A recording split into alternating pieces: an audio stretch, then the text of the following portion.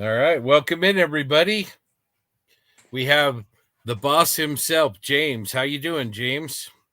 I'm doing really well, thank you very much. I just wanted to spend a little bit of time with you this evening. I should be in bed. That was the message I sent Scott, but yeah, I'm here.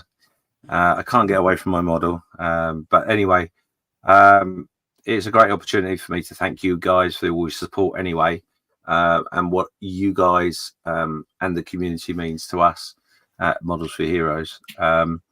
So clearly, you're aware of the event, you're aware of what we're trying to achieve, and the money that we raise during this event really does make a massive difference to all the beneficiaries. So it's super important that you realise that you may be ex-service, you might not, but we come across people with issues that they find difficult to handle. And would you believe this little bit of plastic can take you away from all those issues for a period of time, because you're concentrating on it. All the other things around you in your world melt away for a little while. To give you that peace of mind is priceless, literally priceless. And to think this little bit of plastic is responsible for that, it means an awful lot to the beneficiaries, that you are able to help supply these to them.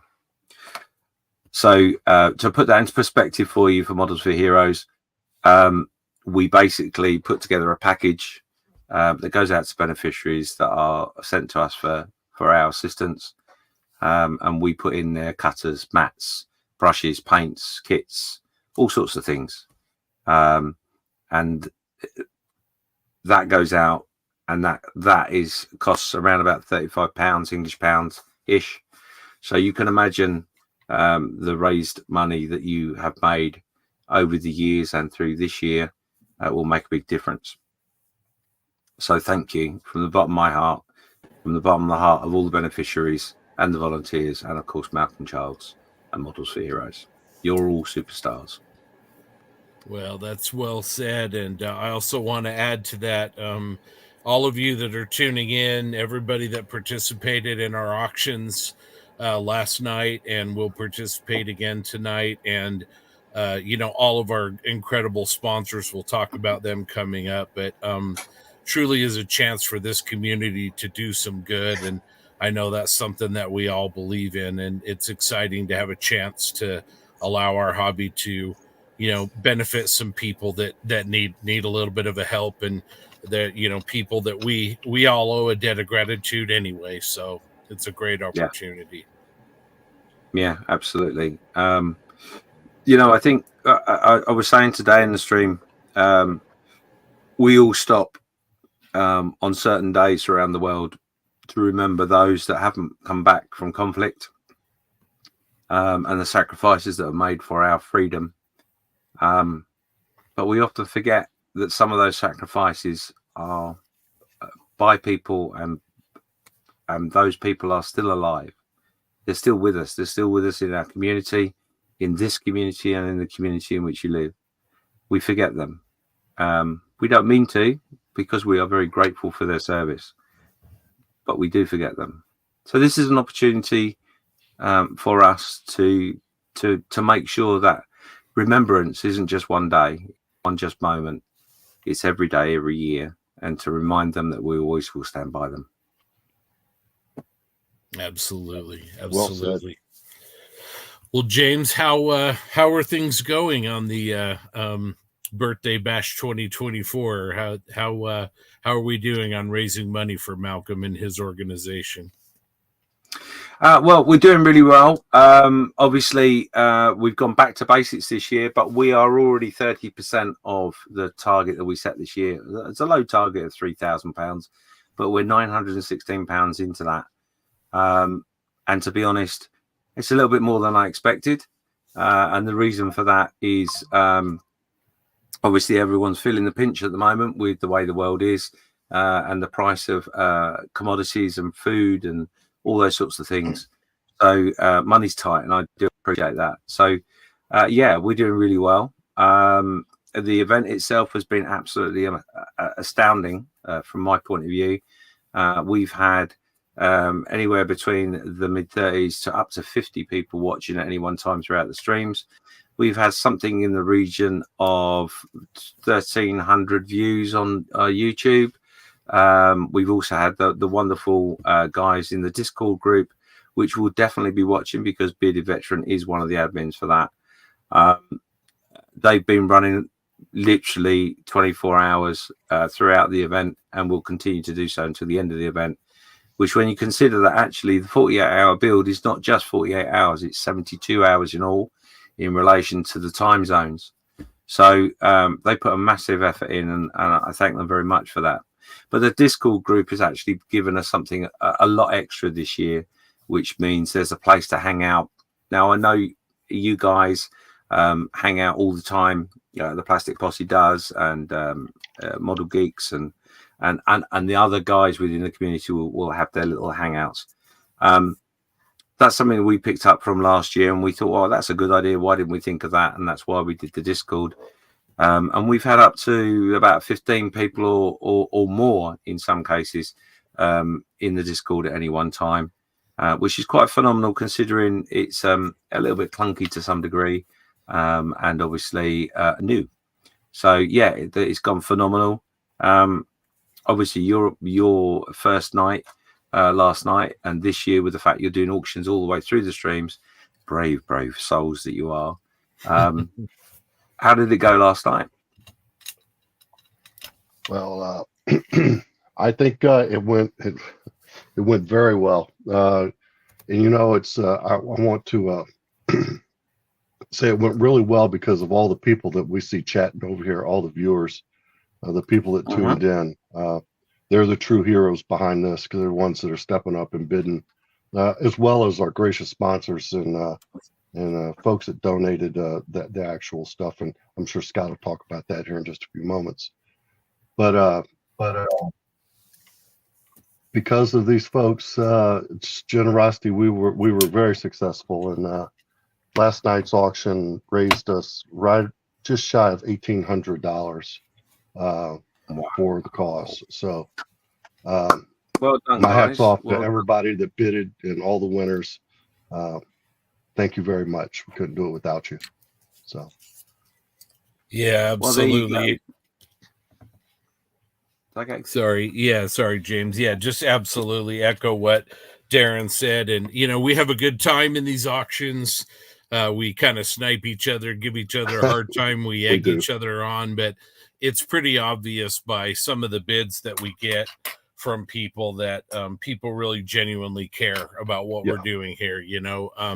We had an auction last night where one kit went for well over $300, and we just appreciate that so much because of what it means for everybody here. And also, I'm going to take a minute, if you guys don't mind, and I am going to thank the people who have made these auctions happen.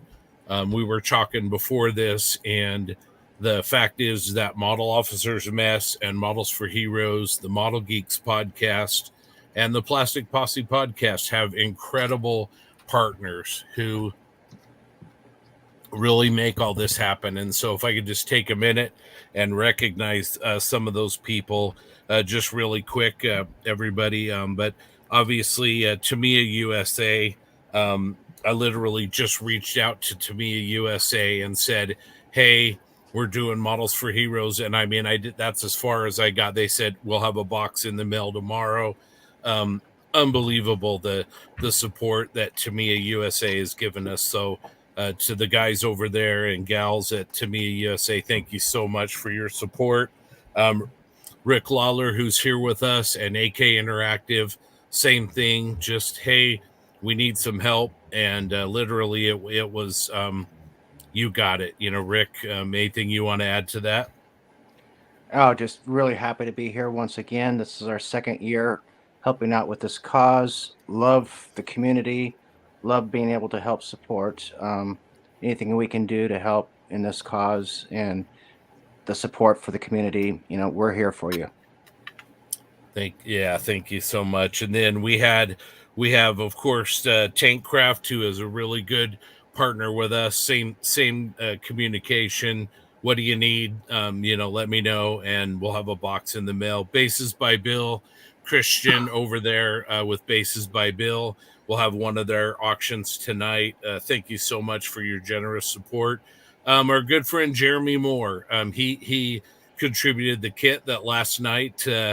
Got some pretty hot and heavy bidding action between JB and JC Osborne, who ultimately ended up winning. But I mean, just that donation, will help multiple people for Absolutely. Models for Heroes, just that one auction. And so, Jeremy, thank you so much. We have Brett, over at High Altitude Hobbies, who donated a couple of kits. Just fantastic. Thank you so much. We have Panzer Concepts, BJ DeBecker, who has contributed hand signed kits. Beautiful. He does beautiful work, works with the manufacturers. BJ, thank you so much. A new sponsor this year, another new sponsor, Andy's Hobby Headquarters. I want to thank Andy and also his partner, MBK, for their donations. We have some amazing stuff still coming from them. And again, just sent an email, and that was all it took. They were all in 100% and just supported this event and what it stands for. So thank you so much. Really appreciate that.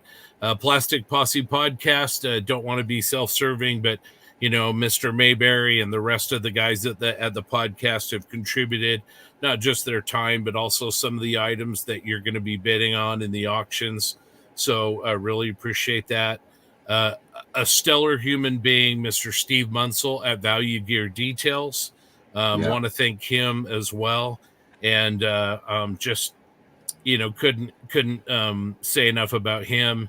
And then the Model Geeks Podcast, Darren and his crew, again, not just their time and their efforts to put this all together.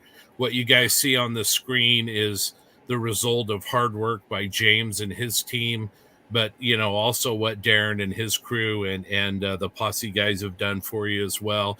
And the Model Geeks have also donated some things from here as well. And then Darren, there's a couple more partners that have contributed, and let you kind of talk to them.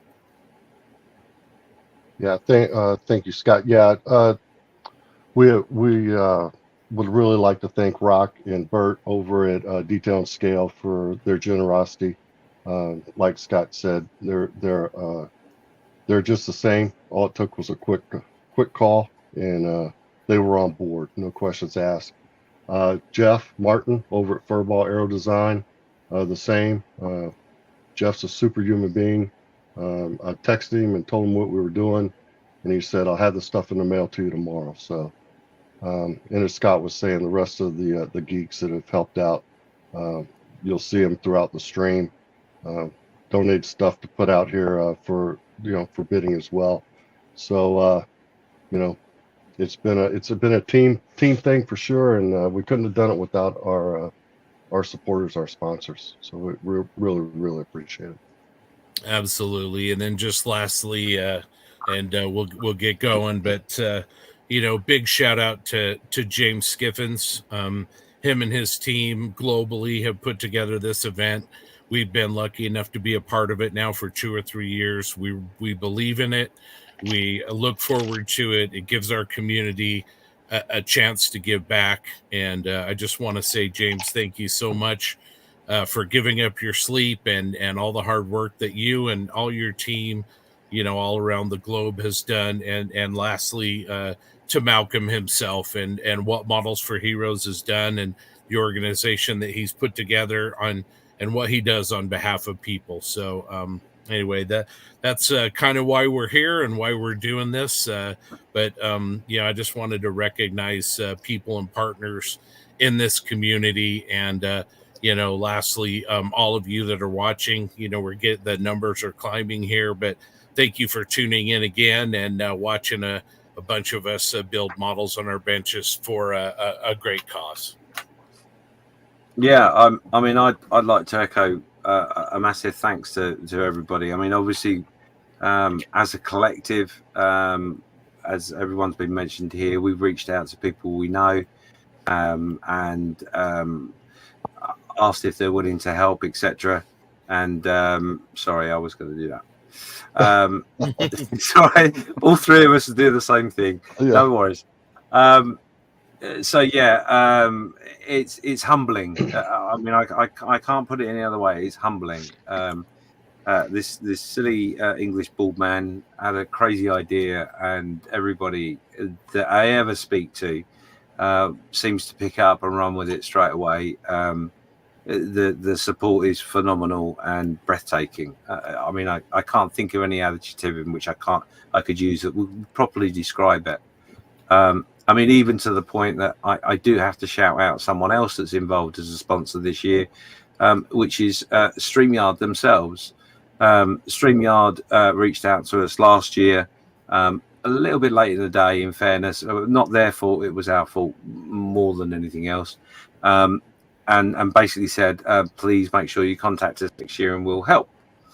And I'll be honest, they emailed me on the run up to this and reminded me of the offer.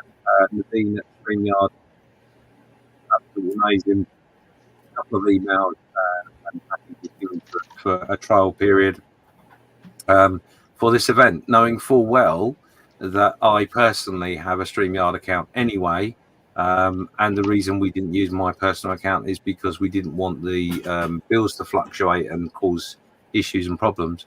So StreamYard's results of that was to give us the StreamYard free on a higher package in which I pay for. So realistically, you can't complain about that. But with StreamYard providing the platform for us to put this event on for you, the people that are watching, and for these guys, all these superstars, to talk to people in the industries that and friends that they've made over the years, and throw this idea out and get the response that it is it really does make me speechless. And on behalf of Malcolm, I know for a fact that, like you, he really looks forward to this event. He doesn't put any pressure on me to do it at all. In fact, the honest truth is, this year there was a time in which I wasn't sure whether I would want to do it or want to do it as big as we have in the past. And that's partly the reason for the back to basic idea this year. Lots of reasons for that, which I won't go into because it doesn't really matter. But I'll tell you Malcolm's reaction, which says everything about Malcolm and the efforts he put in. He said to me, James, you're under no pressure to do anything at all for the charity, whether it be volunteer or raise money. It's up to you. It's your choice. And as far as the charity is concerned, we've raised no money until the money's through the door.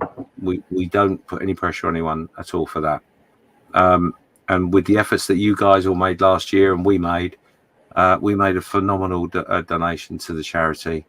And I think I'm fairly confident to say it's one of the largest donations that they've ever received since their start. And that's a very, very proud thing for me to hear on behalf of you guys, because you guys are the guys that make this event.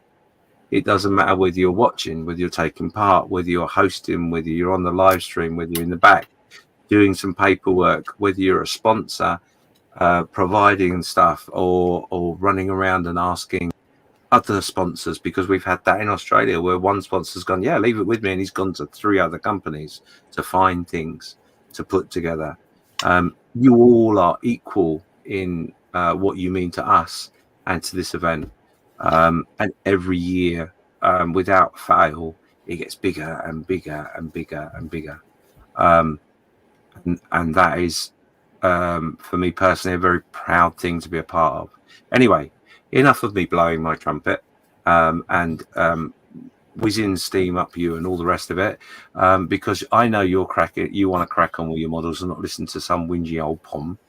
I'm pleased to be here with you this evening. I did message Scott before you went live to say that I was very tired. Well, my model called me and I thought I'd come and sit with you for a bit, because every year I promise that I'm going to and don't. So I'm going to sit with you a little bit in the background. I'm not going to disturb these guys. They're totally in charge of this section and stream. And I have finished everything I need to say. Love to you all. Thank you, James. That's awesome. Well, let's get into it. I know a lot of you that are tuning in are looking forward to another night of some great model builds and some incredible auctions. And we're going to check both of those boxes. But let's kind of go around the room and see who's working on what. So, James, let's start with your project that you're working on. I'm going to put you on the screen here, but what is your model project? Okay, so I'm working on, would you believe, I mean, this probably will come as a surprise to you. You may have seen this kit humbling around for some reason. So I'm actually doing, oh, hang on, there's an app for that. I'm doing the D8500, which is a 1/24th kit, would you believe, from Mini Art. Now, the reason you might have seen quite a few of these is because myself and the committee, which will remain nameless, we decided that we wanted to try and build something similar. So we sat one night and had a chat about it, and we come up with some options, and this was the option we chose, which was the 1/24th German agricultural tractor.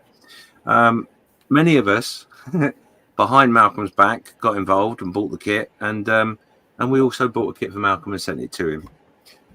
So how have I got on with it? I'm doing pretty well. Obviously, I started in the Australian section, which was that many hours ago. And we're at the point now where we've got our base colours on. What I've done here is I've used lots of different shades of rust as a primer. Then I put the top coat on, which is the colour I want.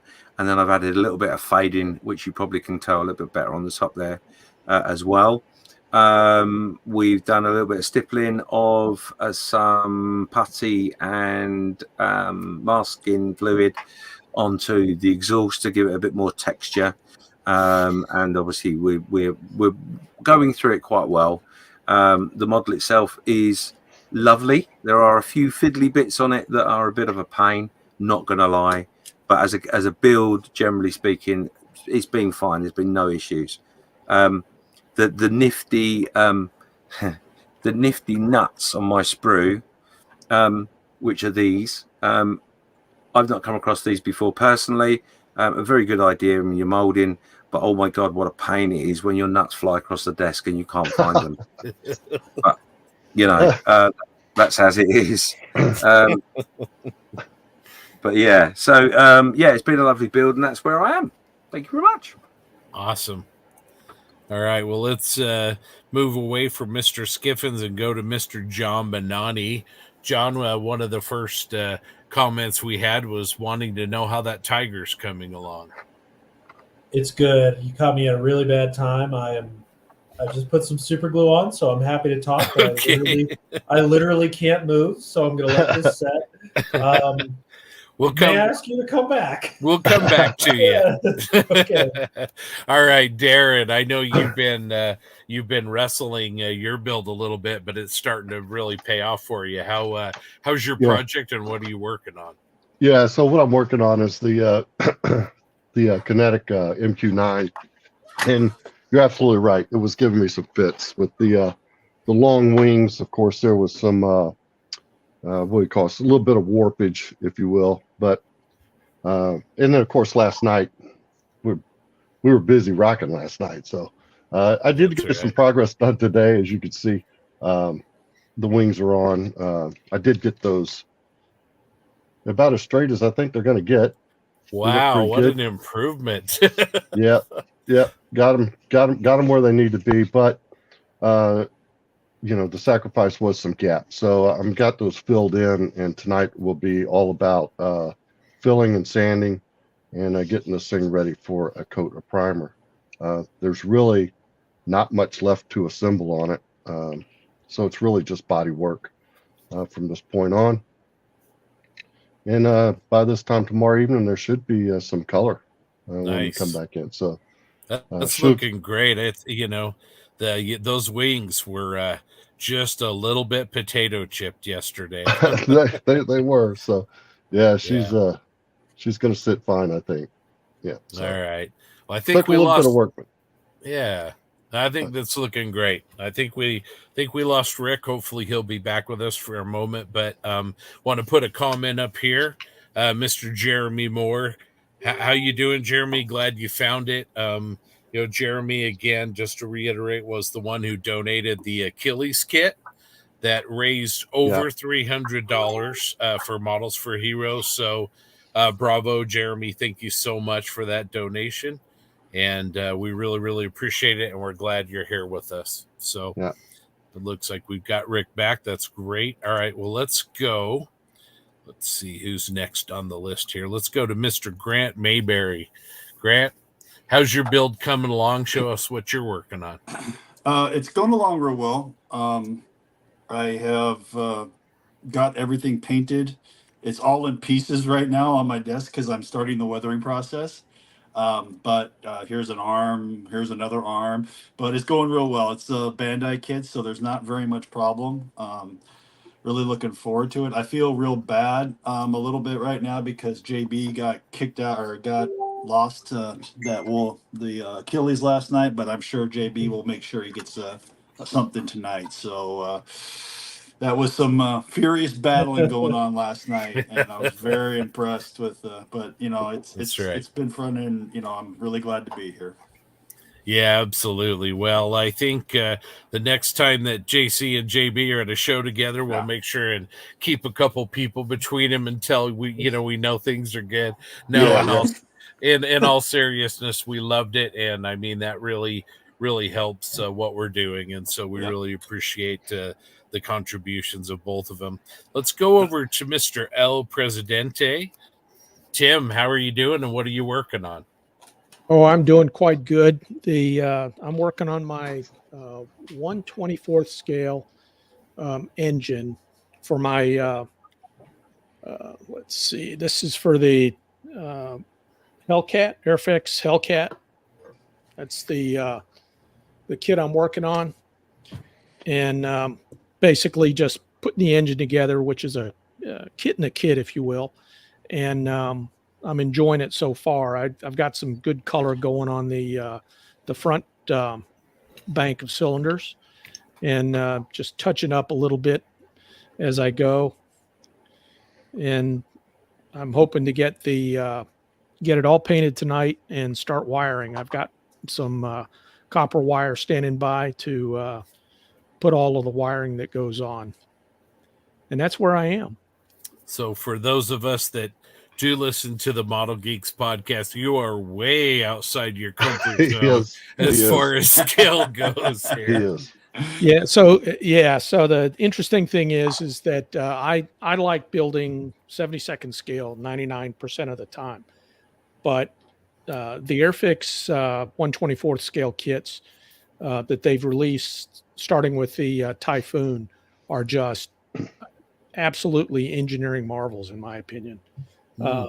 There's a lot of parts, but they're beautiful builds. And this is my first one that I'm actually going to finish. The others have just been sitting on my shelf in my stash, with me opening the box every now and then and admiring the quality. But this is actually a buddy build with Paul Warren in our club, and he's on the cockpit and I'm on the engine, and ultimately what we'll do is hopefully finish both of our builds at about the same time. Mine's going to be in flight, and I know he's going to put his on its wheels, and he's still contemplating folding the wings.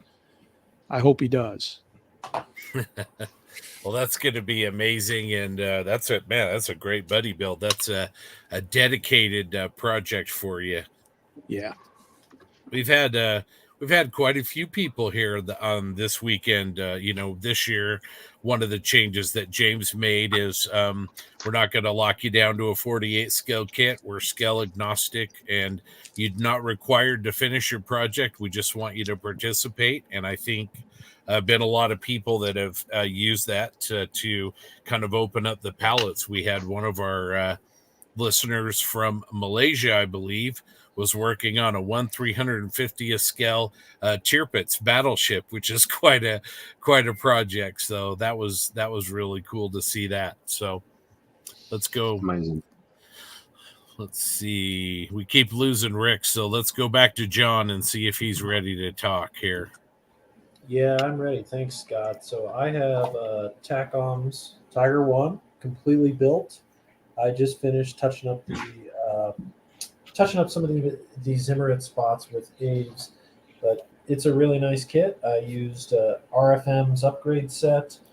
I 3D printed something myself, have a few tracks from Tank Brusher, and then I'm assembling the Fools right now. So with any luck, I'll have this primed, probably within the next half hour. I just need to go downstairs and use a rattle can. And then, I want to get it painted and marked up tonight so I can weather it tomorrow. And hopefully I'll have the tracks assembled as well so I can have them burnished.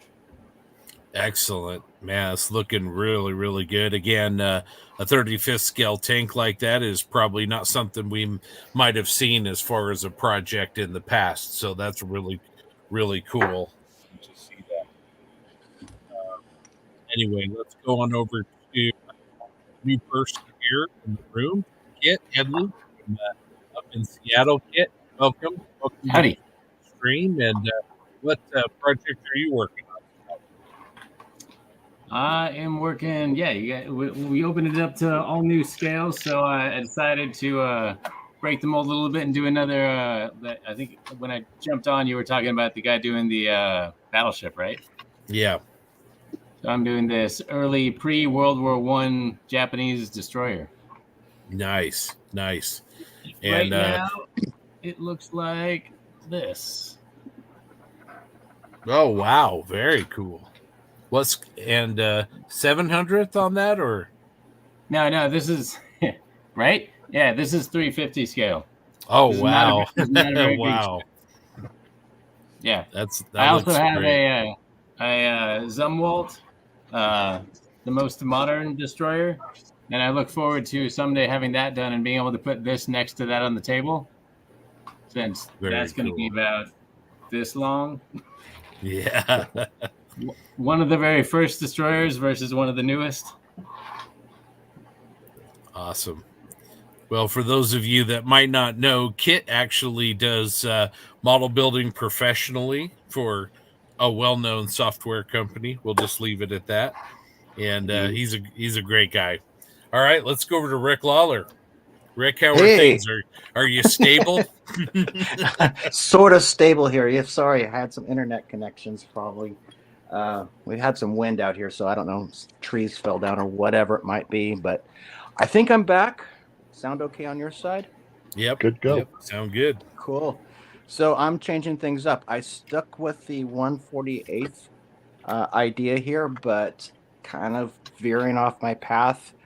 Still with that midlife crisis. I'm doing an airplane. Ooh, very nice. Wow. Very, very nice. Yeah, so something different. So started it last evening. Took some time off this morning to go see the grandkids do ballet. That was cool. And now we're into starting to do some painting on it. So put camouflage on it probably this evening as we work through this stream. And by tomorrow afternoon, hopefully this will be done. Maybe even a small base. Ooh. Very nice. Ooh. Yeah. Ooh. Rick also last night helped us out with an auction.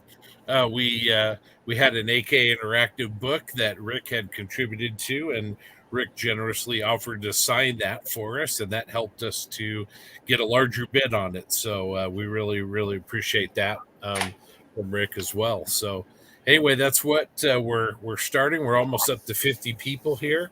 Well, hold on a second, Scott. What are you working on? Yeah. Oh, Scott. yeah. Where are you at? Scott, come on, man. All right. Hold on. So I'm going to tip the camera down here.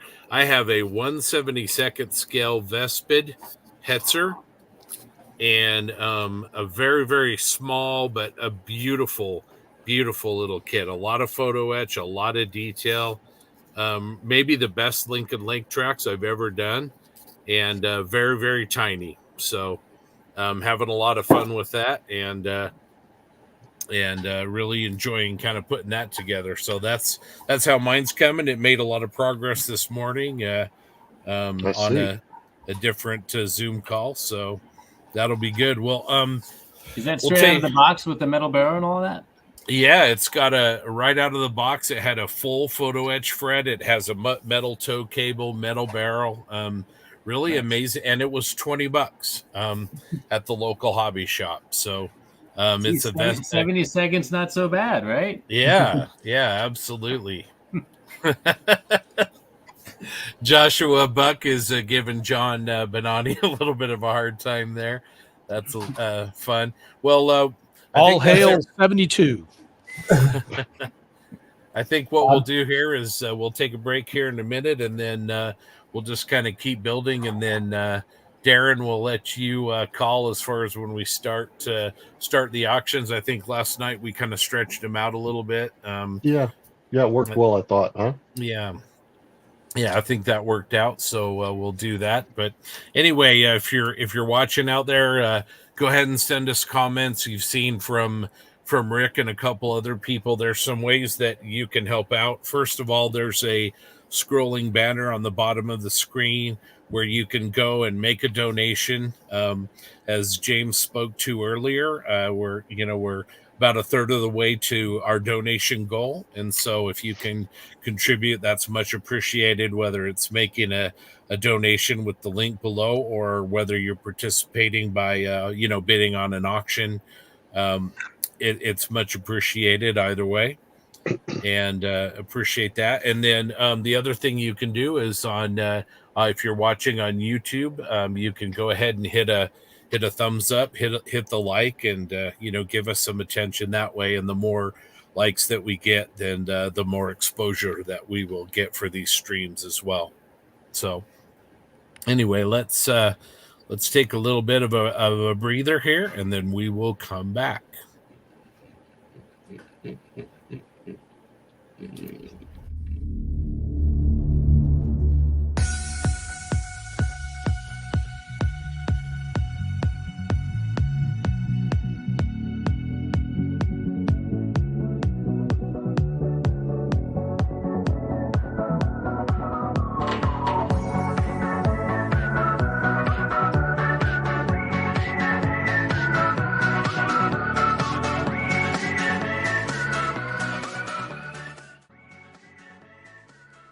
We're live, Mr. Childs.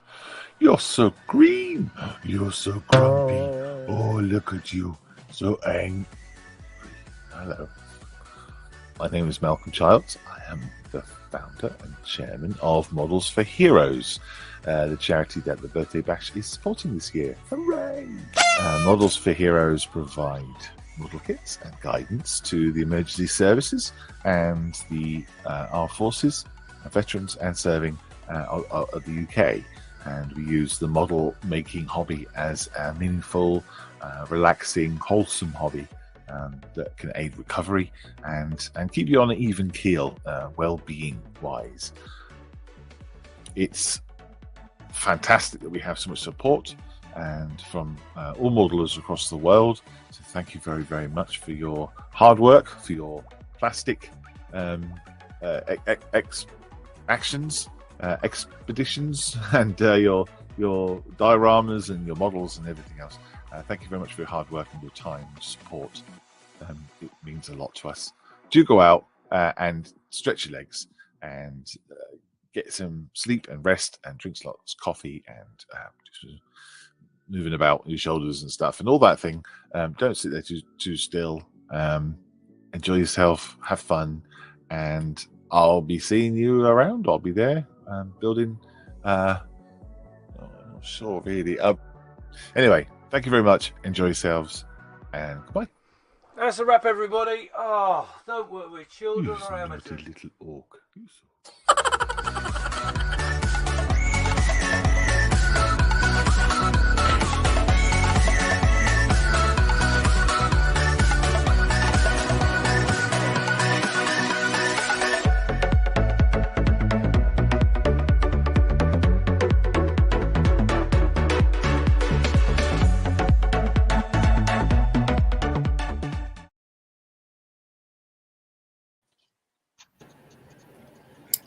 right. Welcome back, everybody.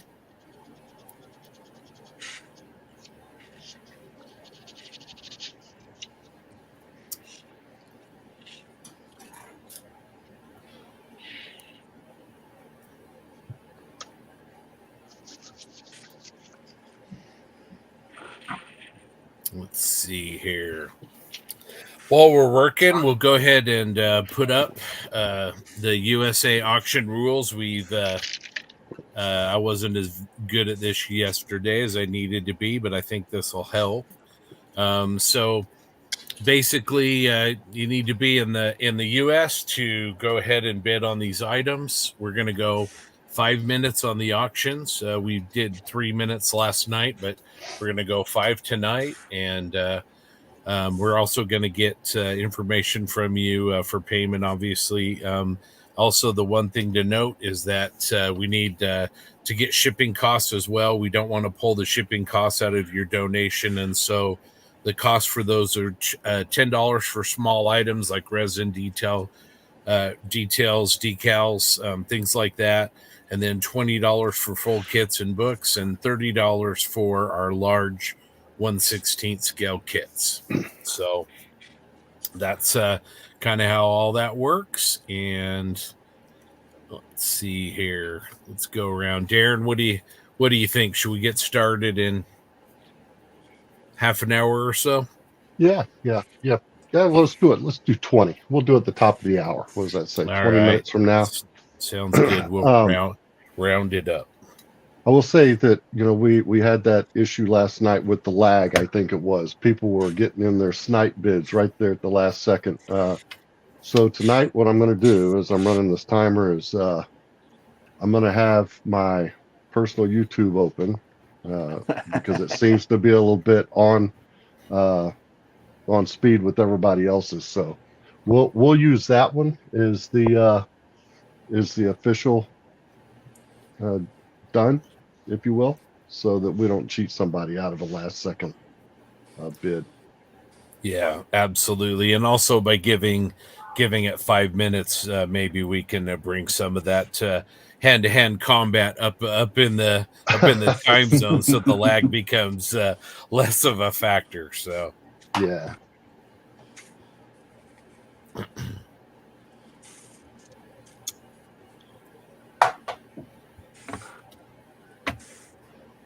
I'm looking. It looks like tonight's is going to be. There's going to be some pretty good stuff up. yeah, we also have a mystery item that we didn't even tell James about until earlier today. So hopefully that'll be fun. Is that on this list I'm looking at? It's I in probably don't know. It's in the slides.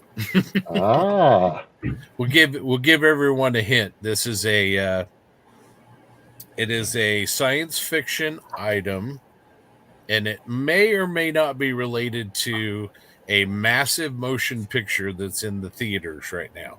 Oh no.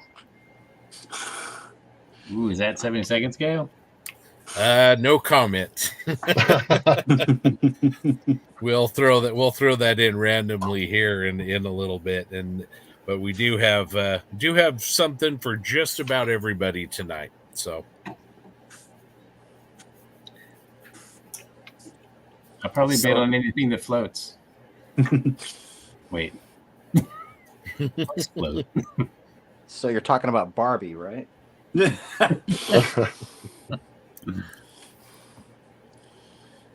Foot firmly in mouth. We'll see how that plays out.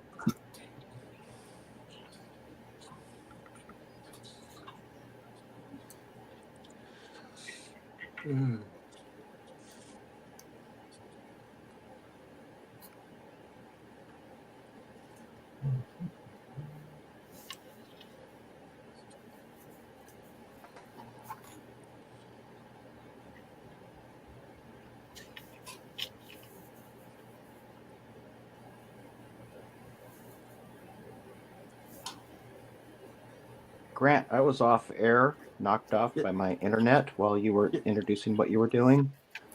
So You're like my favorite figure painter dude right now. Is that what you're working on?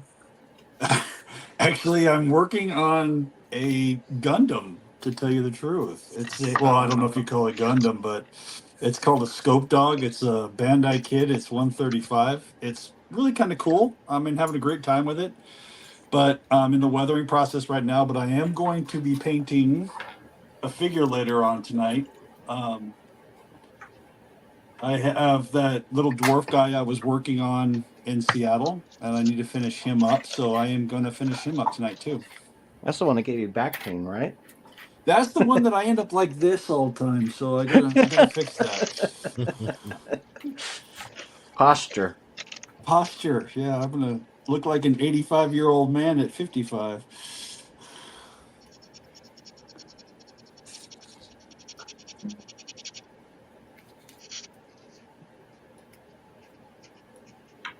This is 2 aircrafts in a row for you, Rick. I'm kind of worried.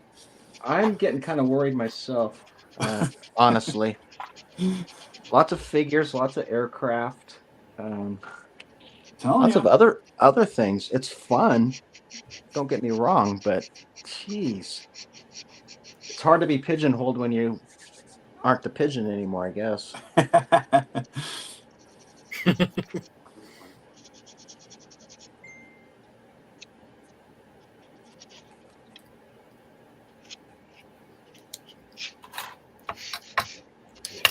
Let's see here.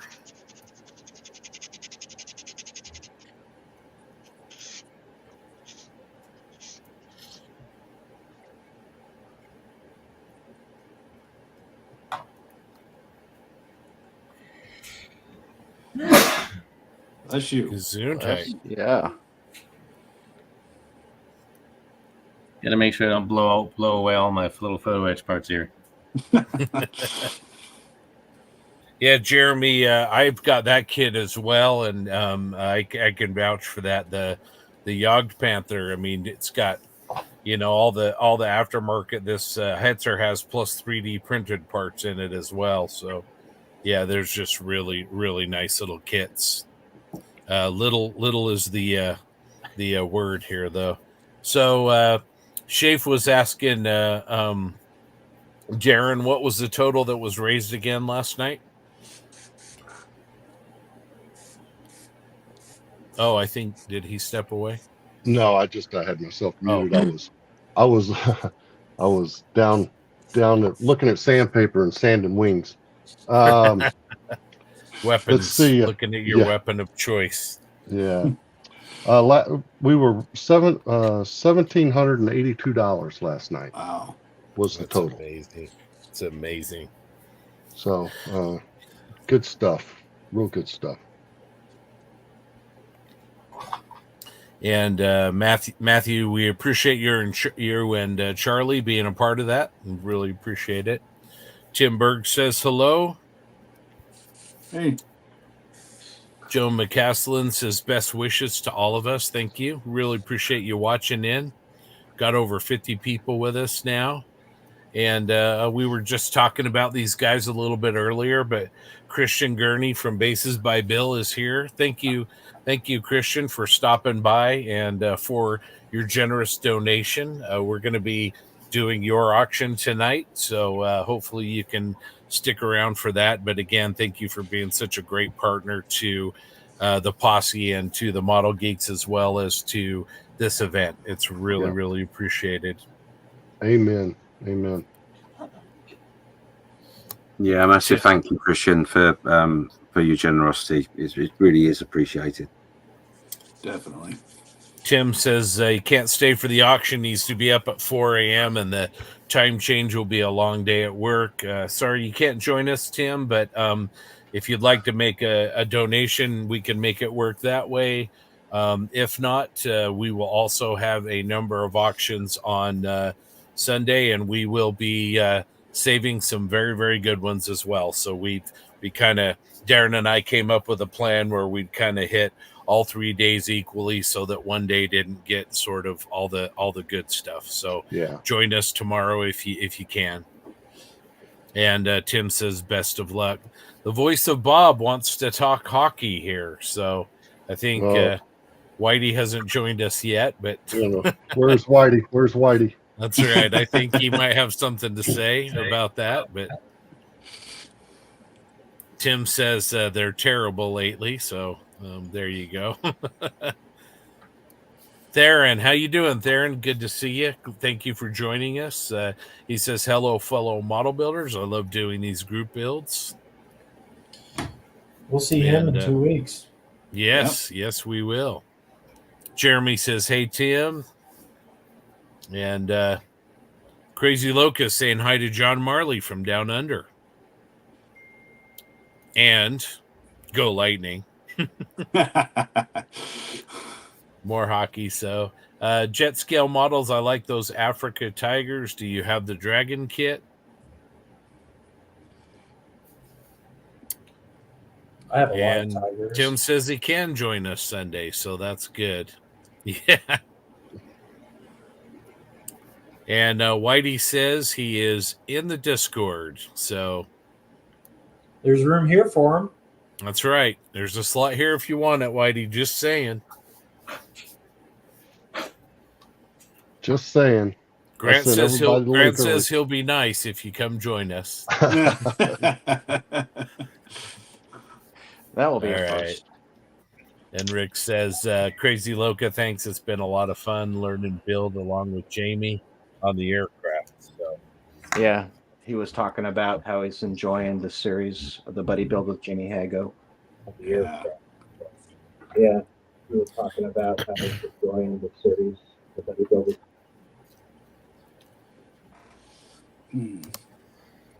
All right. Theron says, how many of you are going to Commies Fest? I think several of us. Obviously, John's from that area, so hopefully he'll be there. I will be there. Grant, will you be there? No, I will not be there. Sorry. Okay, but there'll be. I know we've got Jeremy Elliott coming in from the Idaho area. We've got Justin Lentz is coming from Texas. We've got Robbie Knopfs, the model guy, who's coming in from Canada. So I think it should be a pretty good crowd there. I think Jeremy Moore's stopping too. Oh yeah, and Jeremy Moore. Yeah, that's right. He's going to be joining us as well. It's going to be great. It's always a good time over at the John Bonani Ranch for scale modelers. It's a highly rated resort for people who like to be crafty and technical. I know my Yelp reviews are 5 stars. So those a 12-step program. Those are like barbecue and confetti cake, right? That's right. Oh yeah, right. yeah. Oh. We're thinking about too, based on recent experiences. Mr. Bonani has some Italian heritage, and he cooks a mean chicken parm, so we may have to mix that up a little bit. Did you say highly rated or rated? Like in highly rated. Okay. Highly rated and often rated. For the chicken parm. Okay. Yes. I mean, he makes a mean. He smokes a mean pork shoulder. I'm not going to lie, but the chicken parm might even be better. We'd have to maybe have some other people weigh in on that, but that would be my vote. So, Jay, who was a participant slash aggressor slash victim in our auctions last night, appreciated that. It's good to say hi, and he says hello, everyone. Jet scale models. Responding to the Tiger question, I've actually almost just finished a Dragon Initial Tiger one, and I'm using an Aber photo etch set for the side bins on the turret. Nice. Very cool. So is that the old? That was their first Tiger. Yeah, the Leningrad one. Yep, exactly. Oh, that is a good kit. That's a fantastic kit. That set the standard. To me, it came out with theirs in the 90s, and then Dragon, that initial Leningrad, set the stage. So that's a phenomenal kit. Yeah. All right. Well, Tim, good luck at work tonight, and we'll look forward to seeing you tomorrow. And we'll save some fun for you. We won't use it all up tonight. John says I will be into Commies Fest from Indiana. That's great. Oh, wow.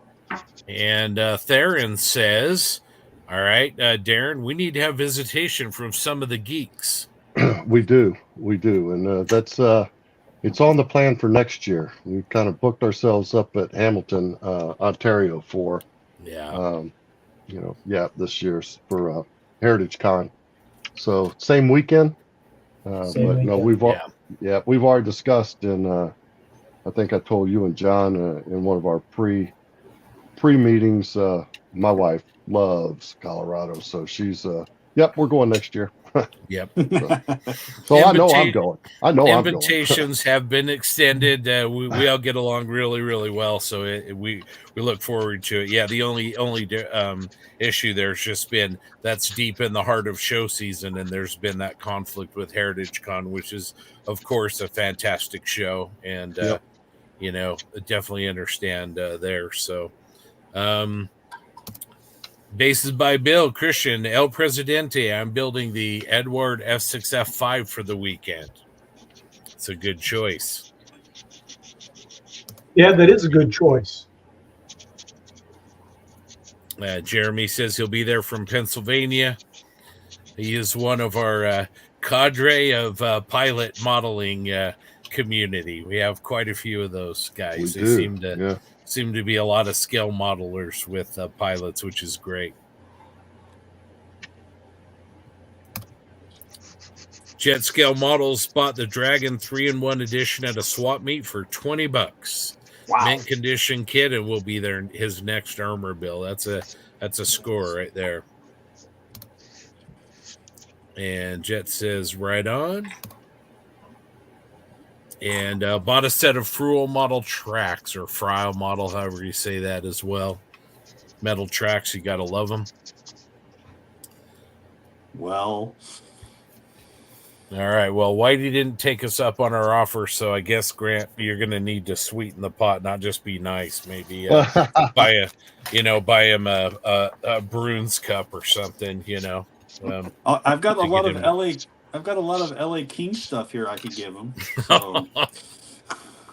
Yeah, I don't think that's going to get it done for some reason. No, I don't think so. My gut tells me that probably won't get it done. I got tickets so we can come see the game with me. Hey.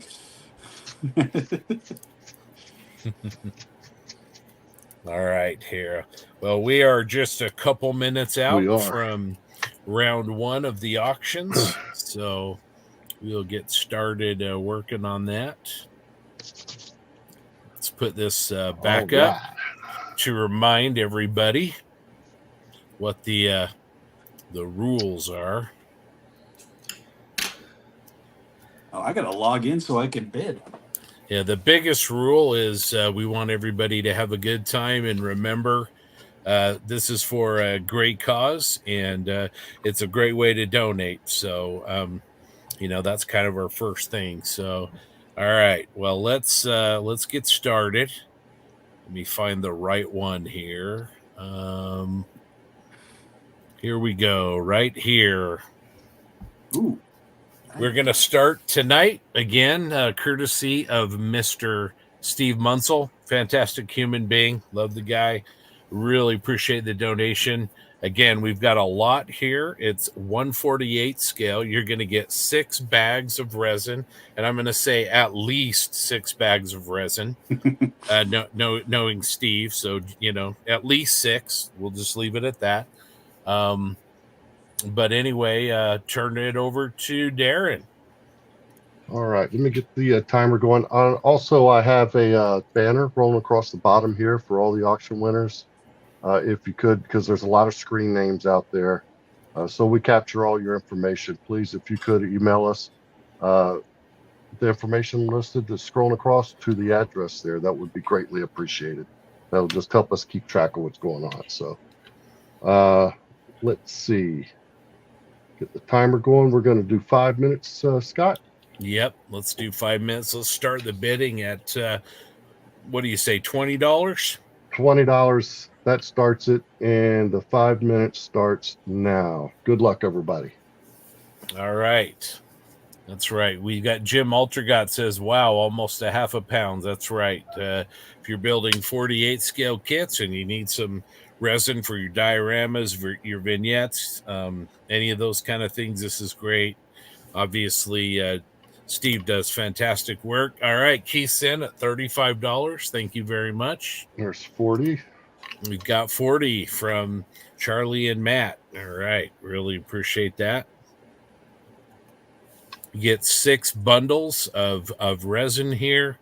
You can use it for all kinds of things. Steve is a great sculptor and resin pourer.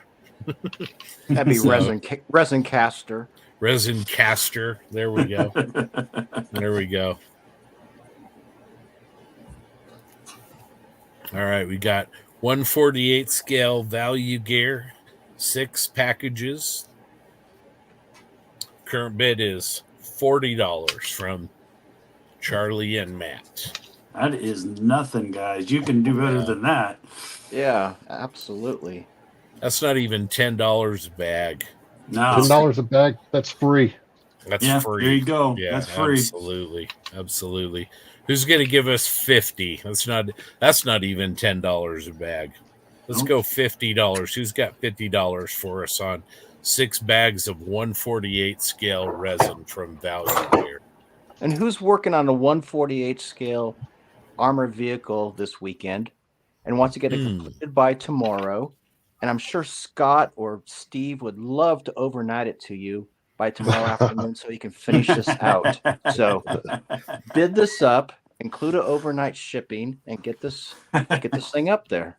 Get this done. There's Gary. Gary Baker. Oh, my friend Gary Baker. Thank you, Gary. $60. There you go.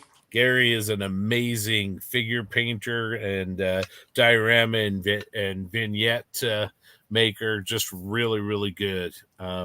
Met Gary at MMSI, and he's a great human being. Yeah, one of the best in around for figure painting. Is just immaculate, beautiful work. Absolutely. Well, Matt and Charlie are saying, not so fast. We got 665 from Matt and Charlie. Appreciate that, guys. All right. Let's see. Let's get this up a little bit here. We've got Gary's a little sad there. So current bid on this is $65. How we doing on time, Darren? We are just approaching 3 minutes. Got about 2 minutes left. All right. Down to a couple of minutes. Let's try and get this up. How about let's get this to 75. Let's go $15 a bag here. Or no, that bad math there. Bad math.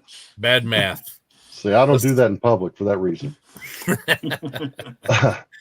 Let's get this up, guys. Who's going to make Charlie and Matt sweat a little bit? You get 6 bags at least of Value Gear resin, 148 scale. This, I mean, you can use this with your aircraft. You can use this with your 48 scale armor. Like if you have an M8 GMC, for instance, that you're working on, that'd be great for that. And I like the way you say that. At least 6 at bags. Least, yeah, yep. All right. Right at a minute left. A minute left. All right, guys, here we go. Remember, we had a little bit of lag last night. Hopefully, we're going to do a little better today, but let's get your bids in early. Get them so we can make sure we don't have any snipage going on. I'm watching on a live feed. So okay, who's got $70 for this Value Gear? 6 bags.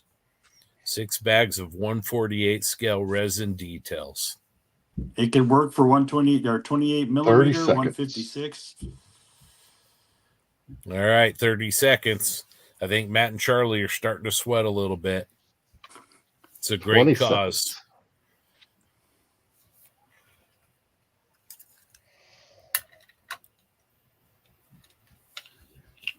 All right, 10. 5, 4, 3, 2, 1, time. All right. So 65. All right. Thank you, Matt. very much. Thank you, Matt and Charlie. Look at the scrolling information on the bottom, and please follow those instructions. Appreciate it very, very much. All right. Let's see here.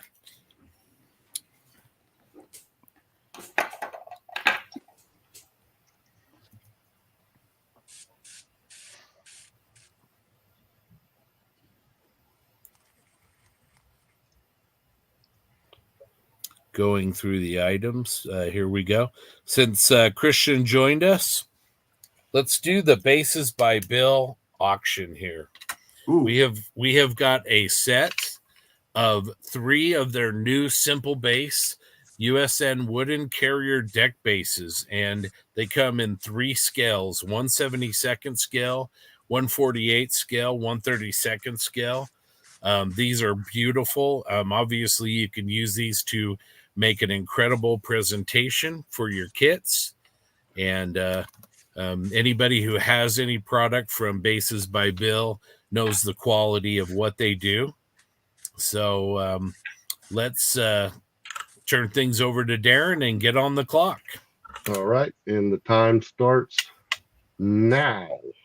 All right. Several bids. Okay, here we go. Highest bid right now is $35. Let's see. We've got holy cow. Oh, they're rolling in. They are coming hot and fast. Okay, $65 to Tim. I know who's going home with this one. Kit said that floats. There we go. All right. No. All right. We've got 75. We've got, you got more. 95. Okay, 95. There we go. This is awesome, you guys. All right. $100. We got 105. Wow. Amazing. Tim, 110. Sorry, having a hard time keeping up with you guys. That's awesome. All right. Yeah. Oh, man. Crazy We're not Loco. even a minute in yet. 125. Everybody is a Bases by Bill fan here. Definitely. 135 from Tim. You got some people that really want these presentation pieces. Oh, man. Josh Buck, 150. Thank you, Josh. Oh, Tim, 165. Man, incredible. Thank you guys so much. This is amazing. All right, Tim's your current leader at 165 for 3 simple base wooden carrier deck bases in 72nd scale, 48 scale, and 1/32nd scale. Beautiful product. Do you know, I'm sat here and I'm literally typing numbers to bid, and I'm having to delete them and retype them. Okay, we are 175. 175. No, you're not. 185. This is awesome. We got some people battling it out on this. This is great. Christian, thank you so much, Lynn. This is great here. So 3 wooden carrier deck bases. People are really wanting this product. Man, we're only 2 minutes in, and I know we got some guys smoking cigarettes already. We still got 3 minutes left. All right, 3 minutes. There's crazy. Whoa, crazy Loca. Here we go. $195. Amazing. Not to be outdone. Oh, not to be outdone. We've got Tim at 200. Awesome. Bid like you mean it. That's right, man. What a fantastic auction. Appreciate the community. This is what it's all about. We have some fun. We snipe things from each other. We raise a little bit of money, and what better way to do it than a high quality item like this? You know, three different bases to present your model. You can incorporate these in, to a wooden base or a foam base, and there's so many things you can do with this product. 2 minutes left. Current leader is Mr. Green Shirt Modeler, $200. Let's see if anybody out there is going to make him sweat. Where's Joe Somebody going to try Porsche? and snipe me?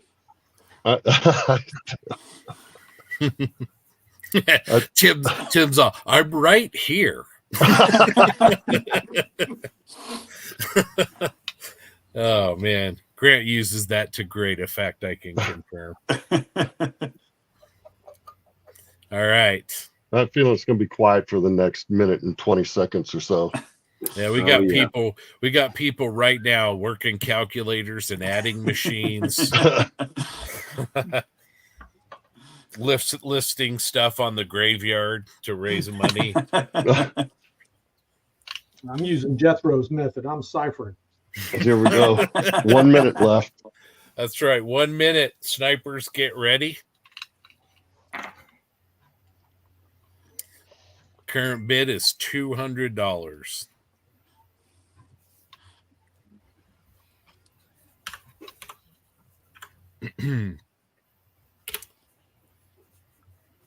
There's 205. Oh, there we go. 30 seconds. Joe Porche says, There you I'm go, here. Joe. All right. There you go, There you Joe. go, Joe. Oh, Loca's in at 215. Here we go. It's still got 20 legs. seconds left. Oh man, this is fantastic. All right, Tim really wants these bases. Oh, Josh Buck's in there. Oh, 10. 235, All right. 230. 5, oh, man. 4, 3, 2, 1. Time. And Tim's in there at 250. Wow. $250. Amazing. There you go. Nice job. Amazing. Incredible. Well done, you. Tim. Thank you, Nice. Christian. It's for a And, good cause. Josh congratulates the winner. Well won. Man, you guys, that's fantastic. I really, really appreciate it. To all the bidders on that one, thank you for participating and making that auction what it was. Man, that one was hard to keep up with, Darren. It was. It was. Christian says, well played, Tim. That's a good one. All right, man, we're going to have... Yeah, I cleared that one with Sync Home before I... Did you? Okay. All right. Let's see here. Look at my magic list here. Hey, Christian's over there raising his prices on his website right now. That's right. This is marketing research here. Hey, Scott. Yes. I don't know what you're doing next, but take a look at your messages real quick. Before Okay. you put... It might affect or not affect. Okay. Excellent. Yep. Appreciate that. All right. Let's go over to AK Interactive. We have a AK Real Colors 4-color paint set. This particular set is the British Army in Africa. These are getting a little bit tough to find in the short term. I know the brand is going through some changes. You get 4 colors, 4 paints here, and obviously this is donated by AK Interactive, so we very much appreciated that. So let's do this one. Darren? Okay. You have the ball, my friend. All right. 5 minutes on the clock, and it starts now. John.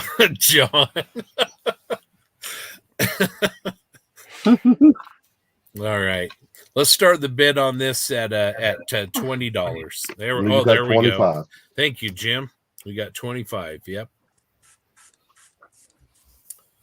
Remember, your goal is to beat mine. That's right.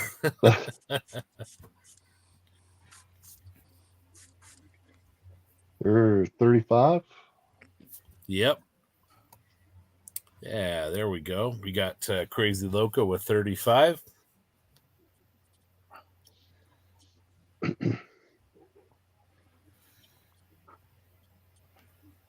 You might find this hard to believe, but I actually have this box set. Really? No. And it's very versatile, and not just for British armor, but army stuff. But I use it for lots of different things as well. So it's 4 great colors. The Real Color line, as a lot of people know, sprays wonderfully. It's a really versatile line, and yes, there's an update coming up real soon here. I think you'll be pleased with, but this is absolutely the gold standard in terms of spraying paints and and such. Awesome. Again, this is for a great cause. Right now, the high bid is $50 from Jim Altergott. Thank you very much. And Brian keeps getting beat out here. Just there. There we go. Yep. How much time do we have, Darren, on the AK real colors? We got about 3 minutes left. Okay. 3 minutes left. Yep. There's time. That's right. Again, remember, this is a great cause, great way to donate and get a little bit of something back for it, which is really what we're all here to do. So that's great. But thank you again. Another great auction here. Come on, Brian, you can do it. Just a couple bucks short each time. I know you can do it.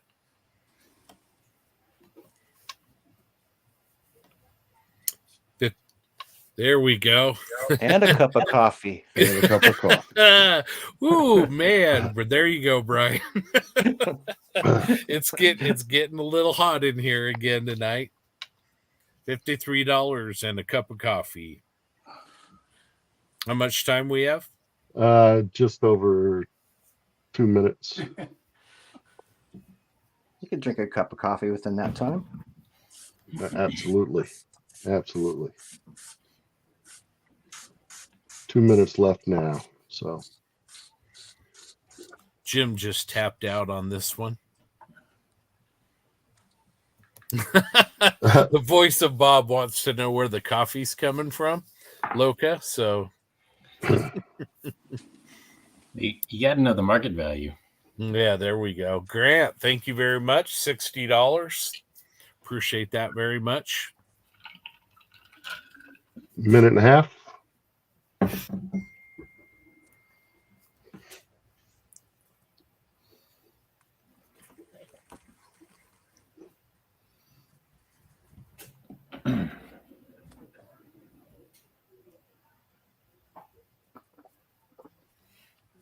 Come on, guys. It's just an excuse to give a donation. That's right. Yep. That's right. That's almost free right there. Almost. Yep. We still have time. Let's get in on this one. Got a minute left. Who's got 65?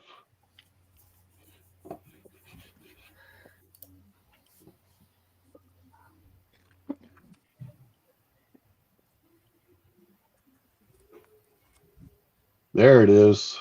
Ah. All right. There it is. I think Josh is taking the coffee comment. Josh is a big fan, and I think he said he has coffee in him already. He's ready to go. So Down to 20 seconds left. Last 20 seconds.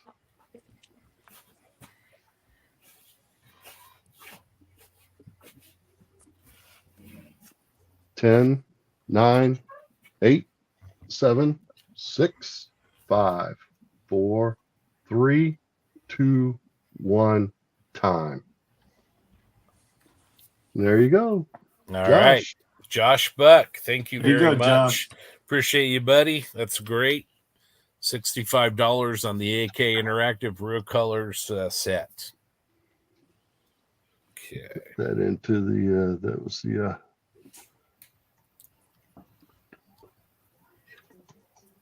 65. Right. Let's see. Let's do one more, and then we'll take a little bit of a break.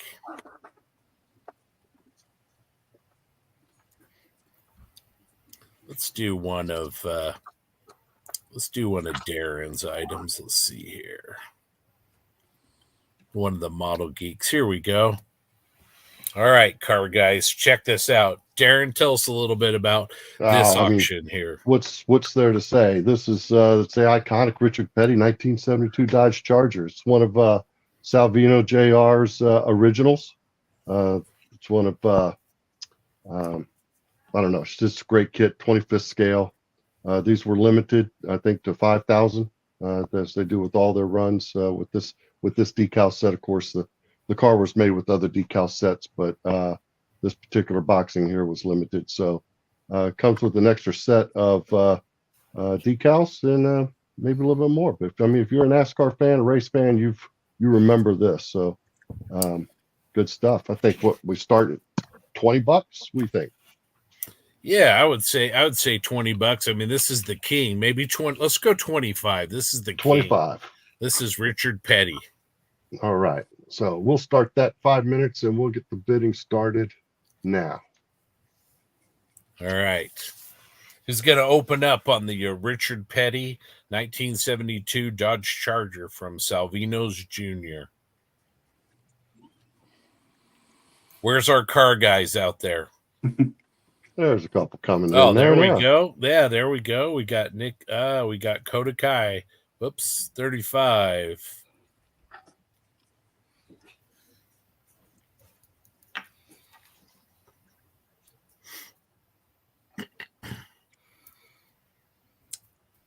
All right, who's got $50 for us? This is a great kit. This is the king. Here we go. We got Nikolai. Thank you. That's 43. 43.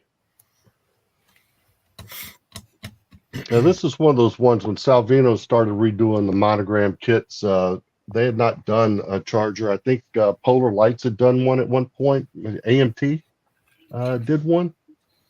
This was a Salvino's original. I remember seeing the CAD drawings as they were starting to work on this particular kit. All right, current bid is $43. Let's see if we got some car guys here in the house. Looks like a great kit. Richard Petty, as I remember when I was a kid, he was the guy. Let's see. Now bid number of wins. Anyone have any idea how many wins he has? I know it's a big number. Yeah, it was over 600, I believe. Yeah, there we go. It was a lot. We'll take it. Yeah, absolutely. All right. Current bid's $43. Oh, wow. Look at that. Over 200 victories in the top series of NASCAR. Amazing. That's 200 wins. He said. 200 wins. Okay. Yeah. All right. Yeah. All right. We got a bid $50. Excellent. Yeah, Bob was fast on the keyboard. He was. It wins quickly. In most auctions, if you raise that card up, trying to get somebody to get the girl's attention, you're going to find yourself bidding. That's straight out of a Seinfeld episode, I think. That's right. Well, we know Bob. He's good people right there from NASCAR country, I believe. So that's right.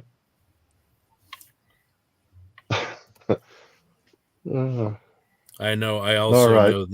I also know that Bob has great taste in music, so he's good people. Yeah, he does. How much time we have, Darren? We got 2 minutes left.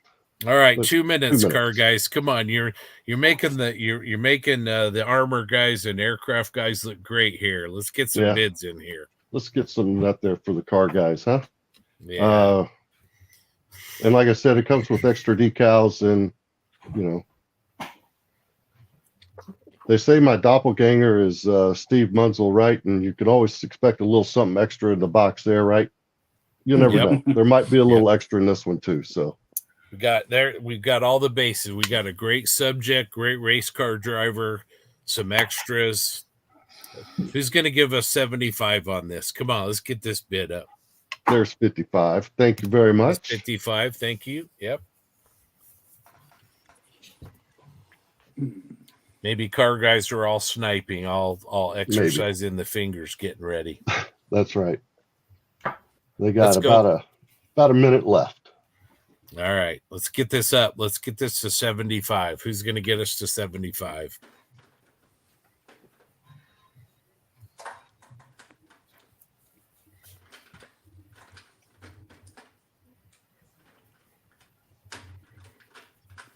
And Jim Rogers over there is the artist behind the CAD and the design of all these things, and he's done a wonderful job with almost all of his, with everything I've ever seen him do. And he worked closely with NASCAR and a lot of the CAD drawings he did, especially on the next gen cars that he has out now. So He's been in the industry for a long time, designing different stuff for the industry. Let's see, about 15 seconds left. Hey, 15 seconds. Come on, let's get it. Let's get that bid up there. 10 seconds. And 5, 4, 3, 2, 1, 0 time. And it looks like 62 made it in. All right, Nikolai, thank you very much for your bid. Really appreciate that. Instructions for the auction winners. Oh, we got an $80 bid. Darren, did that one come in on time? That one was a little late. That one was late. Okay. Yeah. Okay. All right. Almost Yeah, there. The 62 came in on the window just as I clicked off. So Okay. All right. Shoot, we'll catch you, Glenn. Nikolai says the year I was born. Awesome. All right. Let's see. All right. here. Well, let's take a break for a minute, and we'll come back to the auctions. We've got a lot more still to come. And let's see. Let's watch a little bit of a video. Take a break. Everybody, get up, stretch your legs, and maybe go get a drink. And we'll be back. Let's put a tip video on. So this is about 4.5, 5 minutes, and we'll see you guys all back in a few.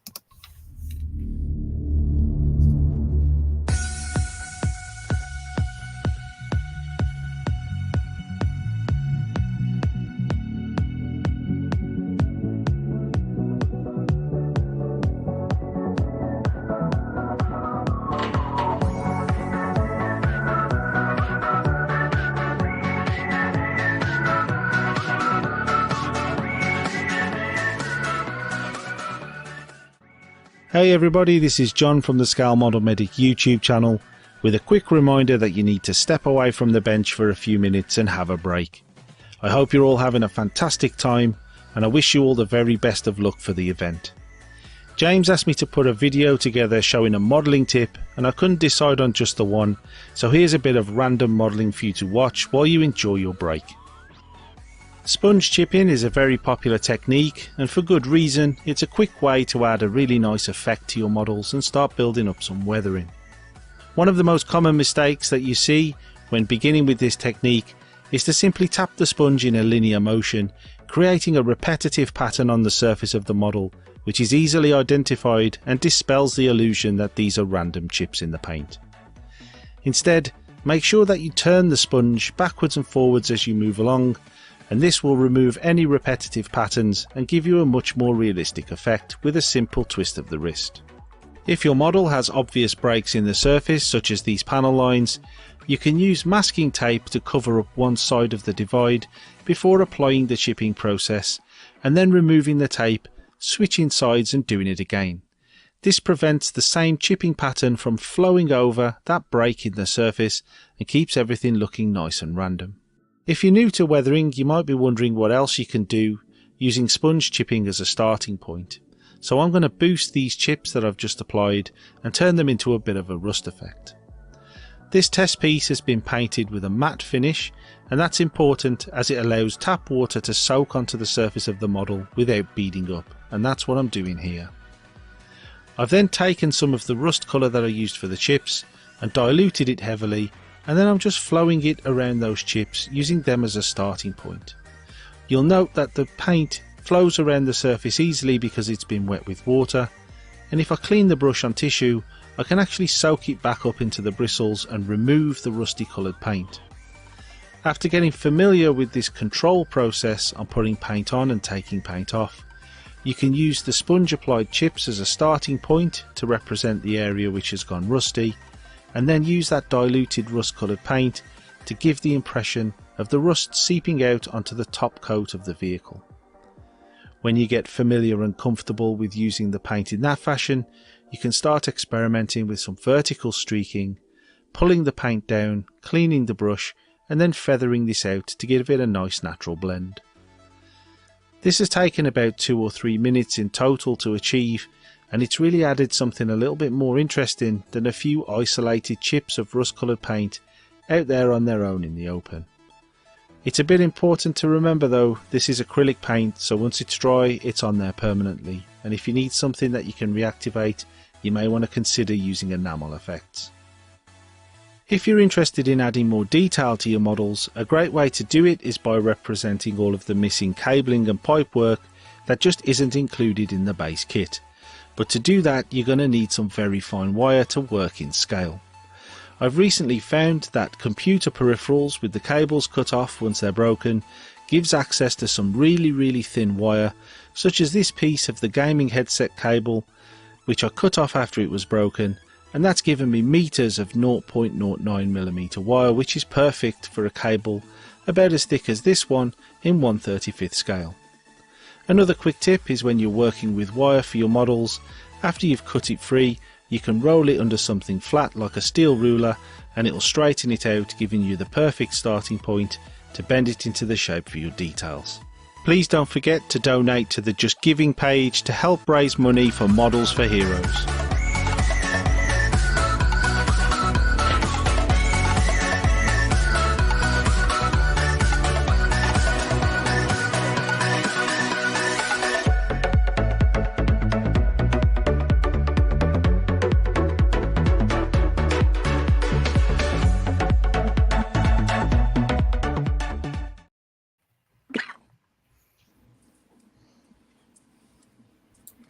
All right, how many people were dancing? Yes. Yeah, Yeah, genius. Note I turned my camera off. Mm.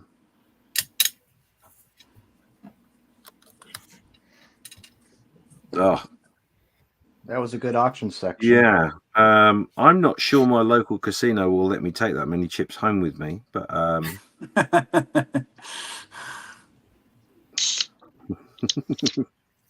right. Yeah. Oh. Well, I thought they do breakfast.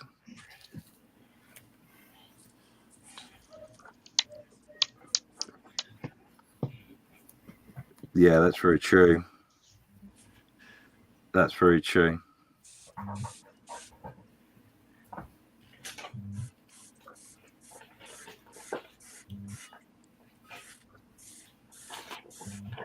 All right. Michael says congratulations to Nikolai, and Jim says almost. Grant says hello to Greg.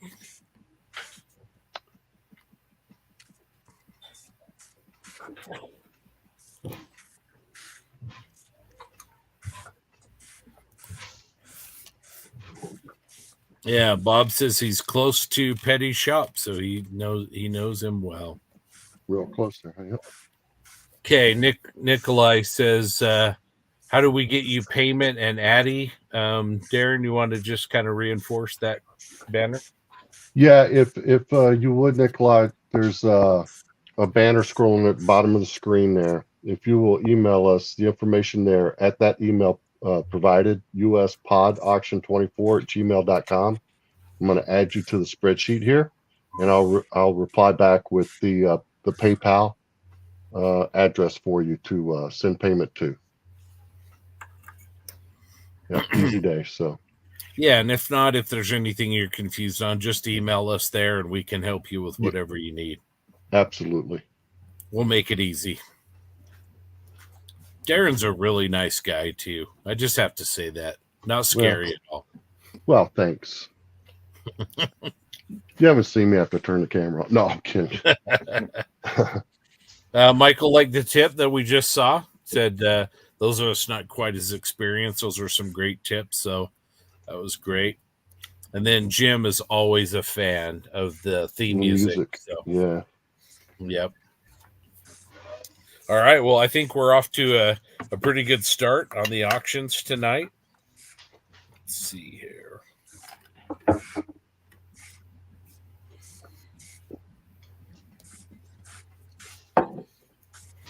Why don't we, before we do some more, why don't we get an update from everybody? Yep, sounds good. Let's see, Grant. How are things coming on the scope dog out on your way?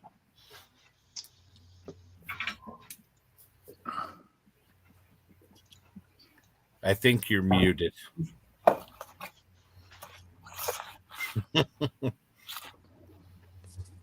Can you hear me now? Yep. Just like Verizon. Can you hear me? Yes. Yeah. Okay, yes. sorry. It's going good. I'm just doing some dot work right now with some oils, and that's about it. Well, let's see it. Yeah, pictures or it didn't happen, right?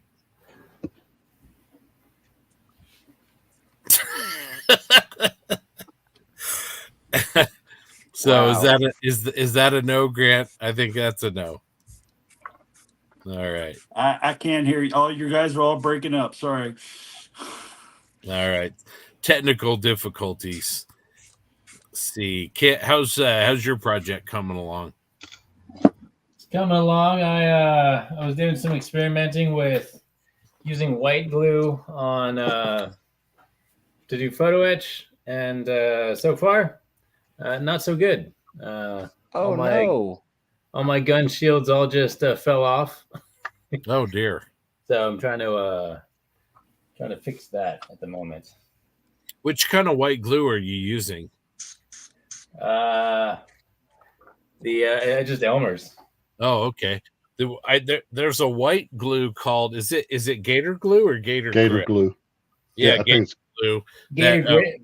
I've heard of Gator Grip, but I've never used it. Yeah. And that's one of the ones that like it's some guy in Australia or something that makes it, right? Yeah, but it actually is a white glue that works really well with photo etch. Here you go. Yeah. So I've got an older Let's see Gator here. Grip. Yep, Gator Grip. Good stuff. Let's Thin get blend. Yes, maybe I got to get the real stuff. There you go. Yeah, that's it. Yeah, that works really good. And I've had it last a long time. I've had this quite some time. Okay. Yeah, I've got my super glues, which I've never been a fan of super glues. I've got like Gorilla Glue over here. I've got a number of super glues, so maybe I'm just gonna try a couple different super glues. But so far, yeah. I've learned things. Now you know. Yeah, exactly.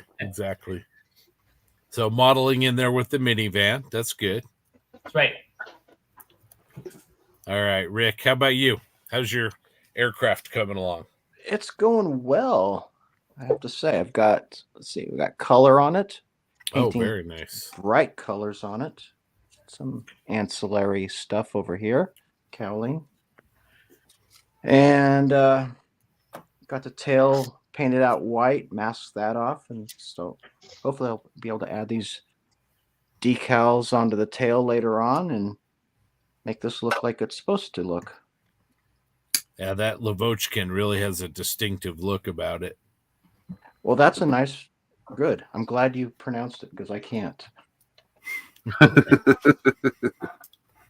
Well, I'm not sure if I pronounced it correctly, but I think give it a shot.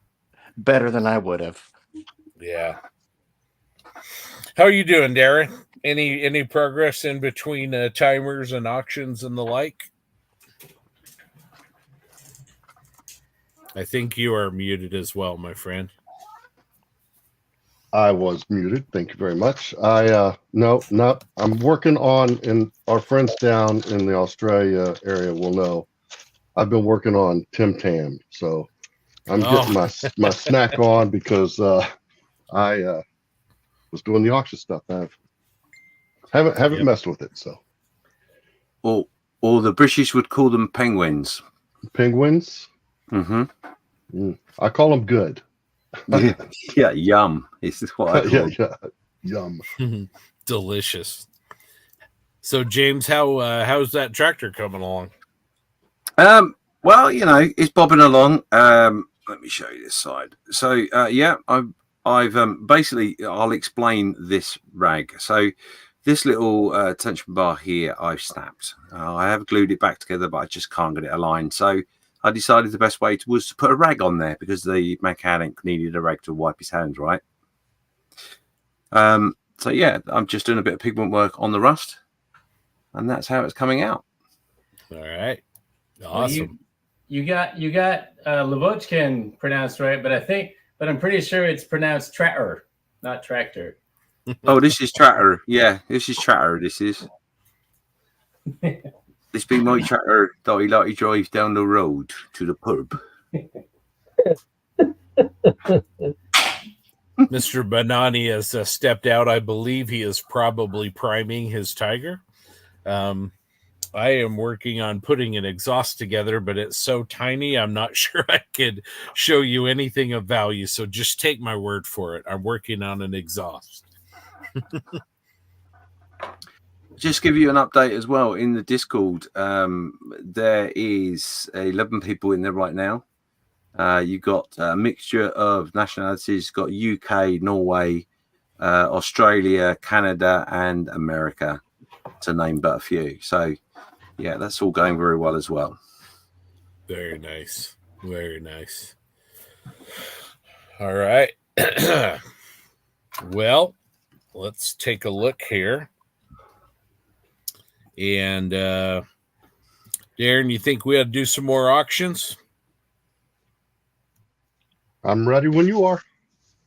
Okay, let's see.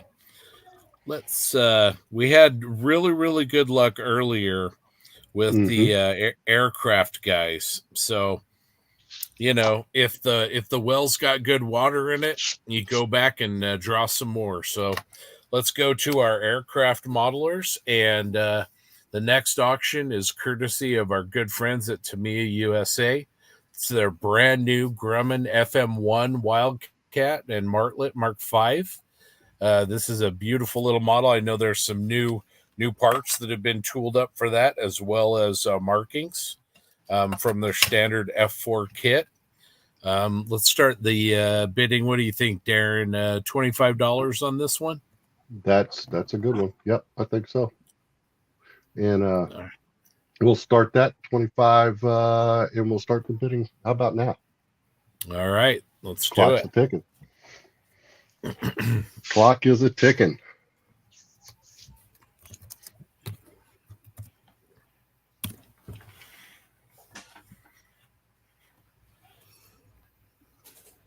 Oh, come on. Nobody's bidding? Oh, yeah, they are. Oh, okay. You're just quiet about it.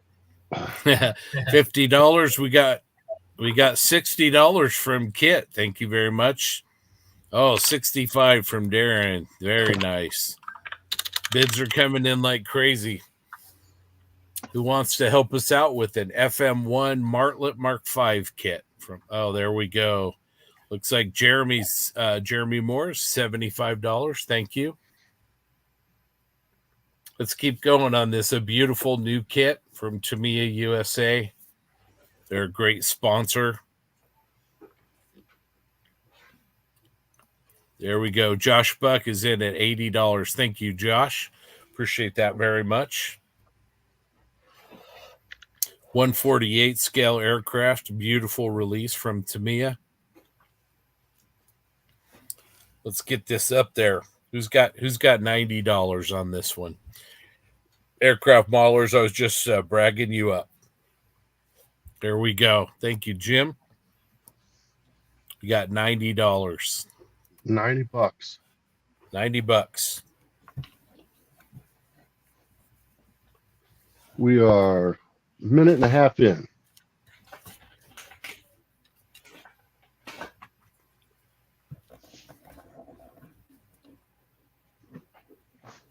This is the Tamiya FM1 Wildcat 148 scale. Darren, do you have one of these kits? I do not have this one. I've built I've a couple of the F4Fs, and I built it for. And if this one's in it, you said this is new parts. Yeah. It's going to build like a dream. The F4F is a great kit, and it's the older one. This should be a really nice build. Who's got $100 for us? This is a great cause. the Tamiya 148 scale FM1 Wildcat. Hey, if somebody There it goes is. to 150, I'll turn over one of my my 148 scale carrier base to them. Oh, wow. Whoa. Check that out. All right. If we get the bid to 150, Tim is Or going better, to whoever's higher above 150. Okay. You guys heard that. Amazing. Thank you very much, Tim. Let's sweeten that pot. Oh, look at this. Look at Christian. Bases by Bill, Will. All right. So now what you're bidding on is a Tamiya FM1. Oh, look at that. And there it is. Josh Buck, $150 for a Tamiya Wildcat and a Navy aircraft carrier base. Thank you, Christian. Thank you so much. How much time? How much time? We about just 2.5 minutes. Oh my Plenty goodness. of time. Plenty of time. 2.5 minutes. First of all, you're making an incredible donation to help this organization. And here we go. Jeremy, 155. And you get a kit. You get an incredible base to put that kit on. Everybody wins. It's an all-around great thing. All right, Jeremy is your high bidder at 155. Let's see, Josh. There we go. 160. Thank you very much. He says he's got to make up for Tim beating him earlier. Jeremy's got it at 165. We got a couple people going at it here. 165. We got about 50 seconds left. Come on, guys. Let's get it to 175. That's right. Let's get 175. You get a base and you get the kit. Beautiful brand new kit. Who's This got is 175? $200. Come on, guys. There we You go. really ought to go to 200. All right. Josh is back in at 175. How much time we got?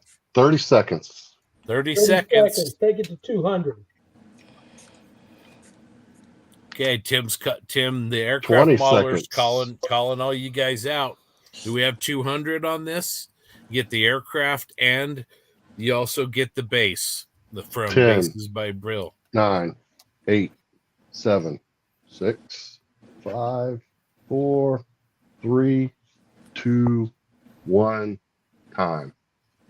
Oh, he got it in there. Look at that. All right. Hashtag bachelor Oh, man. life. Mr. Josh Buck. That's awesome. Thank Got you, it Josh. in there.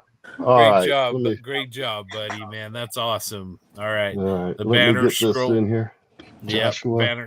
banner scrolling down below. Matt calls us out, enablers, all of you. Love it.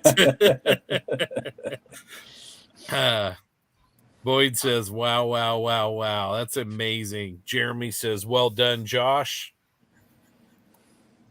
Let me see. That's going to. And Crazy says he'll shake Josh's hand. Fantastic. Great job, everybody. Thank you so much. James, what do you think of our auctions here so far? Do you know what? I'm really, really loving it. I'm so glad I stayed up to listen to the sniping. Like I said, the bills for bases lot was certainly one that I had an eye on, and I was sat there for a little bit, and I thought, do you know what? I'm gonna bid. I'm not meant to, but I'm gonna. And I honestly, I no lie, I tap. Oh God, delete. Tap. Oh God, damn. Tap. Oh, you're having a laugh. So how these guys are managing, I've got no idea. I really don't. It's phenomenal, and the depth of your pockets, truly amazing. Thank you so much. Yeah, just to echo that. Well, and thank you so much, Tim, for getting things started, and obviously Christian from Bases by Bill. Generous offer. Thank you so much. We really appreciate that, and I'm sure Josh is going to be very, very excited about that. And I'm excited because I can actually walk to his house from mine to deliver the kit. So that'll be nice and convenient. So bonus. All right. Wow. Let's see which way we want to go. What was that, Tim? How do you follow that one up? I know that's going to be a tough one. That's going to be a tough one. All right. Well, that was an aircraft one. All right. I think we've got We've got, let's go in a little bit different direction. Auctions tonight so far. Now, guys, this is a brand new kit, and this one has been donated by our good friend, Mr. Grant Mayberry, on behalf of the Posse. And this is a kit that I know a lot of you have been looking forward to. We're really, really excited. So armor, guys, pay attention. So we have for auction, donated again by Mr. Mayberry, a Magic Factory 1/35 scale M Shorad Bradley. It's the M2A4 version of the vehicle. It's a brand new kit. All the reviews I'm seeing have been fantastic. I know Sam Dwyer really knows that vehicle inside and out. Grant knows a lot about that vehicle, and they just speak very glowingly about this one. So you've got big shoes to fill, Darren, with these last couple of aircraft auctions. So what do you say? Let's auction a Bradley. What do you want to start her off at, Scott? I think, Grant, what do you think? I think let's start out at $40. $40. Sounds good. All right. $40. And that time starts now, folks. Good luck.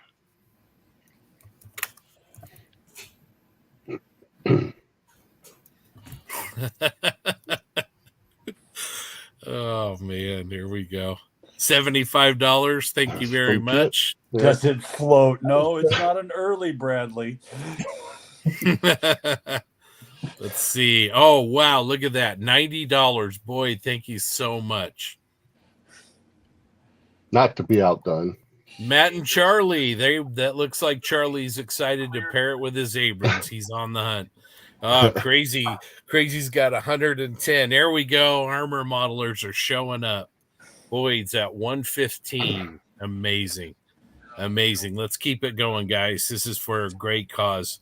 Man, they're flying. No, in. Look at that. Matt and Charlie, 125. Charlie really wants this thing.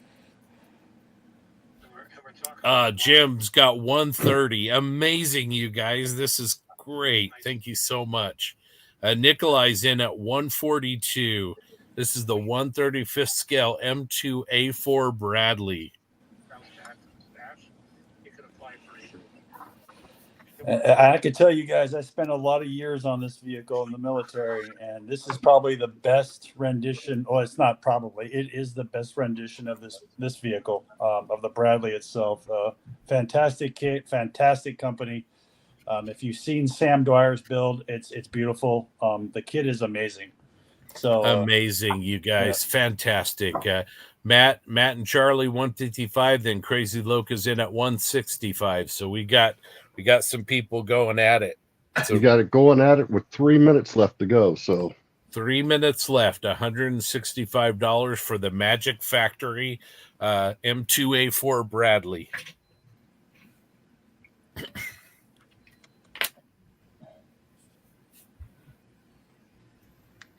I hear strategy sessions being held. Yeah. Again, I hear the calculators going in the background. I think people are making plans. That quiet before the storm, right? Yeah. It's that pause for reflection. Yep.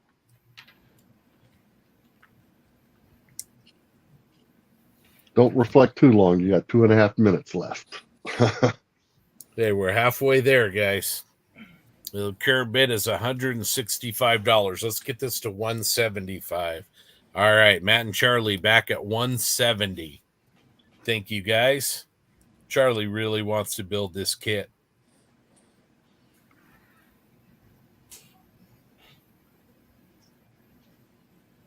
Who's got 175 on the 135th scale M2A4 Bradley? 2 minutes left.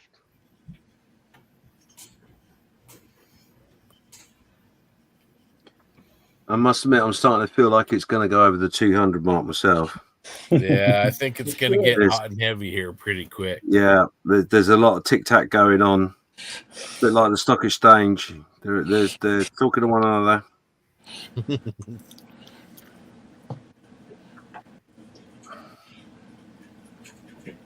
Minute and a half. Okay, 90 seconds. Grant, you got some Plastic Posse swag that we can throw in the box for this? I definitely do. I've got stickers. I've got a couple other really little nice things for you. If you go ahead and pick this up, I will definitely throw a whole bunch of little swag in there for you. Awesome. So we got some Posse swag in the box. We got a great donation to a great cause. We got a beautiful kit, brand new kit, very highly reviewed.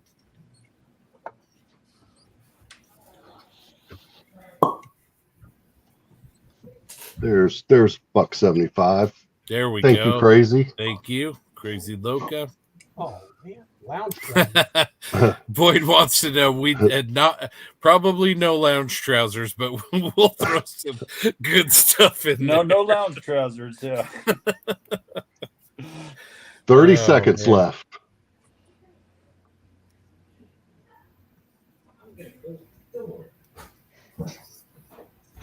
$30 seconds, guys. Let's get this to 200. We can do it. Come on, you guys. 15 seconds. Charlie and Matt are plotting over there.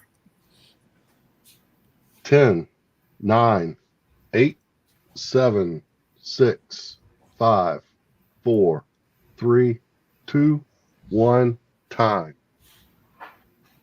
All right. Nice Crazy job. Loca. Thank you very much. $175 for the M2A4 Bradley. Nice job, armor modelers. Sorry, Charlie. There's more to come. Well done, Mike. Oh, there's. I think we're just a little bit late on that. Yeah, that was late. I've already got it. I've already got him in the spreadsheet. Okay. All right, so let's take a look here, Darren. I think it's about time to take a look at. Let's see, maybe do a book or a decal sheet. What do you think? Oh, sure.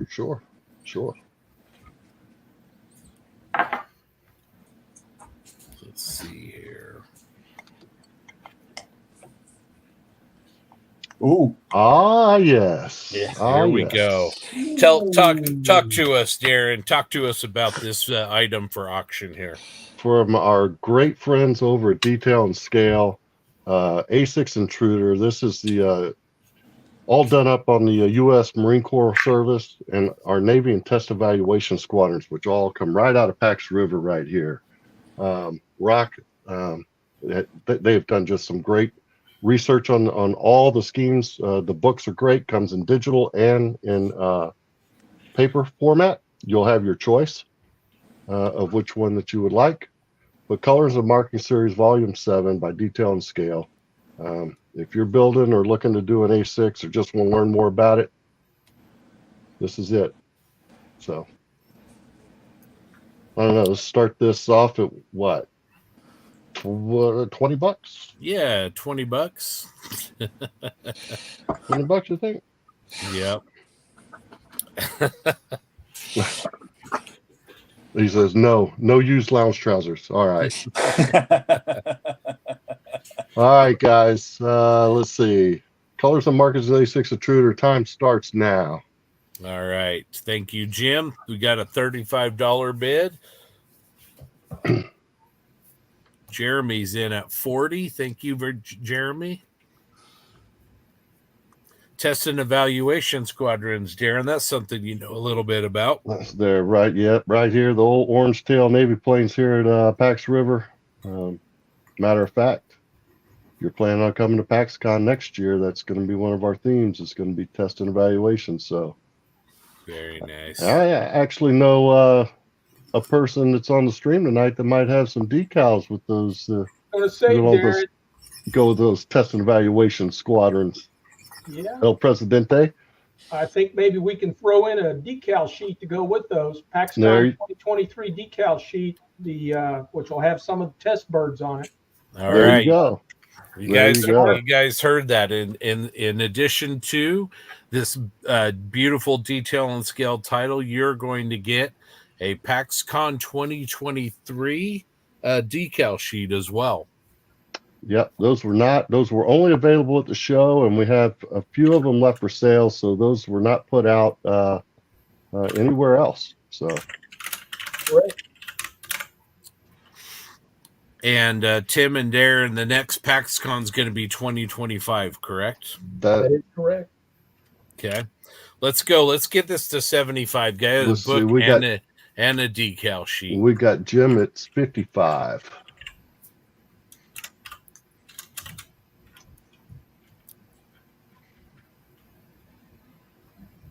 Who's got 75 for this? You get the book, you get the decal sheet. A6 Intruder.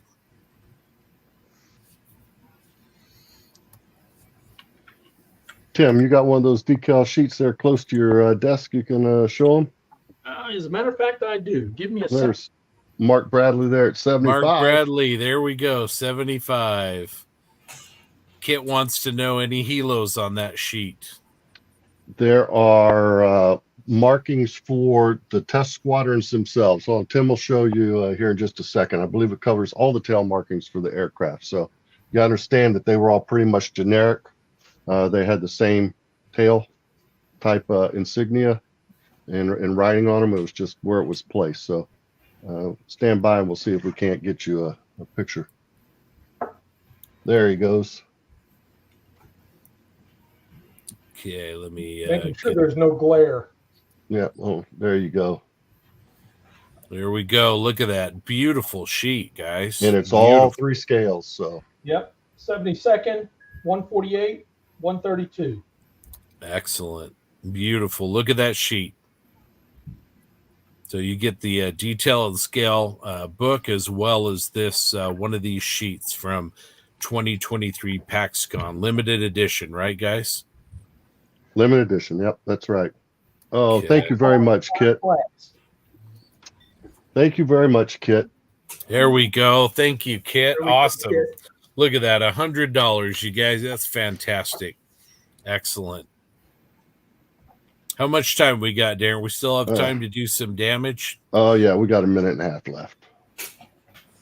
Okay, there's still time. You get the book and you get the limited edition decal sheet as well.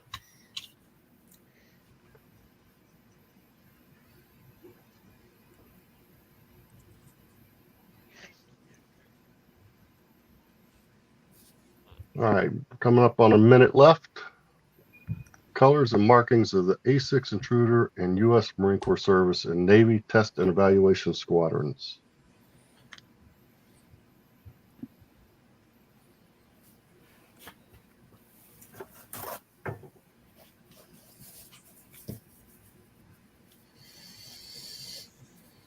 Let's see here. All right, we're coming up on about 30 seconds left. No takers? Nobody? 105?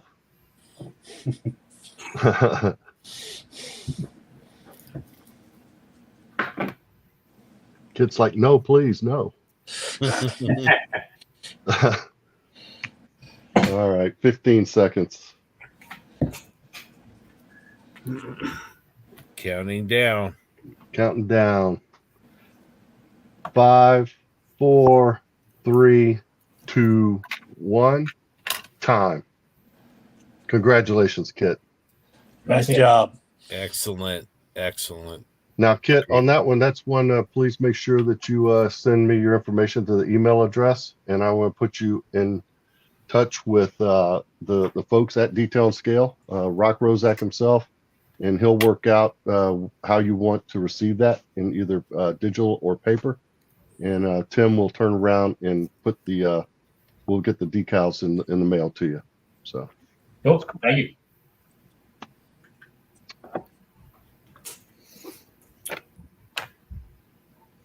All right. Let's see here. We've got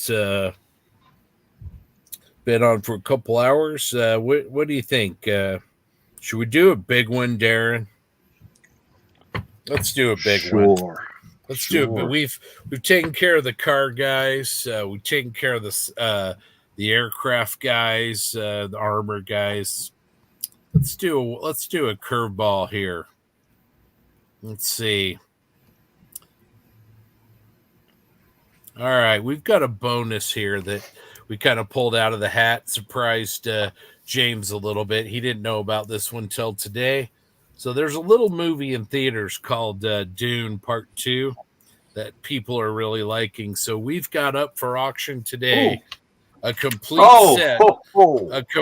set of the Mang Dune model kits. We've got the Atreides Ornithopter, we've got the Harkonnen Ornithopter, and we've got the Spice Harvester. You get a set of all three of those, and they're really nice little kits. The Harvester's actually pretty decent size. The Thopters are a little bit small, but they're all very detailed and brand new Meng tooling on these. Not readily available yet. So, what do you think we ought to start this at, Darren? Oh my Lord, I don't even know where to start. At least 50. At least a million. Holy moly. Well, I don't know about a million. Robbie says flying drum set. Let's do $50. I mean, this is for a good cause, right? Let's start the bidding. Sci-fi guys, it's your turn, man. The aircraft guys showed up. The armor guys showed up. I'm going to turn this over to Darren. Let's start at $50. Let's see how we do. And that bidding, go ahead. That bidding starts now. All right. All three kits, all three Mang Dune kits. There we go. I think Kit started with 100. Oh, look at that. Grant is in at 140. Awesome. Sorry Bob's about that, Kit. $200. You're right. Bob at 200. All right. Is that 200 wins, Bob, or is that a bid for 200? All right. We got two. Oh, Tim, thank you. 250. Oh, man. Amazing. Amazing. All three Dune kits. If you guys have not seen Dune 2, you've got to see it. It's amazing. And these kits are really, really nice. Yeah, Bob comes in swinging for the fences. He does indeed. Tim's got him beat. $250. You get all three of the Dune kits from Mang. Ooh, look at that. Kodakai There we comes go. in from left field. 260. The spice must indeed flow. Absolutely. Thank you, Kodakai. $260. Amazing for a great cause. You guys are terrific. Just amazing. So have any of you guys seen Dune 2? Oh, look at that. We got $275 from Tim. Oh, yeah. So who here besides me has seen Dune 2? Myself. I haven't seen it yet. I have not seen it yet, but man, I'm looking forward to it. Oh, yes. Bob's not messing around. Look at this. Look at this. Wow. Bob Bear, ladies and gentlemen, $311. A little bit Bob, random, but we love it. Damn. We love it. Excellent. Unbelievable. $311 for the $312. Matt and Charlie are. Oh, no. All right. So from now on, it looks like we need a bid and a quote from Dune. So how much time do we have, Darren? We're at 3:13. Yeah, we got just about 2.5 minutes left. Holy cow! Halfway in, you guys. This is terrific. I need a smoke. Go, boys. I need a cigarette. That's right. That's right. Amazing. Oh my goodness. The voice of Bob. He wants it, Tim. He wants it. Yep. He's looking you right in the eye here. This is for all three of the Mang Dune kits. Damn, I'll be honest with you. This was one of the lots in which I really, really wanted, and I went straight in with the 50, thinking, "Oh yeah, I'll go along with you guys." Damn it, 250. I'm like, I'm out. Yeah. Oh man, it looks like 2 minutes left. Oh, look at this, Tim. Oh my goodness, $350. Amazing, amazing. Boyd is looking from the sidelines going, what are you guys doing? This is amazing. Amazing. Yeah, I'm getting oh my God. 420. Yeah. Oh, 420, wow. Really? This has gotten personal here. Minute and a half left, Tim. I $420. don't know. 420 is a Amazing. tough one to beat. Yeah. Because of the inference. I think, Wow. I think Bob has planted his flag in the sands of Arrakis here. That's a different kind of price. $420. Amazing, Bob. Thank you so much. What are you smoking, Bob? Guys, I'll tell you what. I can't believe it's going for this much, but you know what? If you hit the 500 mark, I will send over a Models for Heroes mug. There you go. Okay. All right. You guys heard A that. Models for Heroes mug Yep. for $500. Yep. That sounds like. Let's see. Where's my keyboard? All right, Charlie and Matt are saying that they want quotes too. So 30 seconds left. 30 seconds left. Oh, forfeit! Come on. Oh, look at that! Unbelievable. Let's see if Bob gets to 500. Let's see who's going to get this mug. $450. Stuart up in Canada says they're watching from the green room. Amazing. Come on, and Bob. guys, just to sweeten the pot, just a little 5, bit more. 4, 3, 2. It goes 550. 5. Yes. Oh, look at that! Hey! Time. Amazing. Time. Oh my God. Oh, That is amazing. Wow. I'll tell you what I'm going to do. I will organise that mug myself for you. I'll pay the postage for that. That's fine. Over to the States. And I'll get Malcolm to sign it for you as well. How about that? Oh, that's cool. Oh, that's man. awesome. Yeah. There we go. There's Wow. TJ with a quote for everybody. So, hey, everybody, thank you so much. Unbelievable. You're gonna get a great little package of kits. But man, that was a lot of fun. I mean, just you guys are doing great work for Malcolm and his organization. That is amazing. So, Thank you so much. Congratulations. I need a break, Darren. Yeah, man. That was exciting. So I need a Tim Tam. Oh boy. Oh, there you go, Bob. There's more to come. So regroup. So anyway, Tim, thank you so much. Amazing. All right. Wow. All right, let's. I think for $500, let's go to the winner here, and let's get him on screen. Where's this? I want to see. What are you drinking, Tim? No, I'm kidding. There we go. Well, to be fair, I'm drinking water, literally. Yeah. All right. There we go. No, it's for a good cause, guys. I mean, absolutely, absolutely. That's right. James, what do you want to say to this hoodlum? Just changing my camera to speak to him. Wow. Do you know, I'm gutted that I didn't win it. That's the honest truth. However, for $500 and a mug, I'm speechless. God, man, you're a star. Thank you so much. That will make such a difference to the beneficiaries. And I can tell you, the guys in the Discord are watching this, and you can't believe how much they're jumping up and down over the $500 too. That's fantastic. Thank you so much. Amazing. Glad to do it. You're a star. Just amazing. Thank you again. Thank you to everybody. Bob, well played.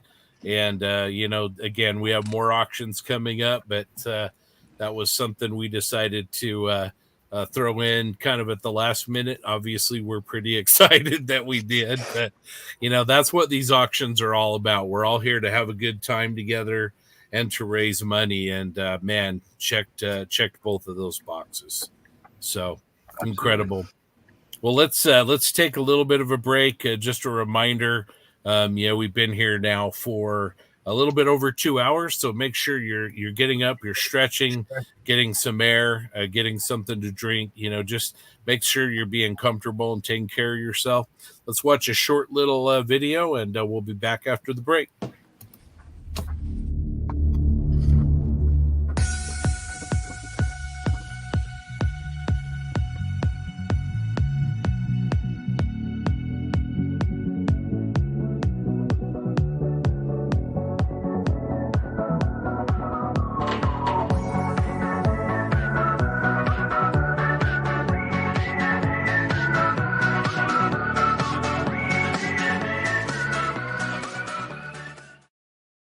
Models for Heroes is a charity very close to our hearts here at Airfix. Modelling has always had something of a serious reputation for the time, dedication it takes to put together the perfect model. However, we believe that the journey is far important than the destination, regardless of how long it takes. Over the years, Airfix has proven we're more than just a business. Airfix is the foundation of a fantastic community which welcomes every modeller with open arms. We're proud that the modelling community is inclusive, accepting and endlessly helpful, and we vow to mirror these attributes in everything we do, especially our support for Models for Heroes.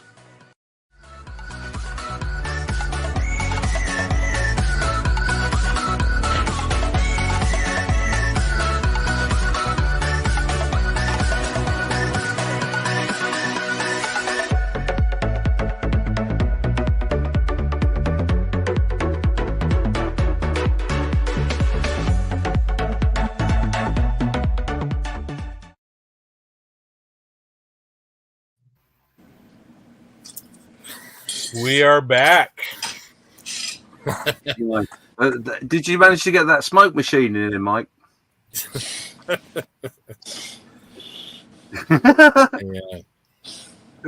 Oh, I'm back on. Back on.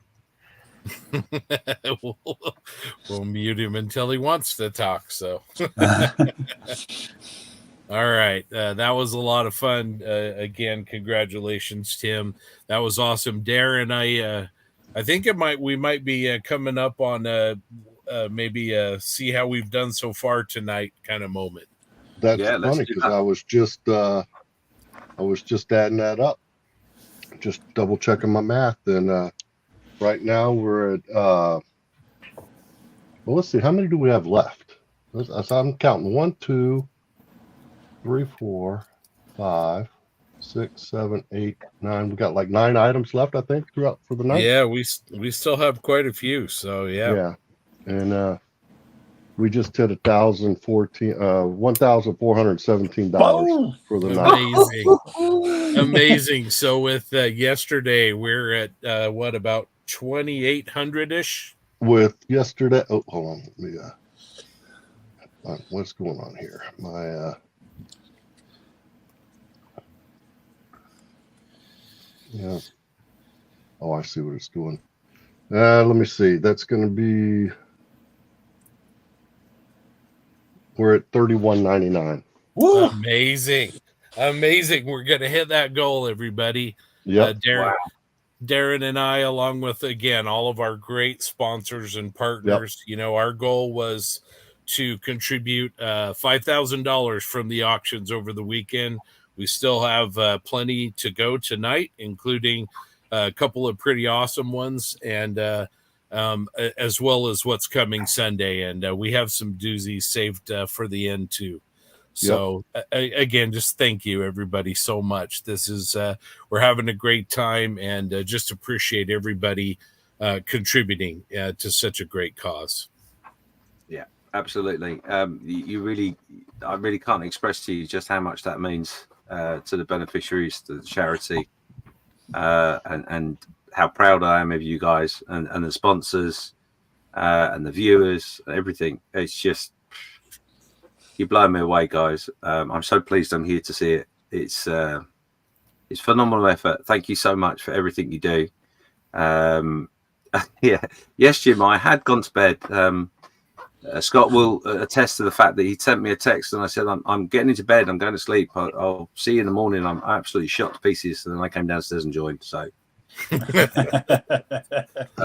obviously I have taken breaks because breaks are very important. You must get up, have your coffee or beverage of choice, and rest. Practice what they preach, they say. But fantastic guys, honestly. I mean, I'm sat here doing my model, listening to everything that's going on in the Discord and obviously here on the stream. And it's so wonderful to be sat here at the back, if you like, and watching what's going on and seeing how everybody's interacting. And wow, the love from around the world. So seriously, so it's amazing. Get me off the camera. Actually, I'll tell you what I will do. I'll tell you a little story. Okay, so just to emphasize and to show you the impact that these little bits of plastic make. I'm aware of a story of a beneficiary that was new to the charity. He suffered from some issues, some mental health issues. He had been in service. Some terrible things had happened. I don't know the full ins and outs of it, and I wouldn't share all of it anyway if I did. So, but what I can tell you is he was invited to a face-to-face session. So we run face-to-face sessions where we have a little room on a particular day in a particular area. Beneficiaries come in and do a bit of plastic model making and the like for a couple of hours, and just a general model making chat, hangout is the best way I can describe it. Anyway, this new beneficiary turned up.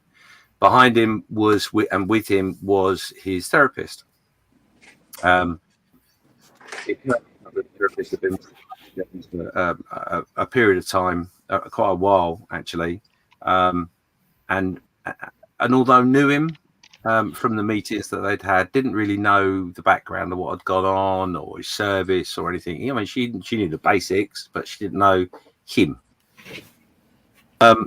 Well, he sat down, not really interested in models. It's not really my thing. But he sat down because he felt he obliged to, and all the rest of it. Well, within about five minutes or so, he'd chosen a kit. Within 10, 15 minutes, the group's now talking about their issues, their experiences within the service, etc. And he decides to open up and explain that he was in the service and things had happened, etc., etc., etc. Now, this was such a shock, in fact, that the therapist took out a notepad and started making notes, because this was the first she'd heard of anything that had happened to this guy. So she could now find the information from just sitting, watching, and getting involved with these beneficiaries and this man that she was with, to formulate a plan to move forward. And that was in 15 minutes. So if you can imagine the amount of money that you've just raised and how much that will help provide a service to service personnel, ex and serving, 15 minutes of your time, 15 minutes to change a life, 15 minutes to save a life is what you've just achieved in your bids. So crack on, dig deep, and thank you very much for all your support. It means a massive, great deal to us, and you should be very, very proud of what you're doing. Thank you. Absolutely. Just echo what James said, and again, like Darren and I and James talked about at the start, it's awesome that this hobby that we all love and that we all participate in, and that some of us talk about incessantly about, can do some good and can help people. And Malcolm hopefully will be on with us at some point to talk about it much more eloquently than I can, but just appreciate everybody. These bids are we're having fun, but money is money, and as James said, things are tight, and it means a lot to me personally that this community comes together once a year and we have some fun and we poke at each other and we write checks because of the impact that it ends up making on the other end, and just proud to be a part of it. So I want to answer the question that's on there from Soviet Kitten. They're asking, is Models for Heroes an official registered UK charity? So in the UK, we have different levels of charity. You'll have to forgive me, I can't remember exactly the category that Models for Heroes comes in, but it is a charity. It's under regulations of a charity, but it is not an official registered charity. It comes under, I think I'm right in saying, I'll double check in a minute and go on the website and double check. But I think it comes under a business charity or something like that. It's some level of charity, and all that actually means is the way it's funded, and the service that's provided by that charity. So we don't have any employees whatsoever within the charity. Everybody gives their time free. And I think I'm right in saying that's where that level of charity is, somewhere along the line. But I'll find the exact words properly for you.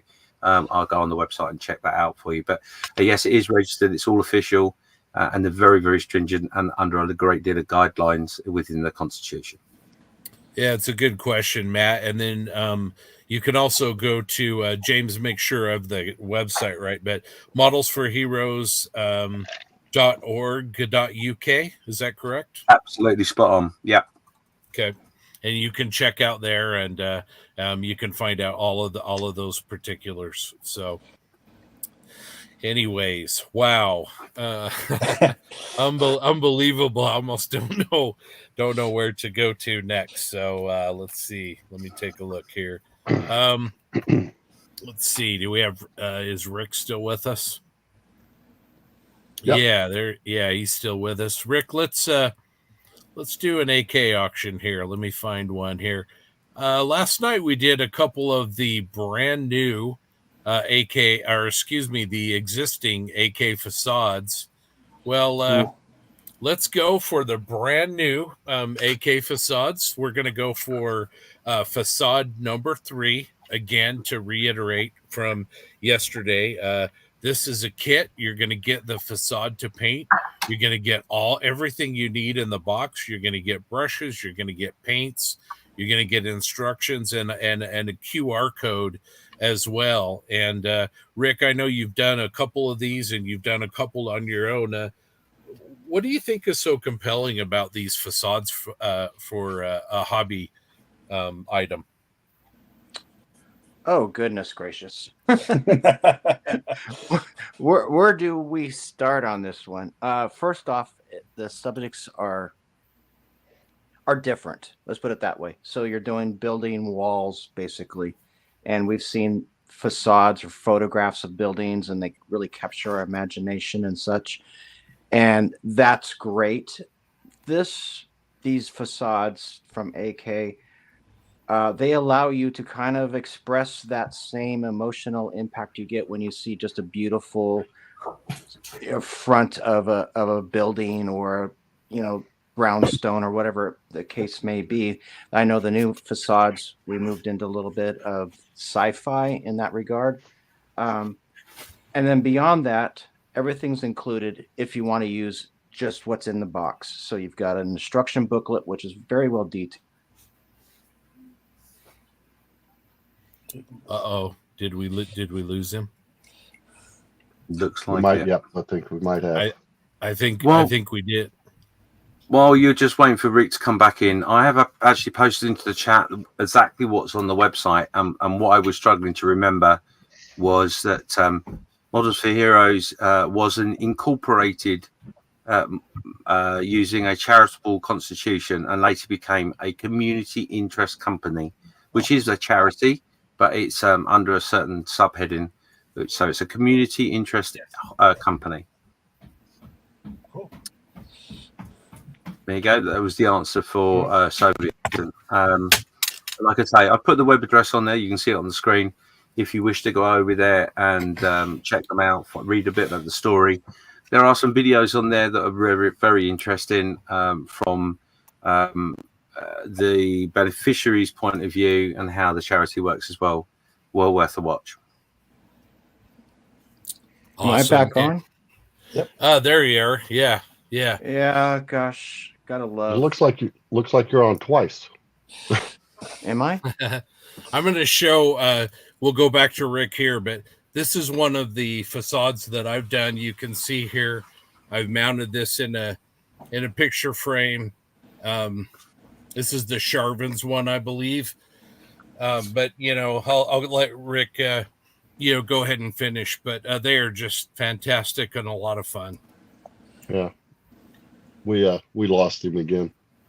Oh dear. All right. Well,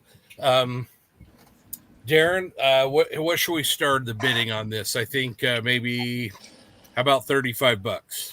$35. We'll start at 35. Sounds good. And that bidding starts now. All right. This is for the AK facade number 3, Space Station Gate, brand new release. Am I back on? There we go. Gosh, gotta love the internet. There we go. We've got Crazy Loca 30. Jeremy Moore's in at 45.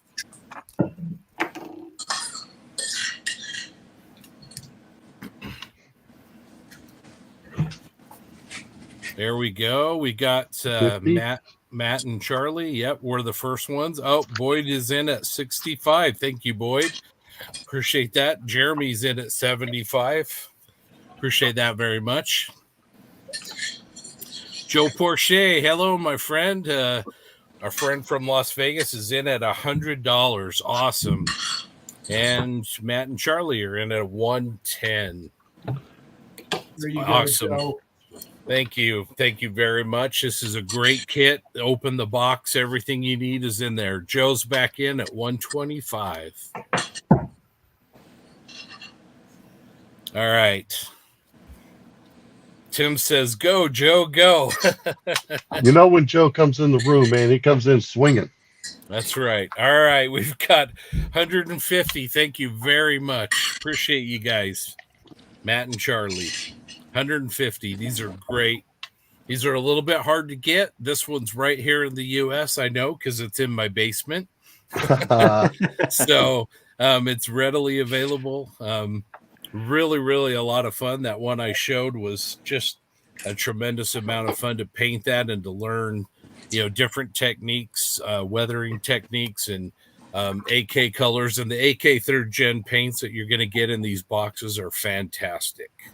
And I think what's really cool, Scott, if you remember, we were just in Seattle, 3 weeks ago, and we had a whole display of these facades sitting there on our display tables there, and everybody had their interpretation of their facades, and it was so incredible. And to a person, everybody said this was the greatest experience I ever had, because I was able just to open the box and start expressing myself. Yep, absolutely. All right, $150. Darren, how are we doing on time on this? 2.5 minutes. All right, 2.5 minutes to go.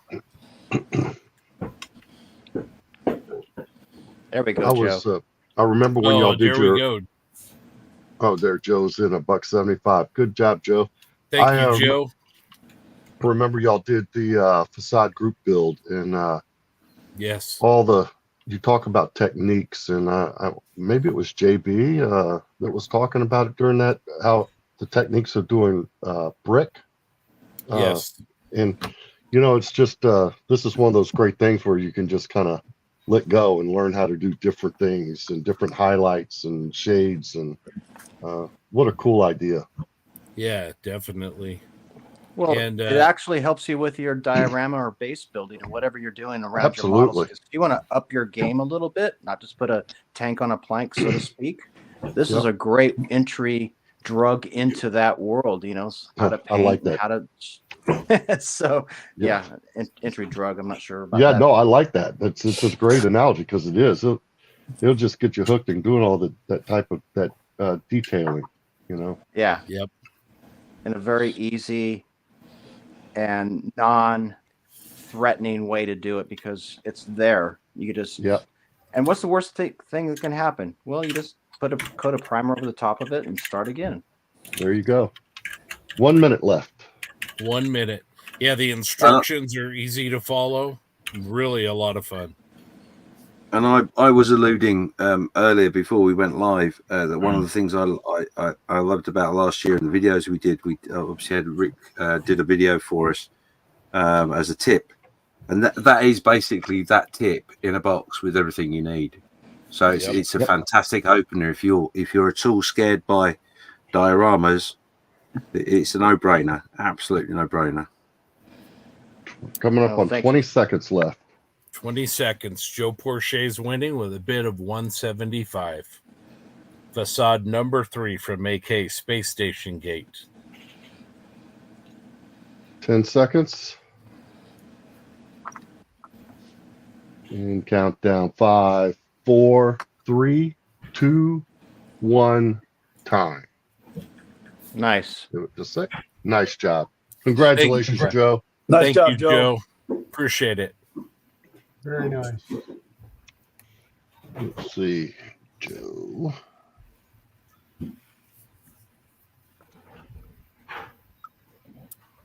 All right, it's been a while. Let's circle back around to our aircraft modelers.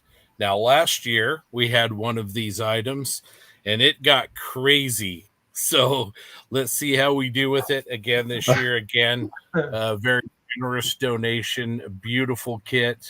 The Lockheed Martin F-35A Lightning II and 1/48 scale. A beautiful model. A lot of modelers have taken a look at that weapons and landing gear bay. It's an absolute work of injection molding art. Darren, what do you think of this kit?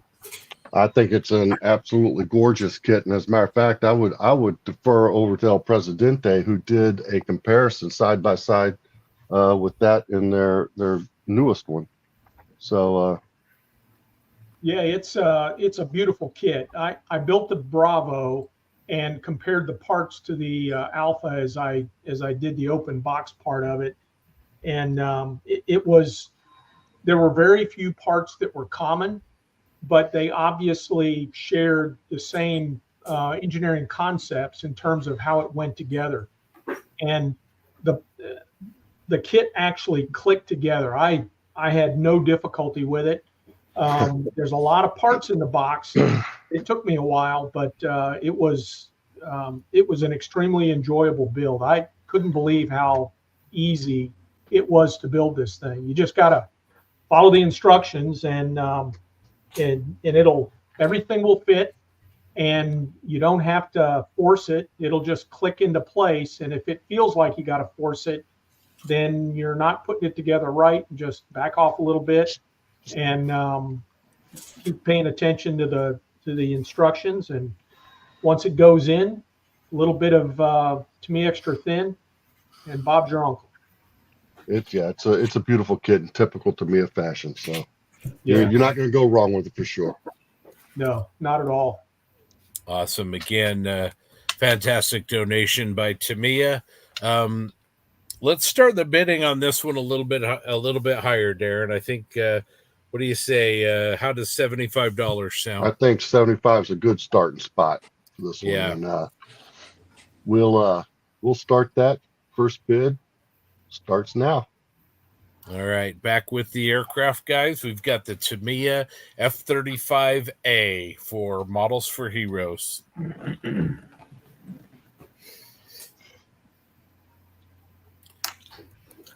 All right, Grant, thank you very much. Oh, Grant beat you, Joe. Damn, Joe. We got there we go. No. Oh, Damn, there Joe. we go. You didn't beat him for long. Joe Porsche's in at $200.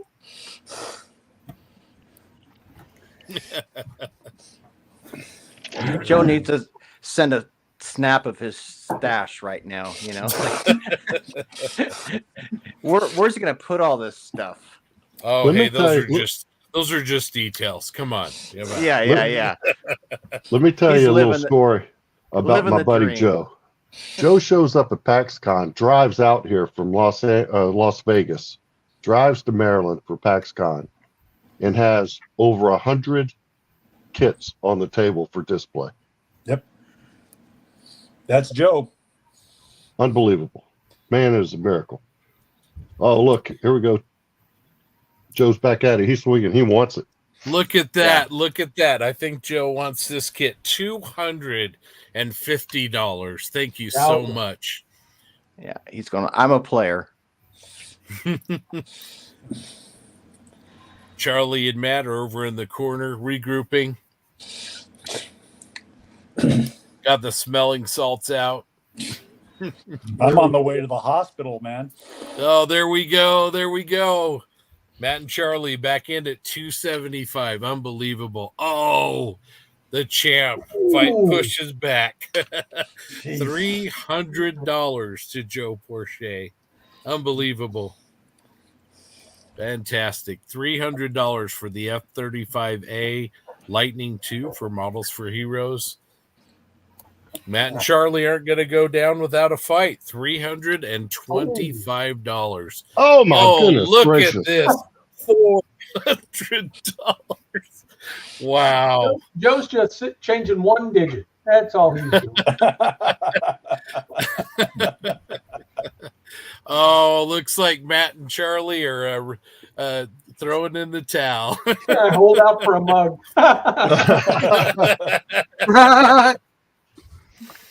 Oh, $400 to Joe Porche is the winning bid so far. You guys are incredible. This is amazing, Incredible. you guys. So amazing, James. $400. How long have we got, Darren? I'm sorry. How long have we got? How long? 2 minutes. Wow. Ooh, 2 minutes. Oh. Yeah, 2 minutes left. Now interested. The voice of Bob just came online. Okay, Bob, what does it take to get you seriously interested with a number?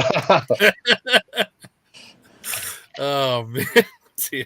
Oh, Christian says he's going home with your kit, Bob. What's it going to take? Damn.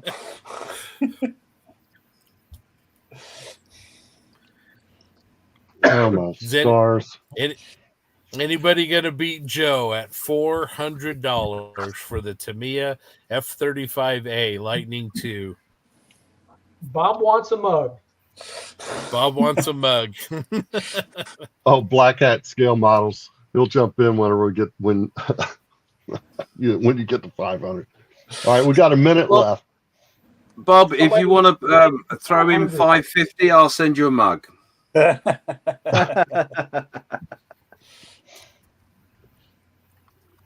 Oh, my stars. You guys are just rocking it. Thank you so much. Look at that. Yep, absolutely. Could not agree more. How are we doing on time? It's about 30 seconds, hitting the 30-second mark. Okay. 30 seconds. Anybody going to challenge Joe here? He's planted his flag. He's looking everybody in the eye right now. 15 seconds. 10. Times are creeping up. 5, 4, 3, 2, 1. Time. There you go. There you go, Joe. All right. Congratulations. Joe, congratulations. Joe got it. Thank you. Thank you, Joe. Sincerely, thank you. Unbelievable. Unbelievable. You guys are just, your generosity is incredible. Thank you so much. And again, thank you to Tamiya, USA, and as well as Joe for making this happen. It's a great, just a great statement from our partners and from our community on what we're doing here tonight. So thank you. It's the and greatest community on the planet. Boyd says Joe is the man, and absolutely, yes, he is. And we appreciate everybody that's winning. And we're not done yet tonight, guys, and we are not done by any means for the weekend. So Josh says somebody's got to beat Joe at least once.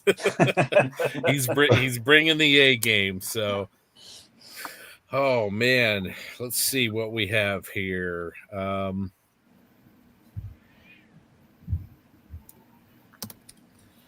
Let's see. Let's do some decals, Darren. Okay. Decals. Let's do some decals. Let's do some decals. Stickers. That's right. Stickers. Let's see here. Try and find the right one. Sorry, folks. We have a long, distinguished list here. Okay, so I am looking for some intruders. Oh. Well, let's do this one. Let's see. Let's go back. All right. Well, now we'll save that one. That's a teaser. Yeah. That's a teaser. For tomorrow. Yeah. Let's see here. There we go. How does that one look? Yeah. Tim and Darren, talk to us about this sheet. Man, what can I say about it? Look, it's Furball, man. Yeah, Jeff Martin over at Furball Aero Design. I said it last night. I'll say it again. Not only is he one of the most generous and gracious guys in the hobby, but he is a world-class artist when it comes to producing decals. His markings are beautiful. They're all done by Cartograph. And this sheet will not disappoint. If you're looking at doing an A6 intruder, this is it. And if you notice up there at the top, detail and scale. He works hand in hand with those guys over at Rock and Bert on a lot of these decals. So, Tim, you got anything to add? No, they're awesome decal sheets. I got nothing to add. They're just exceptional, and there's a lot of good choices there. Yeah, really are. So you can't go wrong here. Looks like incredible research and colorful choices and Cartograph printing. I mean, that's probably as good as it gets, right? Yeah, man. It's up. Yep. They're just awesome. They're awesome stickers, man. Awesome. And actually, I get stickers from him, so that's where the saying comes from. So, where do we want to start this off, Darren? Let's start these off. What, $20? All right, let's start her Sound off good? at $20, everybody. 20, and the time starts now. All right, Mark wants himself a decal sheet. Thank you, Mark.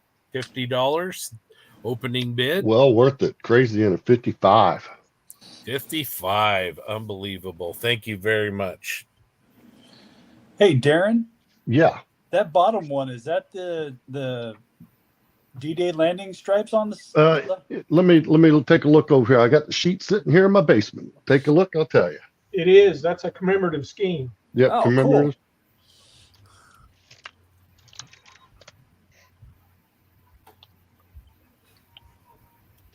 Mark is back in at $60. Sounds like somebody has an intruder in their future. Crazy Loca's not going to let it go. I have a couple, Scott. All right. We got Crazy Loca at $75 on the 148 scale Furball Aero design sheet on the A6 intruders with 10 options. Yep, that is the commemorative markings for VA or Tactron 304. Oh, wow. So, Yeah, I think that would have been 50th anniversary, 94. Wow. I believe so.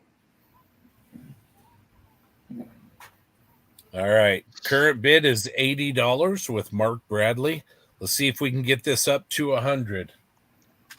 It's a great cause. Yeah, we got 10 different options on this sheet.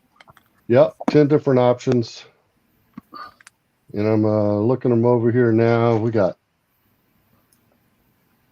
VA 34, VA 65, VA 115, 155, 185, 196, and 304.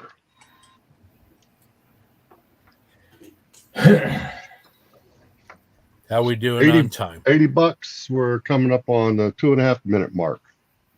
Awesome. Well, Crazy Loca, 85. Thank you. Let's see if Mark responds. These two are duking it out.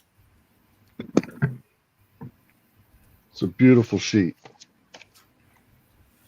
Once again, thank you so much to Furball Aero Design for the donation. It's much appreciated. All research materials provided by Detail and Scale on the sheet.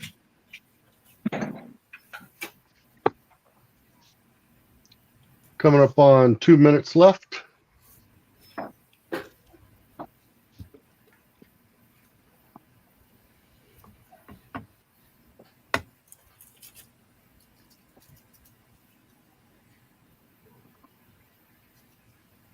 Oh my goodness. What a night.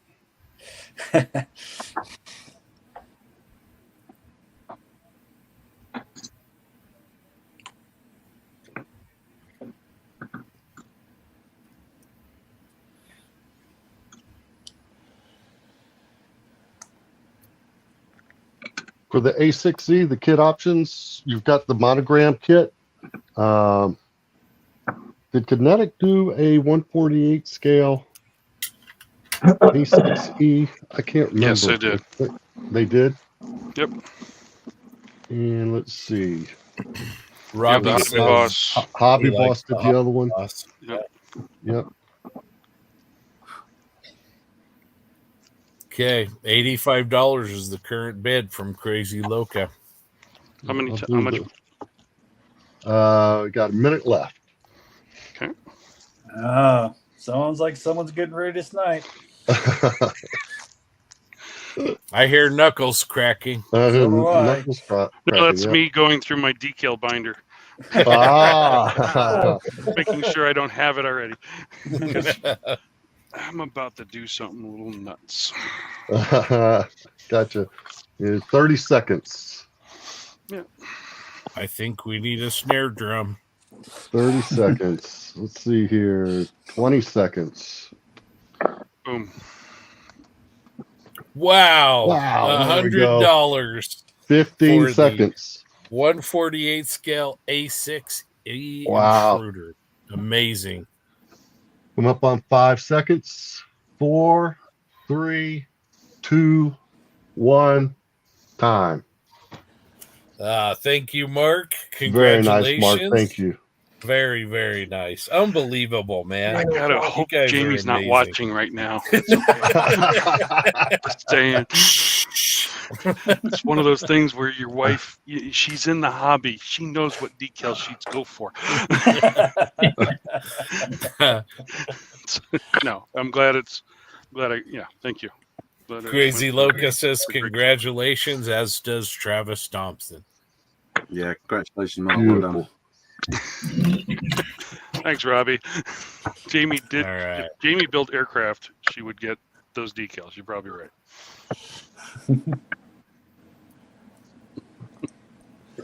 Let's see here. Is this the one? All right.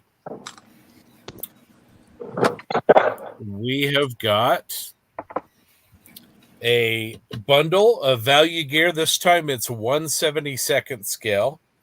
Again, you get at least 6 packages of resin details. And we'll start the bidding. I don't know, Darren, $20 on this? $20. $20. Let's $20. let's That do it. sounds good. All right. Let's see. Reset, and your time starts now. We're on the clock.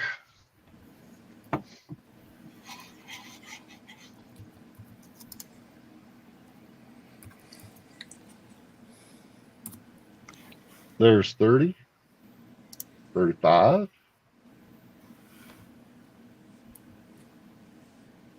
Oh, a little Scott Gentry, $35 action there. That's right. That's right. There you That's go, six there you go. bags. That's 6 bags. You know, what is that? 5 1/4 a bag. I mean, that is absolutely free. That is free. That's like a bag of chips. Come on. That's nothing.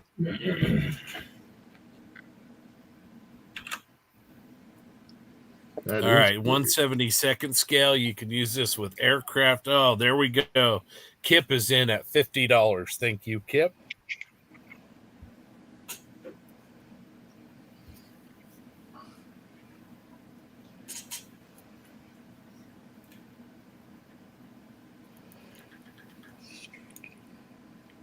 Where are our 72nd scale modelers out there? Let's go 60. Let's get at least $10 per bag. That's cheap money. Yeah. Cheap money. Is going to give us $60 on the 6 packages of value gear 1/72nd scale details.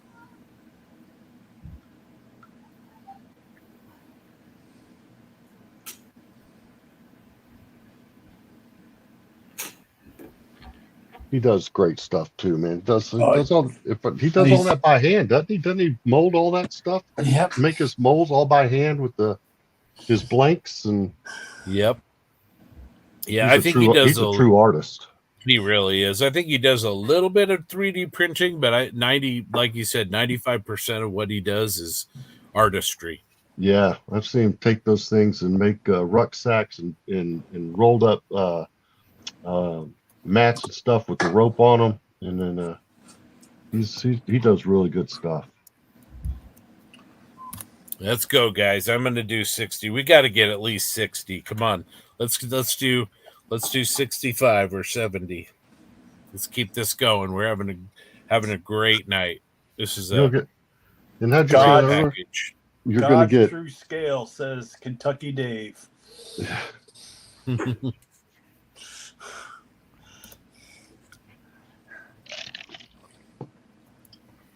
I'm in at $60. Who'll give us 75 for this?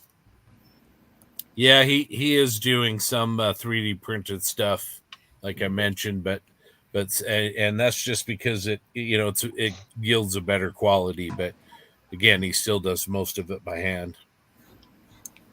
Who'll give us 75 for at least 6 packages of value gear resin details in 1/72nd scale? There it is, at least, because you know how he is. Oh, Yep. yeah. Darren's twin brother, Steve. Twin brother? He's my brother from another mother. That's right. That's right. How much time we have? About a minute and a half. All right. Kit's There's in at Kit in at 65. $65. $65. Thank you, Kit.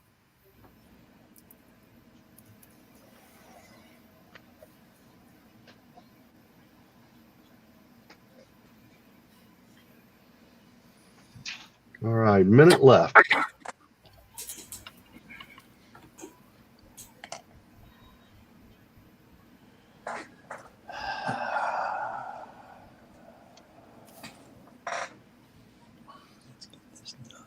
I'm up on 40 seconds.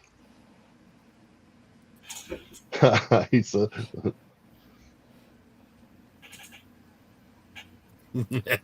oh, I hit the button. Sorry. We were going to switch places one of these days just to mess with people. Yeah, but Right, if you do that, you can only eat veggies. So. Oh well, no, then we're not doing that. Okay. You'll miss out on barbecue. Trust me. 10 seconds. 10 seconds. Kit Headley at $65 is your high bid. 5. Oh, 4, there we go. 3, We got 70. 2, 1, time. All right. Congratulations. Noffel Dan coming in. Noffel. $70. That's a steal. Really great deal. All right. Bless you. All right. Thank let's you. see Sorry, what we my have. mic. I didn't realize my right was open. All right, let's go back to the AK well and round off our complete package of all 4 facades with facade number 4. This is a brand new release along with number 3. This is an industrial kit, kind of reminiscent of the first 2 releases that came out. Again, you get everything you need in the box. You get the facade, you get the AK Gen 3 paints, you get weathering solution, you get brushes, you get instructions and QR codes to take you online for more tips and hints. Great projects. This one is right here in the US, so you don't have to import this one from Europe. Let's start the bidding on this one at I think $35. What went on the last one, Darren? Yeah, I think that's right. Yep. All right, let's 35. do it. AK facade number 4. And we'll start that time now. Good luck, everybody. This one is cool. Look at all the rust effects and the that's the colors great. on it. You got All the right, brickwork, thank you, the Doug. We stonework. got a $60 bid. Decals in there as well. Oh wow! man. What was that, Rick? Well, the decals for the signage and such are all in there as well. Yeah, So it's this a one's complete kit. This is really, really cool. There we go, Boyd. Oh, look at that, Josh Buck. $110. People want this one. That's a beautiful facade. Oh, Jeremy Moore's in. $125. Thank you, Jeremy. And keep in mind, Oh, all look at these that. facades sold out after the last facade group build. So, now They we did. have the next Yes. generation coming in here. So these are, first generation rare build sort of things. $150. Amazing. Let's see. Josh Buck wants to know if this comes with a private Rick Lawler lesson. Josh, when we meet up again, we'll sit down for sure. Oh, look at that. Look at that. All right. Jeremy Moore, 160. Incredible. Wow. There you go. The voice of Bob, $222. You What? guys are amazing. Unbelievable. This is awesome. Oh man, voice of Bob he's recovered from the Dune auction. He's back in it. He's back in it. Well, let me just throw this out here real quick, guys. So I'm going to be at the Nats this year. So if you come to the Nats, I'm doing the seminars with a facade. I'll sit down with you and we'll work on this together. So wow. Hold it up, guys. Oh my gosh. Okay, There you go. You guys, the AK facade number 4, and if you're going to IPMS Nationals, Rick Lawler is going to sit down with you and work on this facade. Incredible. Look at this. I just took the water of life. Man. Okay, Jeremy. Oh, look at this. Josh Buck, $275.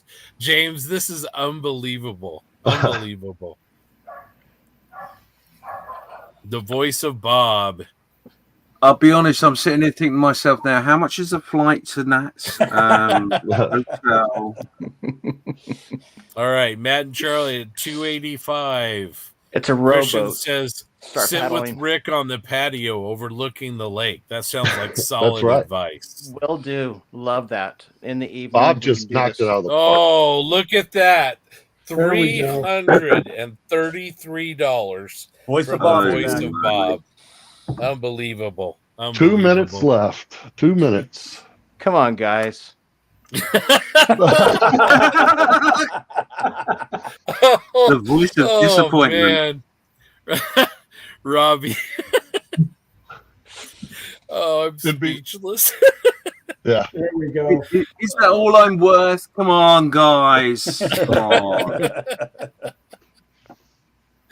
Oh man. So Bob Barrett, $333. How we doing on time, Darren? Minute and a half. Okay, 90 seconds. Oh, Matt Bam. and Charlie, $350. You guys are amazing. Oh, Bob's not Unbelievable. messing around. Bob's not. No, he's look not. Look at this. He's not. Bob's not losing again. $400 for Bob, the I'll even facade shake your hand. and the Oh, ghost there you moment go. at the Monona Terrace. That's right. If you show up at Nats, I'll make sure you get your own bag of cookies. 1 minute left. Oh 1 minute. man. All right. Bob has come strong at $400. $400 for the facade kit number 4. Matt and Charlie look like they're throwing in the towel. Yeah, it looks like Josh is throwing in the towel as well. Just 30 seconds left. So Oh, whoever man. wins this, Bob or whoever else might show up at the last minute, I'm serious about this. So contact me online, make sure that we connect, and we'll make this happen. That's great, Rick. That's amazing, Rick. Well done, 10, mate. 10 seconds left. 10 seconds. Is Bob going to do it this time? 5, 4, 3, 2, 1. Time. Nice. Congratulations, Bob. Very Well done. amazing. Amazing. You guys are just crushing this. Amazing. And again, thank you, Rick. Thank you for the donation as well as the offer to sit down at Nats. Amazing. Yeah. Tim says congratulations, as does Keith. let's pull this down for a minute. Take Bob a little bit of a break. How's everybody doing? $400. I'm exhausted. Amazing. I need a cigarette. I got to figure out a way to tell Jamie that we got to make cookies for Bob. All right, Darren, let's get a total. You got a total for us tonight? Let me see. We're not done. We're not done. For those of you at home, we are not done. No. We're at $2,562 for the night. Wow. For the night. For the night. God damn. Let me see here. Let me do a little quick math here. Sharpen that pencil. No, sharpen my thumb. The calculator's for. Or Excel. You just highlight them all, I'll tell you.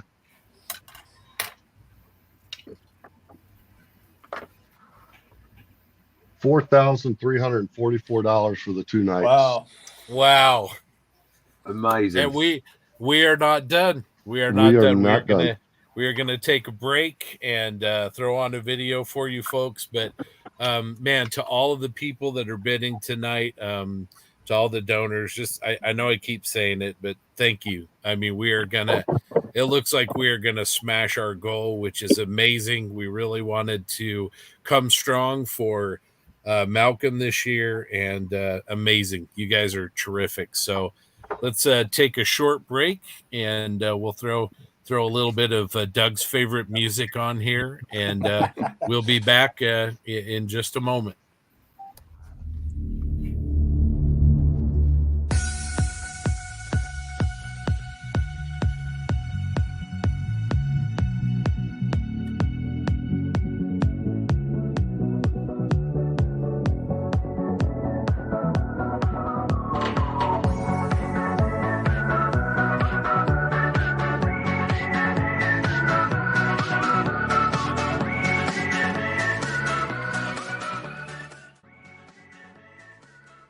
We're live, Mr. Childs. You're so green. You're so grumpy. Oh, look at you. So angry. Hello. My name is Malcolm Childs. I am the founder and chairman of Models for Heroes, the charity that the Birthday Bash is supporting this year. Hooray! Models for Heroes provide model kits and guidance to the emergency services and the armed forces, veterans and serving of the UK, and we use the model making hobby as a meaningful, relaxing, wholesome hobby that can aid recovery and keep you on an even keel, well-being wise. It's fantastic that we have so much support and from all modelers across the world. So thank you very, very much for your hard work, for your plastic expeditions, and your dioramas and your models and everything else. Thank you very much for your hard work and your time and support. It means a lot to us. Do go out and stretch your legs and get some sleep and rest and drink lots of coffee and moving about your shoulders and stuff and all that thing. Don't sit there too still. Enjoy yourself, have fun, and I'll be seeing you around. I'll be there building. I'm not sure really. Anyway, thank you very much. Enjoy yourselves, and goodbye. That's a wrap, everybody. Oh, don't work with children or amateurs. Little orc.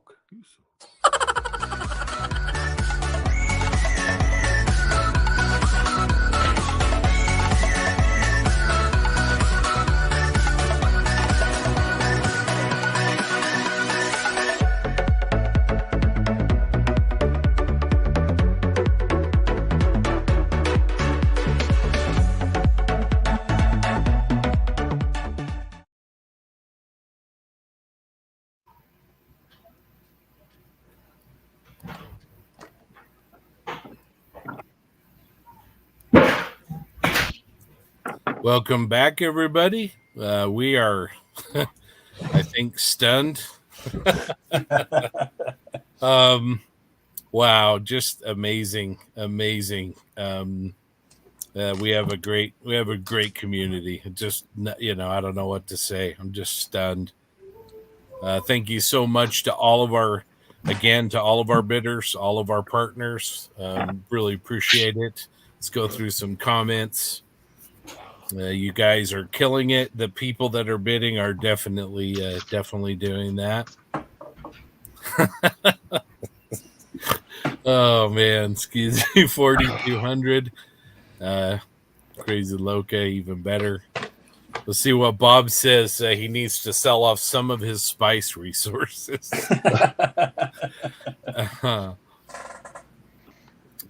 And Crazy Loca, almost 100 beneficiaries we can help. I mean, it's unbelievable. You guys are the best.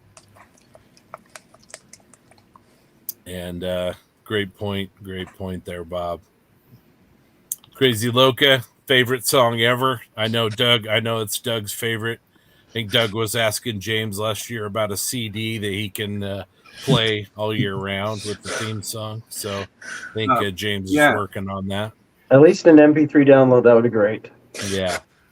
We can make an announcement for next year, funnily enough.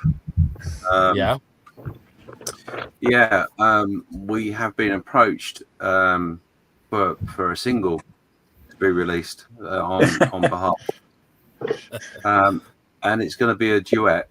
That much I can tell you. It's going to be just some amazing people. So, man.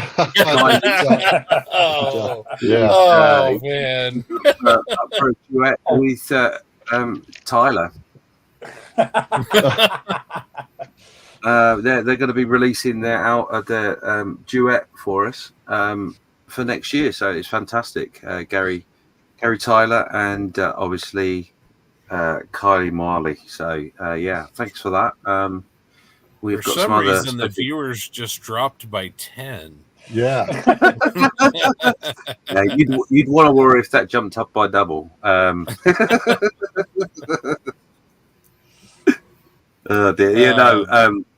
did reach out to the artist in question, and I don't think there was going to be a deal made. So I will try again. I'll keep trying. Absolutely. Well, Crazy. Think of all those people who can come in from the dark. Very worth it. Absolutely. That's why we're all here. Thank you. Schaefer wants to know, Doug, how are you doing? So how are you doing, Doug? How am I doing? On my model or what? I'm in general. Yeah. I'm doing all right. Model is coming along. I'm actually working on the base mostly right now. Still some work to do on the model, but it's just resting for a moment. Otherwise, I'm doing well. Thanks. Awesome. All right. Crazy Loca wants the theme song for his ringtone. I'll let you negotiate with that, James, directly on that. And Greg Flynn from Australia says shoe in for a Grammy Award. Absolutely. Well, we haven't done this for a bit. Let's take a little bit of a break. We're not done with the auctions. We have saved the best ones for last, of course. But let's start with James. James, how's that tractor looking? Oh, yeah. Bear with me a second. Let me just change my camera. Caught me on the hop every single time, I have, you know. But hey, there you go. So yeah, here we go. This is where we're up to at the moment. It's coming along. Nice. I put the decals on. I should have done that at the beginning. I forgot to do that. So I stuck the decals on, tried to hide them a little bit. I've got to try and figure a way in which I want to try and wear them away without taking the pigment off. So I'm going to have a brainstorm about that. But this is the other side. It's all going very well. Obviously, you've got some quite nice just going on there. A little rag made mistakes. Almost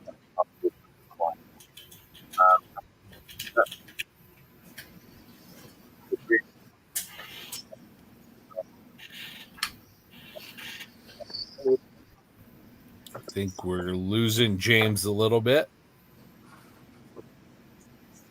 Yeah, thought you might be. There we go. There you go. That's better. So yeah, that's the cab. All getting there nicely. A little bit more work to do, but it's coming out how I wanted it to. So yeah, all good. That's a great size. I really like that 1/24 scale. It is. It's a really great subject to work on.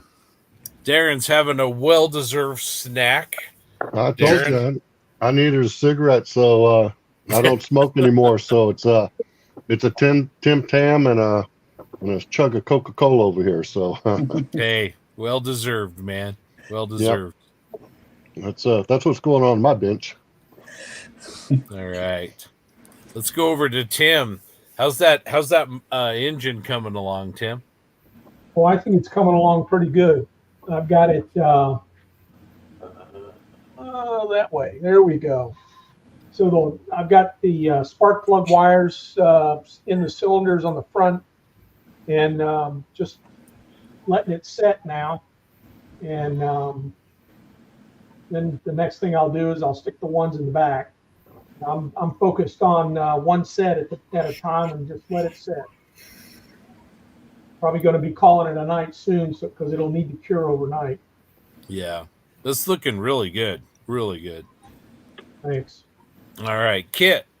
Oh, there he is. I'm here. There he is. How's that destroyer coming along? So I got the main gun on. I've mostly recovered from my Elmer's glue issues. I got the main gun on the deck there. That way. So she's starting to look like she's supposed to look. Oh, good. All right, Grant, how's Scope Dog coming along? It's coming along good. I'm just finished up oils and letting them dry. Doing a little edge highlighting now and some rust marks and stuff like that. So it's coming along good. Excellent. All right, Josh, how are you doing? You get back on the little fighter? Yeah, we're doing pretty good. We got all the base painting and the post shading done. And we've even attached the canopy, which I tinted as well.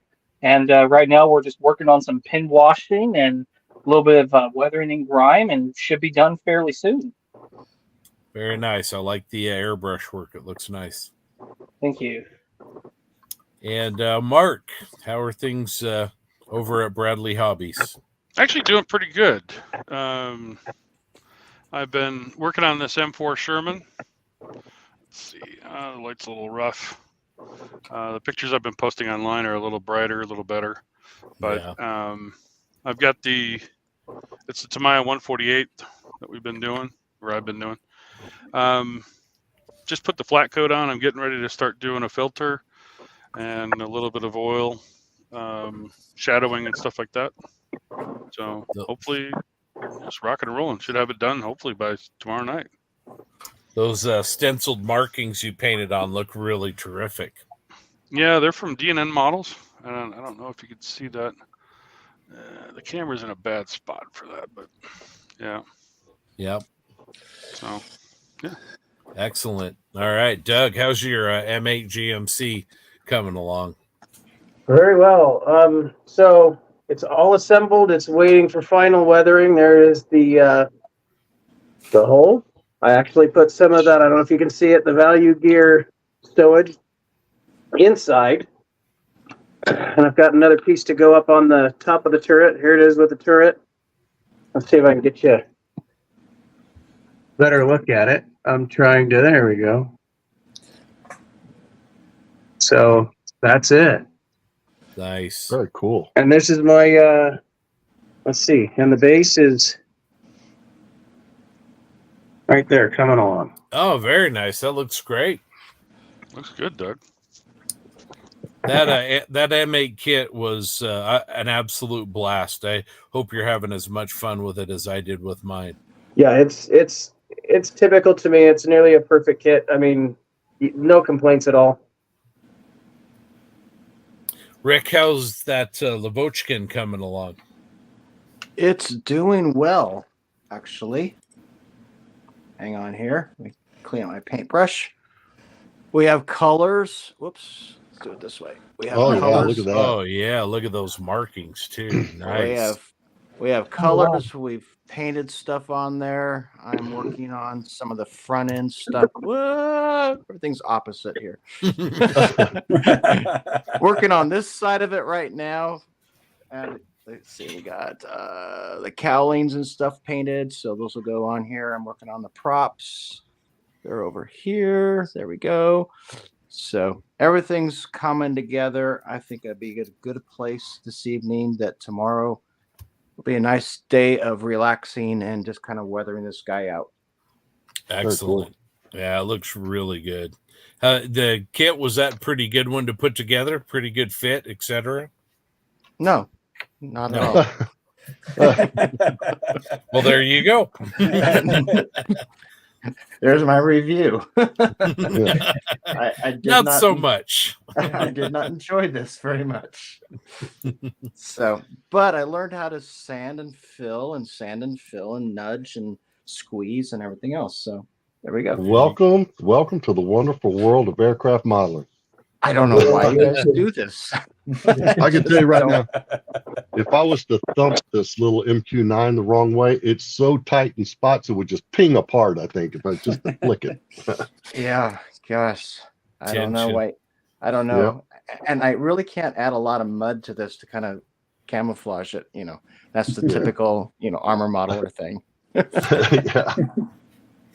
All right. Well, we are approaching 11 o'clock Eastern. And so I think let's, Darren, let's maybe finish up the rest of the auctions. And Yeah, let's do it. So we don't lose too many people going to bed. It's Yeah. getting late back there. So let's cue another fantastic model, brand new automobile supercar kit from Tamiya. Thank you very much for this. It's a 1/24 scale, and I think it's Gordon Morris. I think it's the T50 supercar, and brand new Tamiya kit. If you've ever built any of Tamiya's recent kits, you'll know how good this was. Darren, I know you did that Mercedes race car that you did. brought to Vegas, and I know that was a fantastic build. Yeah, it was a lot of fun. It's just typical Tamiya engineering. It all goes together so well, and they just looks great right out of the box. And you're right. I mean, that's the first car I'd done in years, and took it to Las Vegas and pulled a second with it. Just right out of the box. It's just a great stuff. All right. Well, what do you think we ought to start the bidding on the 1/24 scale GMA T50 supercar? I don't know. We say $30. Yeah, let's go 35. 35. All right. $35, and that bidding will start now. So good luck, everybody. 5 All minutes right. on the clock. All right. Where's our car, guys? We got a. There we There's go. 50. Oh, there we go. $50. Thank you very much. Oh, got you beat there, Jeremy. $50 for the GMA T50. Oh, there we go. $65. Thank you, Jeremy. Really appreciate that. And Darren, nice. Darren's in for 75. He knows that. Okay, we got Matt and Craig in at $85. Fantastic. Thank you, guys. Let's keep going. Oh, there, Jeremy. $100. Thank you very much. Darren's in at 110. All right. This one's getting some arguing. So all right, Jeremy Moore back in at 125. Thank you very much. $125 for the new Tamiya 1/24 scale T50.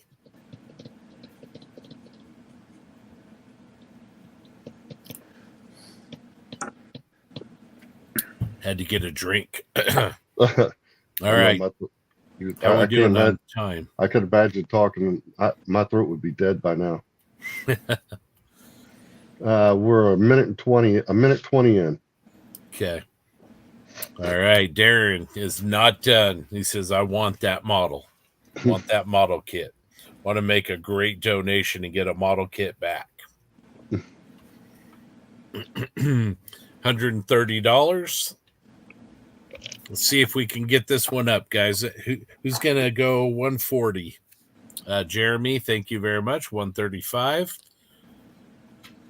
A 124 scale Tamiya T50.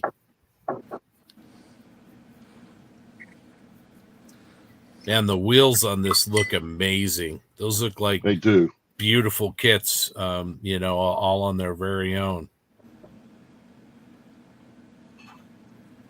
Okay, we've got 135.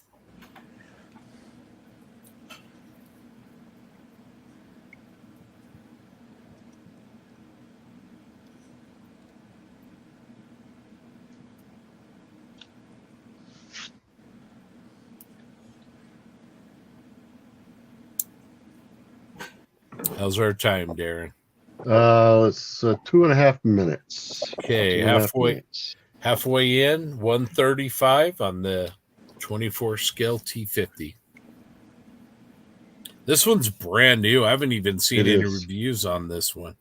I haven't either. I have not either. It's an attractive looking kit, though. Yeah, really kind of reminds me of a McLaren. It does.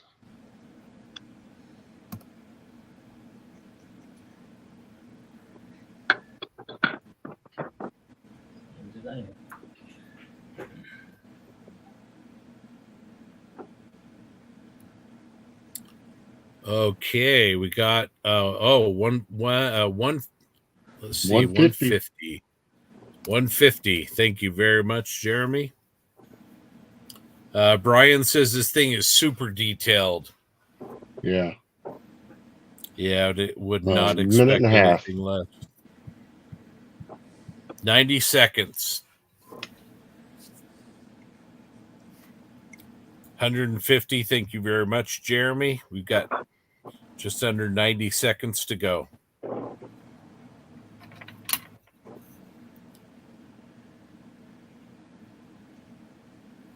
One minute left. Jeremy says he hasn't built a car in 25 years. I bet this is a great choice. It's a Tamiya kit. All their car kits are awesome. Every single one of them. Yep. Yeah, absolutely.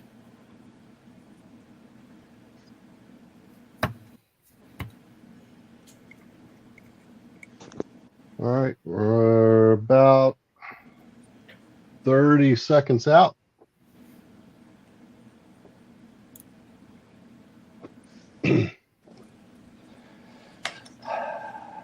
Okay, 30 seconds to go. Jeremy is winning with a $150 bid.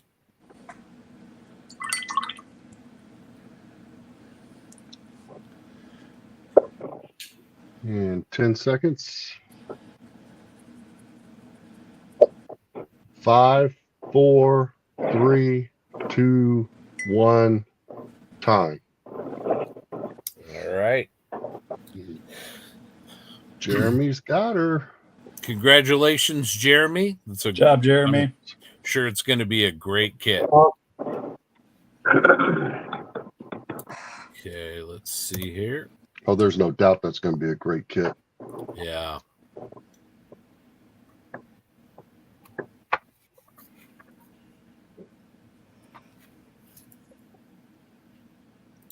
All right, let me find.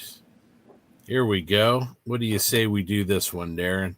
All right. Yeah, that's our last detail and scale publication for the weekend, and this one's a good one. Let's see, I actually had that up on my deal here just a while ago. Attack aircraft of the U.S. Navy and Marine Corps. Another well-researched publication by Bert Kinsey. Artwork by Rock Rozak. And it covers a wide variety of aircraft from the United States Navy and Marine Corps, from the Vought AU-1 Corsair all the way down through the AV-8B Harrier. Just a great book. So if you've got any of these attack aircraft in mind, I mean, look at it. You even got the Vigilante in there. You know, so if you're looking for some great research material for attack aircraft, both the Navy and Marine Corps, this is it. So I don't know, we'll start the bidding at $20 like we did before. And yeah, sounds great. Let's do it. Let her rip. All right. We'll do that. Time starts now. All right. $20 for the attack aircraft of the U.S. Navy and Marine Corps from Detail and Scale Publications.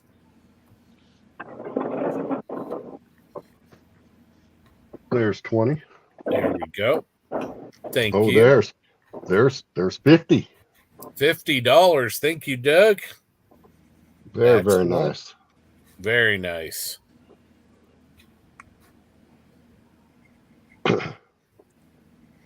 I think when it comes to reference material, Darren, I think people would be hard pressed to beat these guys. Let me tell you, Bert Kinsey's been doing this. Look, I'm privileged to know the guy, right? I'm starstruck every time I sit down. I had dinner with him and Rock both in Richmond for the ODO, but you can go back to some of the Monogram Pro model kits like the A4, the Blue Angel boxing for that, and you'll see in the instructions that references for the instructions have Bert Kinsey's name next to them. Yeah. It's just he's been in the business for a long time, and they just really know how to do what they're doing over there. I know his reference library looks like something like the Library of Congress, man. He has got more just photos and reference material slides. It's just amazing, some of the reference materials they've got. There's Crazy for 60. There we go. Amazing. Good job, Crazy. Thank you. Let's see here. We're coming up on 2 minutes. Then you add in Rock Rozak with his artwork that he does is amazing. The publications are available, like I said earlier, both in digital and paper. So the winner of this auction, I'll need your information so that we can get you in contact with Rock himself, and he'll work out how you want your book done. So, all right, we got Crazy Locan at 60. Darren, how's our time? Time is 2.5 minutes. Okay, halfway in. Remember, this is a donation. It's for a great cause, and you also get an amazing book out of it. You do.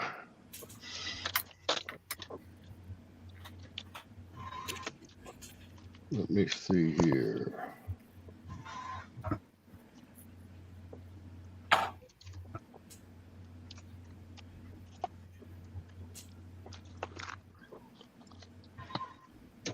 All right, we are at 2 minutes left.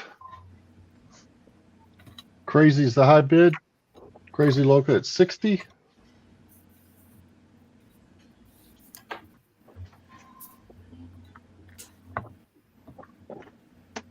Hopefully we haven't worn everybody out. Yeah, hopefully not.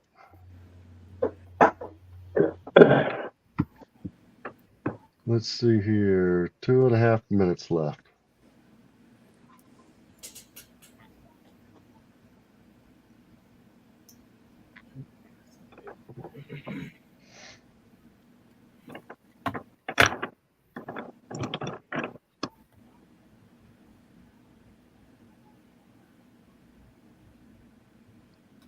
Yes, so anybody, we got anybody out there 65? Crazy, we're going to let Crazy have this at 60?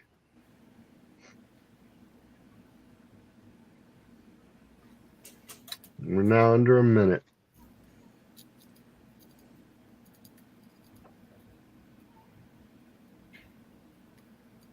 All our aircraft modelers went to bed. Yeah, they're all worn out. Yeah, no kidding.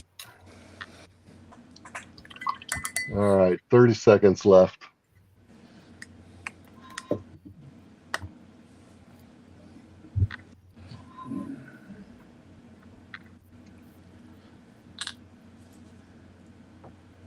$20. Ow.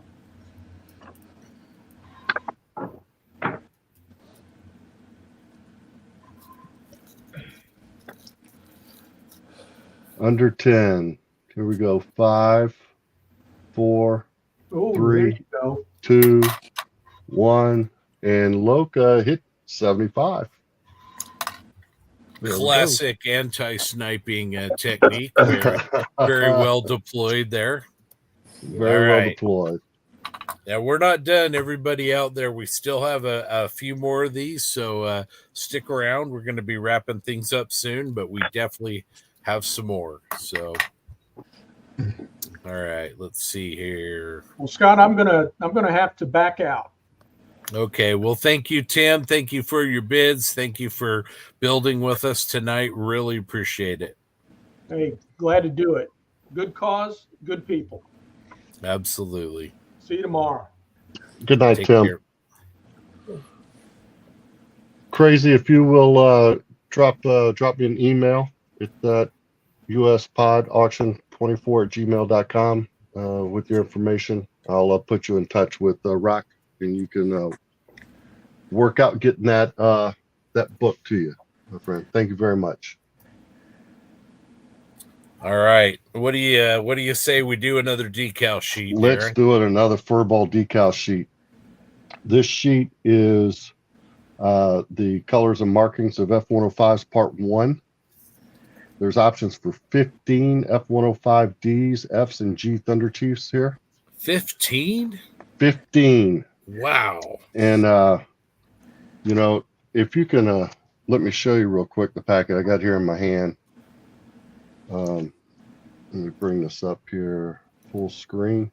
I want you to look at the colors on the back of this. You've got Old Crow. There's just, I'm trying to get the glare off that, but there's just all sorts of markings on it for the F-105s. That sheet is huge. It is huge. It is a huge sheet. Again, research and materials provided by Detail and Scale. Scott, Old Nemo, has built this 105 in the monogram kit with these markings, and they are wicked cool.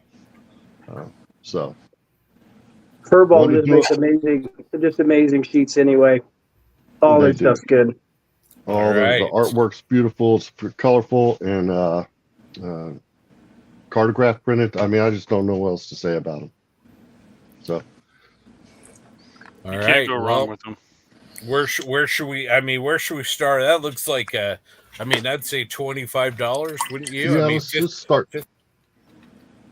Go ahead. What were you saying? No, 15 schemes. That's amazing. Yes. All right, let's start the bidding at 25 then. $25, and we'll put 5 minutes on the clock. What do you say? All right, sounds great. Let's do it. All right, let's go. Good luck, everybody. Yes, the Thud, it was the best. It was a wicked aircraft. All right, we got $25 for a Furball Aero design sheet with 15 different Thunder Chiefs on it. Let's get going. Who's got $25 for this sheet?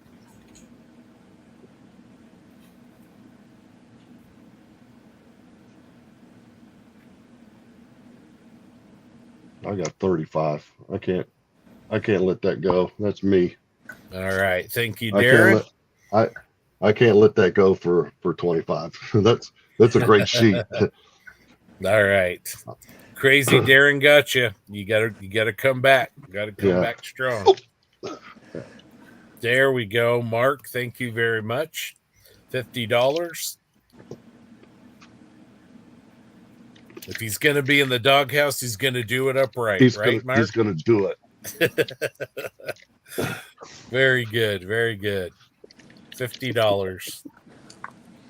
Who's got 60 for the... It's definitely for a good cause.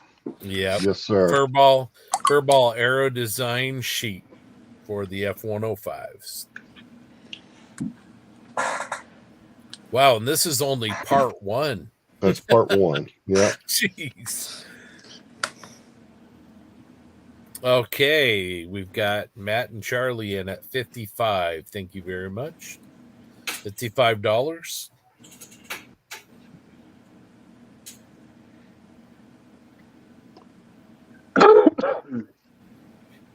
Darren, what would you say? I mean, Furball seems like it's, if not the leading designer of decals for aftermarket aircraft, they're certainly one of the leading companies. Yeah, well, I use several different manufacturers or decal companies out there. I put Furball at the top personally. I don't know. I don't want to come off as being prejudiced because I think there's a lot of great decal companies out there. Yeah. But the artwork that Jeff does and the customer service, let's face it, almost all of them are printed by Cartograph these days. So the printing and the manufacturing piece is one thing. It's the artwork and the fit is the main thing for me right now. And Jeff does it right. So, and his customer service is second to none. Looks like Robbie agrees with you. Yeah. Second to none. So we got $55 is the current bid on the Furball Aero Design F-105 DFT F and G, right? Yep. Thunder Chief. Yep. 15 markings. 148 scale, 15 different schemes. About a minute and a half left.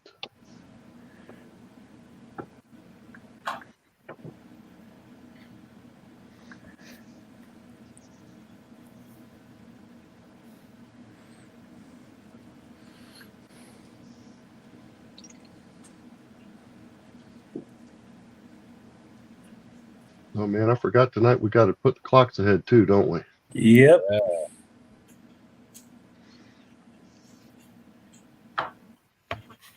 All right, so we've got what, 55 is where we're at now. Anybody want to do 60 in the last 60 seconds? 65?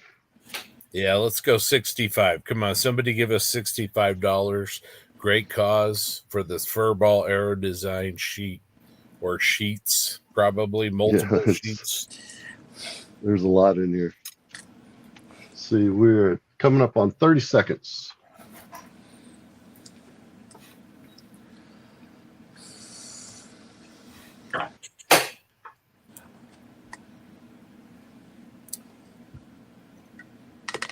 $20.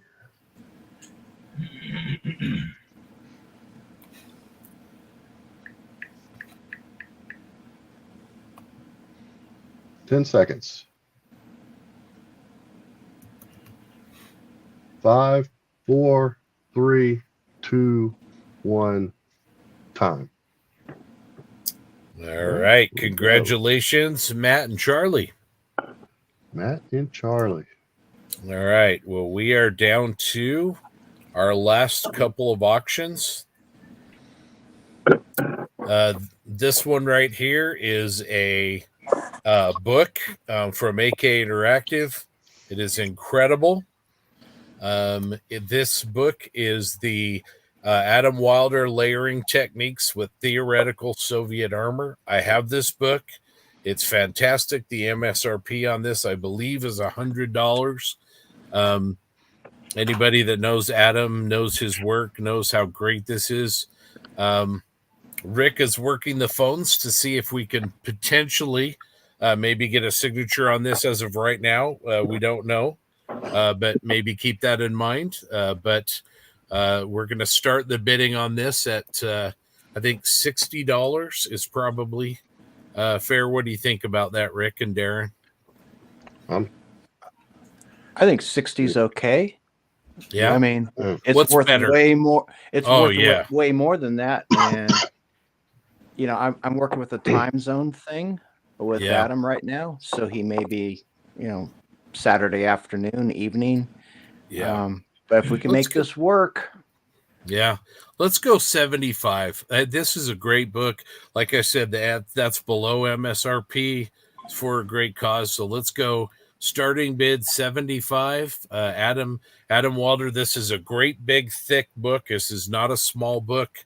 If you were to get this one, you're going to have to bring it in and pay some serious shipping on it. So, let's start it at 75 and let's do it, Darren.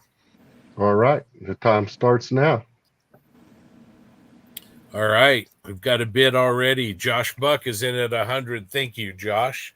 I know Josh loves a good quality book, and this is definitely one of those. Let's see. Darren is in at 150. Thank you, Darren. Holy smokes. Excellent. Worth every penny. Mm-hmm. So $150 on the AK Adam Wilder. Okay, we got Josh coming back. $175. Awesome. Yes, a beautiful book. Really, really good illustrations of photographs of his work. He's got the tortoise in there, which is on the cover, and a lot of pieces of theoretical Soviet armor. Great weathering. Darren's at 180. Thank you, Darren. It's a really, really good deal. Yeah, this is a coffee table book. Yes, sir. It really is. It's part of your library. You're going to go back to it over and over again. I mean, I've worked with Adam for 20 years now, and I still go back and look at his work all the time for inspiration, and you will too. Yeah, I agree. I think one of the absolute standbys for armor modelers is Adam's Armor, and this one does not disappoint as well. So, there we go. We've got Josh, $225. Amazing. Thank you. By the way, hi, Derek. Good to see you. Got a new bidder in here. So the armor modelers are coming strong on this book. Adam Wilder's Layering Techniques. I think really this book, Rick, get your thoughts on this, but I think it's really more about Adam's take on theoretical Soviet armor. I mean, the layering techniques and the instruction is there, but I think it's Adam's vision and his way of making things really look authentic that to me are the rock stars of this book. Yeah, he likes to express, I think for lack of a better, I don't want to put words in Adam's mouth here, but the brutality of Soviet armor. So that is aggressive weathering, aggressive builds, aggressive, everything that's about these things just says, I'm here, deal with me, sort of thing, and he expresses that so well. And he's, and what I think is beyond that or behind that is that he spent so much time in Russia and visiting the museums and is very steeped in the history and been to the, watched, up close what these vehicles look like in Kabinka. What's the name of that? Kabinka. Yeah. Yep. And so he's got a very real working knowledge of how these vehicles performed, how they're put together, the brutality, like I said, the weld seams and everything else, and that is expressed with his not only his builds and his weathering. It's a really complete package. Yeah, absolutely. How are we doing on time, Darren? Minute and a half. Got 90 seconds on AK's book of Adam Wilder's Layering Techniques, Theoretical Soviet Armor. Again, this is a big, thick book. It's beautifully photographed. I think you're going to really enjoy it. If you're an armor builder, and especially if you are familiar with Adam's work, know what that's going to, the quality and what that's going to look like. It's very inspirational. Yeah, I remember visiting Adam at his house, and he gave me the first tutorial on actually how to shoot photographs. So this was way back when, and I was like, how do you do this? And he's like, oh, well, you do this and this and this. So, and that was years ago. So it's only better now. So believe me, this is a very, very precise and very engaging book. All right. Come on, guys. 30 seconds. Come on, guys. Show Adam some love. Josh Buck is leading at $225 for the AK Adam Wilder book. Yeah. 15 seconds. 10. And 5, 4, 3, 2, Josh outbid 1. himself. Time. The classic anti-sniping. Congratulations, Josh. I know he really, really wanted a copy of this book. Fantastic. Excellent. So we'll let Darren go ahead and do that. And we are down, ladies and gentlemen. We are down to the last Saturday night auction item. We have saved a really, really good one for last. Let me come back and find it here. All right. Oh. We are auctioning off a signed DOSWork Vomog kit from Panzer Concepts. This is signed by BJ DeBecker, who is the kit designer. Last night we auctioned off a Vomog that was signed by Harold at MBK. And tonight you have a chance to pick up another copy of the kit that is signed by the kit designer. BJ did a great job on this. I think if any of you were with us last night, John held up the kit that he was working on. It's huge. It's very, very detailed. It's a really fantastic kit at 1/35th scale. It's almost as big as many 1/16th scale kits are. So we're going to end the night on a one-of-a-kind signed kit in 1/35th scale. We're going to start the bidding on this at Darren. I think we better go $100 on this one, don't you think? Yeah, probably. Yep. All right. Well, let's put 5 minutes on the clock, and let's wrap up the evening in a big way, guys. Let's complete the auctions for Saturday night, and remember, it's for a great cause. This is a one-of-a-kind signed kit by BJ DeBecker that he has donated of the 1/35th scale DOSWork Vomog. And 5 minutes starts now. All right. All right. Who's in on this for starting bid of $100 for a signed DOSWork Vomog?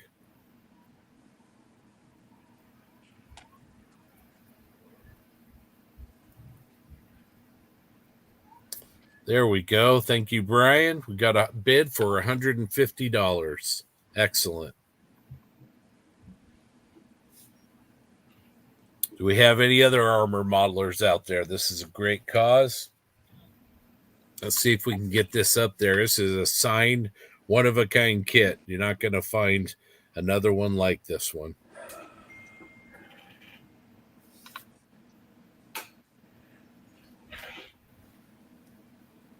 This is a great way to donate to Models for Heroes, is participating in these auctions.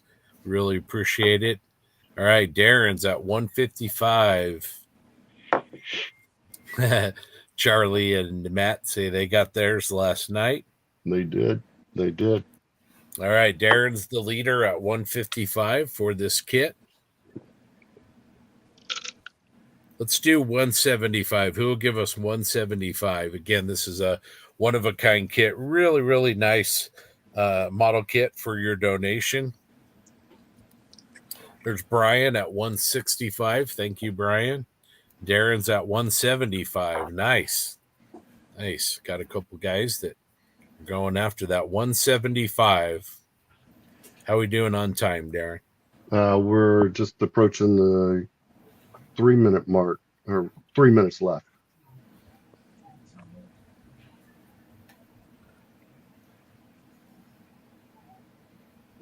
You know, if I can add one thing here, is that I know Harold personally, and what he's done with MBK and DOSWorks and things like that, that is supporting our hobby. Like, you cannot believe how much work he does and how much effort and capital he puts out in order to make sure that we have the kits and the new releases that we want.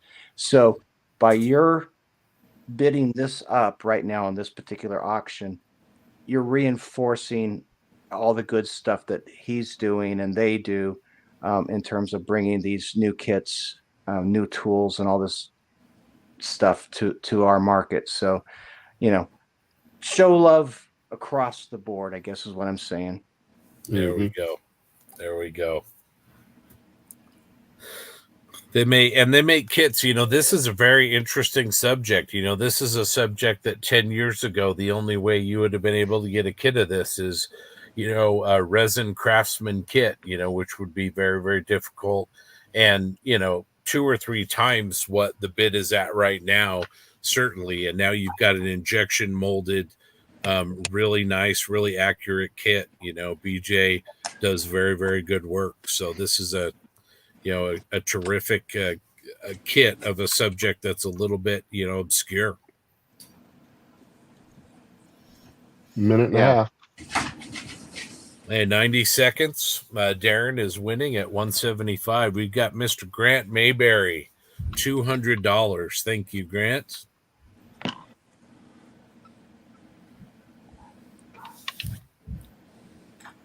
$200.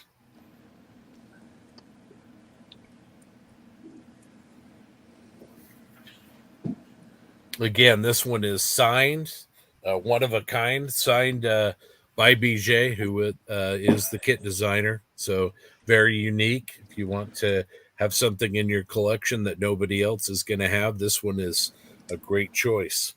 Yeah, this is one of those you set aside. This belongs in a stash on a shelf. That's right. That's right. Yeah. Brian is throwing in the towel here. Anybody else out there? That's right. Back down, Brian. 30 seconds. Wow. Woo! 30 seconds. 30 seconds. Let's see if we can get this thing to 250. 30 seconds. 30 seconds. This is a one of a kind 10, signed kit. 9, 8, 7, 6, 5, 4, 3, 2, 1. All right. Oh, whoa, look at that. Ah, Darren, you. Woo! Man, it's getting warm in here, man. All right, $225. Well, Darren, if you would do some math for us, let's kind of recap the evening. And again, thank you to everybody who bid. Before everybody signs off and goes to sleep, Derek, he gave a countdown. And Crazy says, now that's a power snipe. That was a power snipe. That's a snipe with attitude right there. Yeah. It's good to run the clock. That's right. Just a reminder, guys, we have saved some amazing kits tomorrow. I mean, we are not done. We have some tremendous kits tomorrow that I think you're going to get excited about. Some books, some kits, some really, again, unique items. So you're going to want to tune in tomorrow night and see what we have. But Darren's going to let us know how we did tonight and what we've done cumulatively and how we're doing towards our goal. Our goal here in the U.S. was to contribute $5,000 from the auctions to Models for Heroes for Malcolm and his team. So, Darren, how'd we do? Well, tonight we have we've done very well. $3,317 raised tonight. Oh man! Wow, 3,000! Wow! Which puts us for 2 days $99 over our goal. All right. Oh, amazing! So we're $5,099 for the 2 nights, and we have some heavy hitting stuff tomorrow. Man, amazing! So my hat's off to everybody out there. Set the new goal. What is it for tomorrow? Come on, guys. Oh man, what are we looking at? Gosh, I don't even know. We have some. How about 7,500?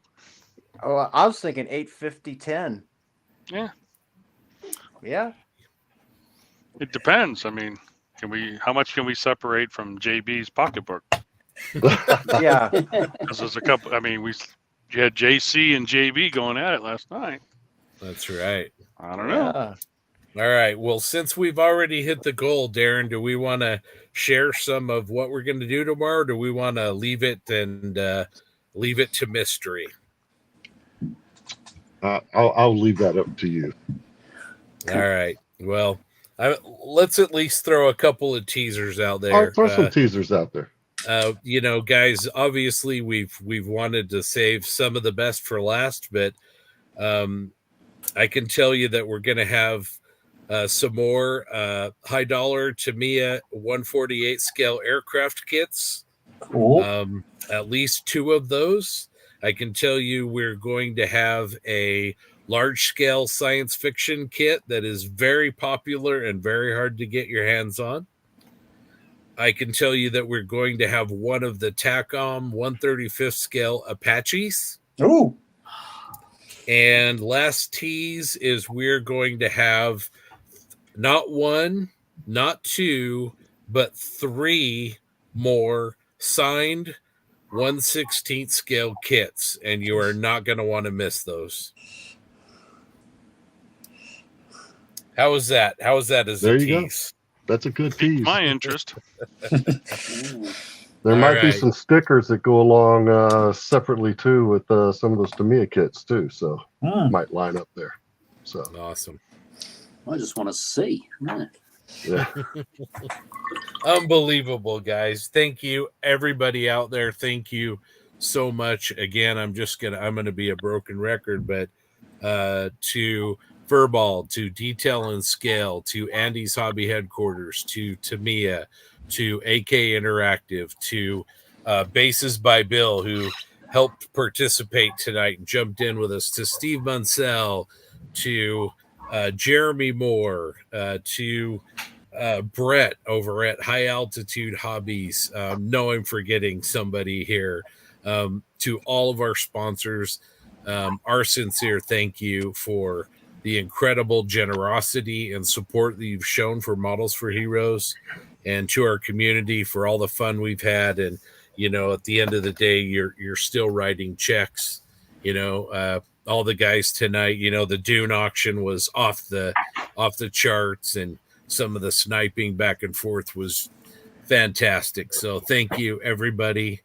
Thanks for hopping on and watching and building with us. We're going to be here for a few more hours, doing our thing, and then we'll be back tomorrow night with the rest of those auctions. So really exciting. Well, I think I need a break. I'm gonna throw a Rick Lawler tip up here to watch. Oh shoot! And here we go. I don't even know what's coming. Here we go. So, ladies and gentlemen, the one, the only Rick Lawler.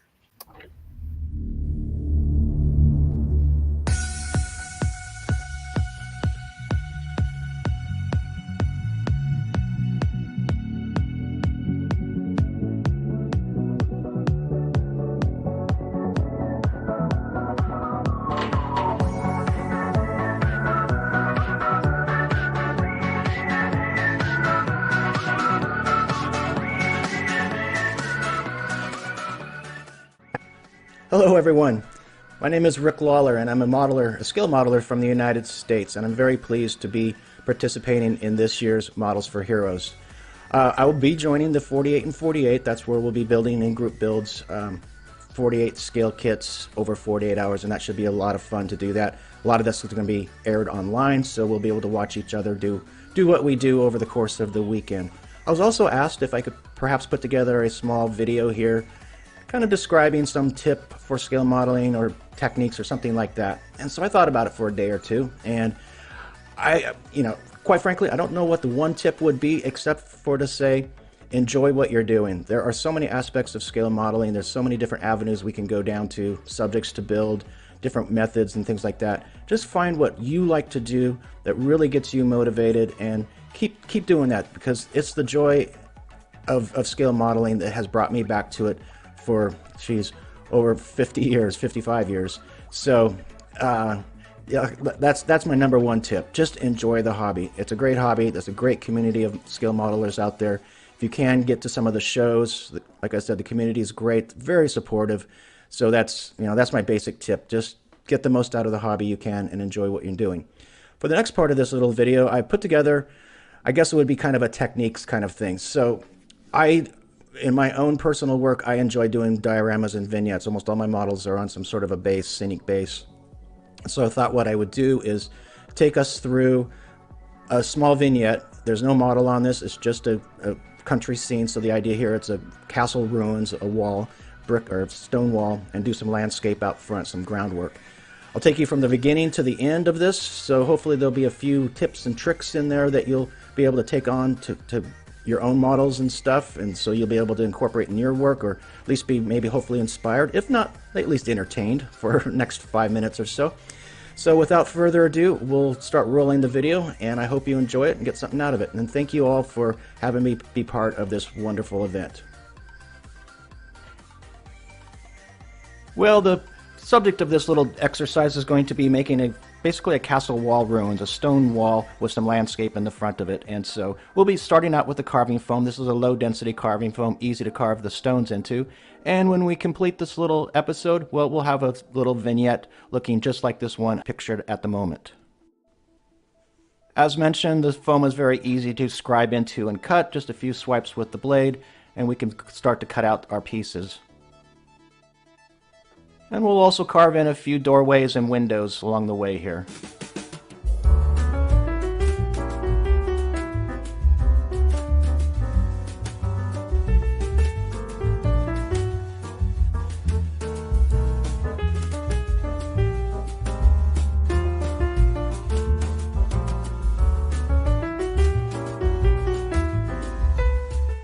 And now we can start to add our surface details.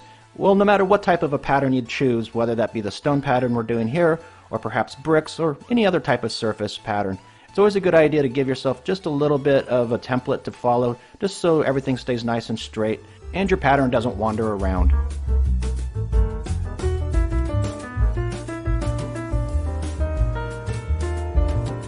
And now we can get started with our carving, and I've chosen to use a few different tools here, so I'll have some carving tools, basically dental tools. I can also use the tip of my X-Acto blade. That works great.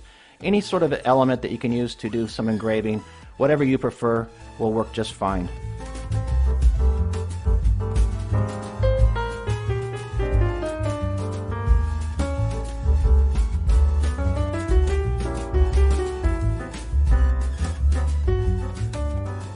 Now with that facade complete, I can attach it to a foam base. That will be our groundwork. That will be the basis for our groundwork. And we're ready to do some landscaping. When it comes time to do the groundwork, well, there's a number of different ways we could do this. You could simply just go outside to your garden, grab a handful of dirt, and glue it onto your base, and that's perfectly okay. In this instance, I'm going to be using this acrylic paste, basically brushing it over the surface, and I'll use the colors directly as they come from the can here, and just blend them together a bit just to get a very natural looking earth tone.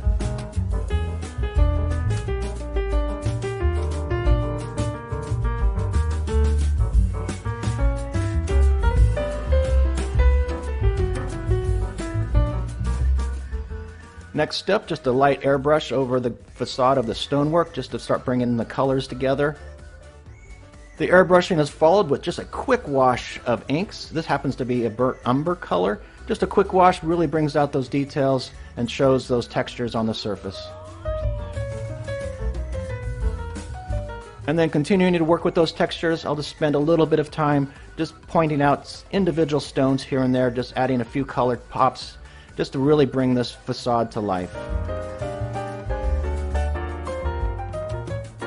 Next up, we'll add our greenery, and these are just very small tufts. These are the grass tufts, also available from a number of different companies. You could use static grass here, your option, your choice, however you want to decorate your scenes and vignettes.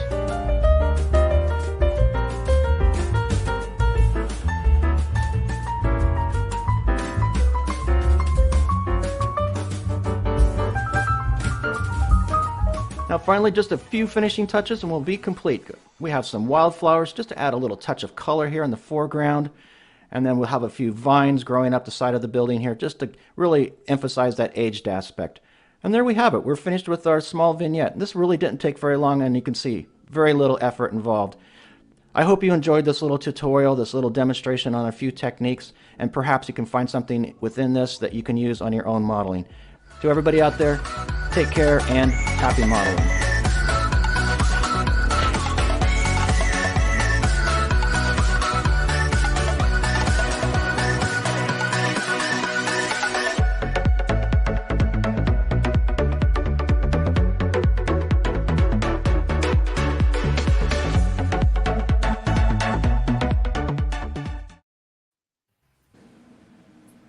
Welcome back. That was amazing.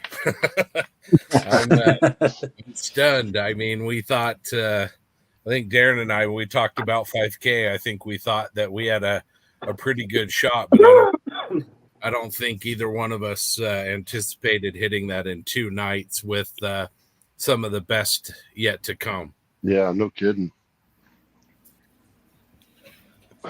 Anyways, just wow, tremendous. What a night, and still some amazing auctions tomorrow. Can't wait to see how that goes. And if we get the kind of support we have, who knows? But I know that it makes a difference, and I know Malcolm's going to be thrilled at what we're doing and what the community here in the U.S. and has been able to do, and as well as the Australian community and the UK community, and what a great event. So anyway, appreciate again everybody. I'm not going to get into it again. You guys have heard enough from me, but let's maybe kind of go around the room. We have a new person in the stream, and let's start there. Andrew, welcome, and kind of show us what you've got going on. I've got going on. I've got a 48 scale-ish, where's my camera, 3D printed NZ Lav. Oh, nice. Pretty much printed as one piece, and then the turret, and a base for it. Oh, I admit I did start this affair probably a week ago, but it's a good chance to get online and finish it off. Your accent, I didn't hear that. It sounded like you started it Friday, so that's that's totally fine. So that's really, really awesome. Like James has been saying, it's all about participation. So absolutely. Rick, yeah, absolutely. Rick, how's that Lavochkin looking? Oh, it's looking about the same as it was last time. So here we are. We've got a few more decals for our across the pond and everywhere else people. And I got to do some touch-ups here and just trying to color match a few things. So on a good run right now. So I'm looking fine. Very cool. Very cool. Doug Smith, Tamiya M8. How you doing? Oh, there we go. Oh, wow. Looking terrific. I think you're muted, Doug. There we go. It's getting really close. I've done most of the wash on it. Just gonna kind of add a couple more little bits, the tools and stuff that I haven't yet attached, and I'll keep working on the base and see what I can get done. Nice. Mark, how are you doing, sir? All right. The Sherman is in the Easy Bake Oven at the moment. I just went through and gave it an oil filter. It's actually coming along pretty good. And I should be able to start adding oils and doing a little dot work, and I guess you guys call it OPR. And hopefully start getting that olive green done. I should post some pictures here to the Posse page here shortly. So, very nice. Yeah. Out on the West Coast, Josh Scott, what you working on there?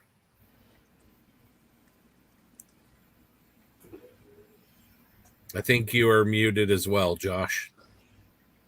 Oh, there we go. Yeah, so right now I'm working on doing some microchipping. I've got a bit of a mix of like some acrylic paint of sort of like a little bit of a mint green. So I don't know if you can really see it on the TV land, but we got a lot of microchipping going on here. That's the first layer of chips, and then after that I'll be going in with some smaller dots to show the metal underneath. So yeah, we're going to town on this thing. That is a really interesting vehicle. That's really cool. Yeah, I really like it a lot. That chipping, I can see it. It looks pretty good, and I like your paint work. Very nicely done. I appreciate it. Thank you. All right, Grant, are we gonna see the scope dog yet? So working the final. Sorry, it's hard to see, but working the final chipping on everything. Got a leg done, got a chest done, got a head done, all that kind of stuff. So I'm getting there. It's going to be hopefully by the time we end up tonight, we should be good. So hopefully then I've got a base going over here that's just started. So it'll hopefully get that started tomorrow and everything placed and ready to go. It looks like a great base for that. That looks great. Hi, Kit. Hey. How's your destroyer coming along? So I got mocked up the mast on there, and then put the torpedo tubes in the aft. So, and I added some navigation lights up near the bridge. And just for a little context, this is a destroyer in 1899, and then this is a destroyer today. Wow. Wow. It's kind of like cars that keep growing. Yeah. You could mount a few of these on that guy. Oh man, I'll say. Carry him around. But yeah, I'm feeling pretty wiped out, so I may have to call it pretty soon. Gotcha. Last, and I can't believe you saved the helicopters for the last day. So that. Well, they're a teaser. Darren, how you feeling? Looks like he's working there on the Reaper. Darren, I think you're muted. Yeah. How you I was feeling? muted. You hanging in there? Yeah, I'm. My batteries are starting to run down. I'm not gonna lie. Yeah. No, working on the Reaper. I'm just doing Rick's favorite thing, and with aircraft, and that's the body work piece. So filling seams, and I had some pretty big gaps here along the wing roots. So I'll fill those with some black CA and getting those smoothed down. I'll shoot a coat of primer on them in the morning and then rescribe just the smaller panel lines. Nice. Same on the bottom down here. You can see where I've got this one filled. I haven't touched this one yet. That's the one thing I love about that black CA. This is the AK Black Widow Black CA with that tire rubber in it. Oh yeah. It is just amazing stuff. Easy to put into the seams. Hit it with just a little bit of kicker and sand it down, and you got no shrinkage, you got no ghost steams come back, and it makes this thing solid as a rock. Yeah. So you can sand it with even with that rubberizer in it? Oh yeah. It's great stuff. Nice. I'm just amazed how straight you got those wings. Oh yeah, I was looking at just a little bit ago. They're rock solid, and you can't sit it sitting on the table, but when it's balanced, they're almost perfect on the end. So, man, you just sound tired, my friend. So yeah, I'm pretty tuckered out. I'm probably going to call tonight here pretty quickly. I know let you West Coast guys take her home. Yeah. Don't forget you got the advanced. Is it we? Yeah, we retard the clocks an hour, don't we? No, we go ahead. Forward? Go ahead. Forward. Spring forward, right? Spring forward, fall backwards. That's right. That's right. You just lost a day. Yeah. So at midnight it'll actually be 1 a.m., right? Yeah, it'll be 1 o'clock in the morning. Yeah. And, of course, I want to be back down here about 7 in the morning so I can get some work done on this thing before we kick off tomorrow evening. Now, what time do we start tomorrow night, Scott? Is it a little bit earlier, isn't it? Yeah, we'll have to check the schedule, and then we'll post updates like we've been doing. And then for those of you out there that are on YouTube, you can check what stream number 9 is going to be our stream tomorrow night, and you can check out the time. But we'll be here, and again, we'll post the updates on the web tomorrow. Yeah, perfect. So, yeah, I guess with that, I'm gonna bid you guys all good night, and thanks again to all the viewers, all the participants in the auctions. Again, to all our sponsors and our partners out there that contributed to the auctions. It was a great night. It's been a great 2 nights, and we're successful because of everybody. And I can't wait to get that signed kit. So yeah, that's sorry, Grant. Power I will sniper. get you back. I'm sure you will. I'm sure you will. Yeah, if Darren bids on anything tomorrow, he's gonna have to check both mirrors. I'm still running the clock, so We have Oh, 10. We have 10. we do. All right, guys. Y'all have a Thanks. great night. Again, too, thanks to everybody. Yeah, get some rest, man. We'll see you tomorrow. You got it. Good night. Awesome. And for me, I haven't been up to much the last couple hours, but there she is. There's my 72nd scale Hetzer. Get back to work on that. I'm gonna kind of. Do you have a quarter that you could put next to it to just help illustrate? Yeah. I mean, I do. Not the giant quarter like Batman's got. Okay. Yeah. You know. An actual quarter. Yeah. Yeah. Okay. Here we go. That's a great suggestion, Mark. Here we go. Let's see here. Okay. That is just amazing. Holy shit, that's tiny. Yeah, you showed the picture of the road wheel last night when Yeah. and that's just outstanding work, Scott. Tell you what, let me give you a better perspective. Even I'm gonna come over here and grab a 1/35th scale Hetzer, so that I can kind of show you what that looks like versus a 1/72nd scale. And here we go. Seriously. I see no difference. So there you go. I think that puts it all into perspective there. So I assume next will be the 16th one, right? Yeah, I sure hope so. That is top of my list is 1/16 scale Hetzer.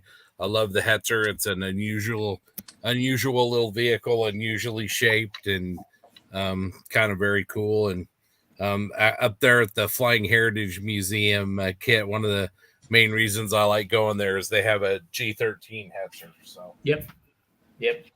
big fan. So Seen that one many times. Yeah, you got to do the stack of rocks that you find in nature with your stack of Hetzers of decreasing size. Right. That's right. But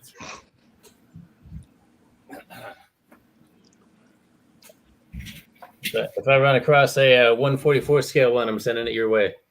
Oh, there you go. Wow. You don't like him, do you? Really? I mean, make him go blind. I just gonna reiterate. I mean, this is a beautiful little model. My biggest challenge has been just being able to use these big sausage fingers to, handle the parts. As far as the fit and the design of the model, it might be a better model than a lot of the 35th scale Hetzers I've built. So kudos to Vespid. It was $20, so it's a fantastic value as well. You just have to have a bunch of tiny tweezers and a modicum of patience. And good pair of magnifiers. Yes. Yes, well, definitely that. Yeah, How much is a modicum anyway? I guess I don't even really know.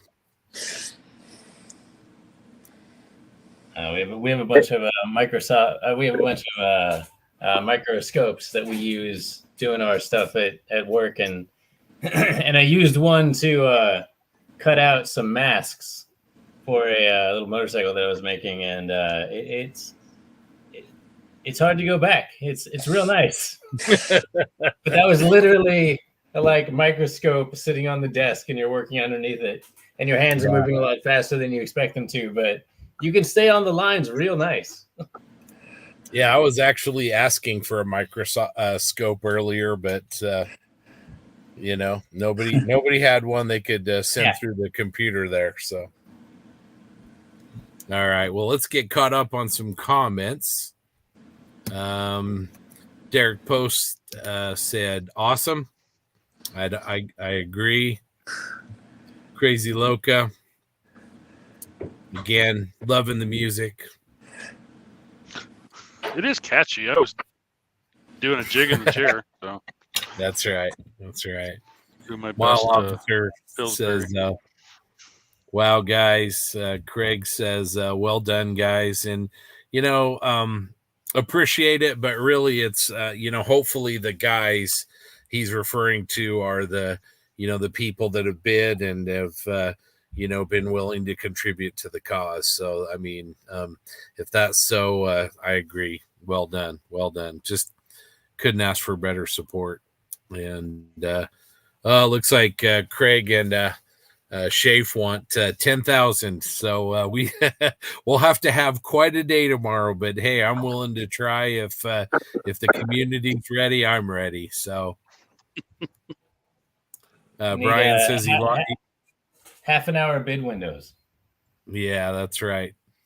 Brian said, well, we'd run out of time for sure if they were that long. But yeah. Brian says he's glad he lost his auction so he can bid tomorrow. There's going to be some great ones again. Mile Officer says 2024 tomorrow.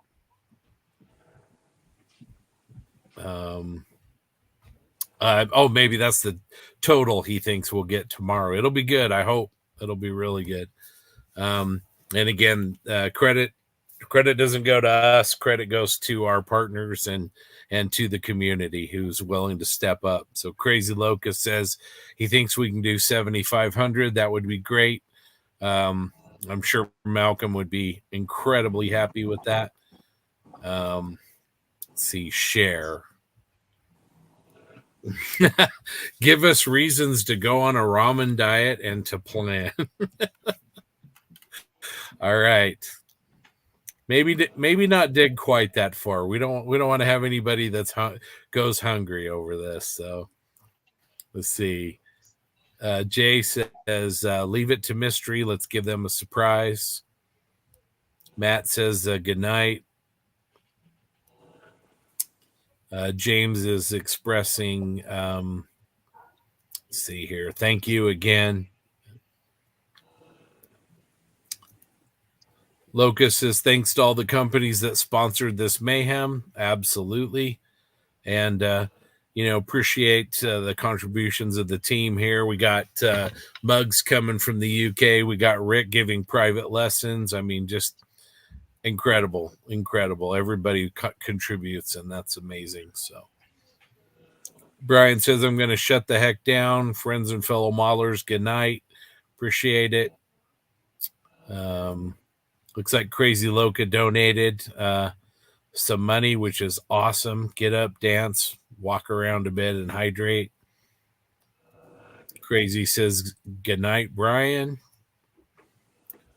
Travis says, I need a video on how to get through the last 10% of a build. That's actually a theme that we've talked about on the Posse a few times, kind of getting that, you're at 90% and you kind of hit the wall. And I know that's something that Rick is really good about powering through. Yeah, that's kind of about just pushing through your uncomfortable zone, because you're going to blow apart everything you've done that looks so great, and then you have to put it back together again. But that's where the magic happens. Yeah. Crazy Locust saying that you've got some great videos on the subject, so that's good advice. And Rick says, well, that was always fun to see yourself and hear your voice. Oh, nice. That's when the video was playing. It's like, surreal. This is not fun. So been listening to this amazing broadcast while cleaning the shop, about to head to the barn. Hopefully I can tune in tomorrow. Appreciate you listening along. Thank you so much. Based on the number of people watching, I think we've had a few people that are already in bed, so that's okay. Travis says he's currently working on 3 fillets of fresh caught snapper. Wow. Enjoying the listen while he cooks. And he's sharing. Yeah, seriously. Fresh caught snapper sounds pretty decent right about now. Yep, 2 becomes 3 a.m. Yeah, daylight savings time. Don't forget, everybody out there. Move your clocks forward if you're in a place that does that. So, Crazy Locust said goodnight to Darren. Dan Nofel says the time change is actually at 2 a.m. I've been at work too many times when the time changes. Dan is another member of our pilot modeler brigade, so definitely understand that. So 2 a.m. is officially the time, I guess. Derek says, Dan, where are you? Exactly. Daniel's smartest place had the time jump when you clock back in for lunch, because most did lunch between 2 and 2:30 a.m. on night shift. Oh, wow. 2 a.m. and lunch don't seem like they go in the same sentence together. Let's see. Here we go. Modicum is equal to 0.2 of a shit ton. Okay, very good. I love that answer. Hopefully it's late enough. All the kids are in bed. So that's nice. Dan Novel says, I'm at home. Gets confusing when you're flying a red eye. I bet. Derek says, night all. Got an early class tomorrow. Hope you get some rest, Derek. Thanks for hopping in. And okay, that's Ken Childress. All right, I wondered. It's good to see you, Ken. Glad you could hop on. Hopefully you can join us tomorrow. Again, we got some amazing armor auctions for everybody tomorrow. We're excited about it and excited to see what the auctions tomorrow look like. I mean, even if they all go for $10 each, it's been a great weekend, and we're really truly humbled by everybody's support, but still excited to see what we can do. And I know people are gonna want to bid on what we have tomorrow. So $10 each, man. That's great. Let's do that. Yeah. I'll take a 35th scale Apache for $10. Yeah. Well, you just have to argue with the other people in the community. That's what it's all about. Good night, peeps. Take care, Ken. It's good to see you. Ken's an awesome guy, nice guy. Met him before, and he's just a unbelievable modeler. I'm sure you guys probably know his work, but he's really, really terrific and a super guy as well. So yeah, he should be on stream here tomorrow. Yeah, that'd be awesome. Ken, send him an invite. You've got a seat, so let me know if you'd like to hop on with us. It'd be great. We have 10 slots, so yeah, definitely. I would give up the seat for Kenneth any day. Yeah, amen. Good modeler, good friend. Yeah, amen. All right, so we're going to close in on probably got about 2 more hours to go. Hopefully we won't lose everybody, but we'll just kind of keep going until we keep going and keep working on things. Well, it's only 6 p.m. Sunday evening where I am, so I'll be here a while. There you go. Nice. Have you been participating in the other stream in Australia? No. This is my first jump on because of having my kids and stuff. Oh, okay. Gotcha. What's the weather like down there? It's absolutely amazing. Yeah. Absolutely amazing. It's 25 degrees, give or take. No wind. Yeah. Oh, very nice. I don't know what that is in Fahrenheit.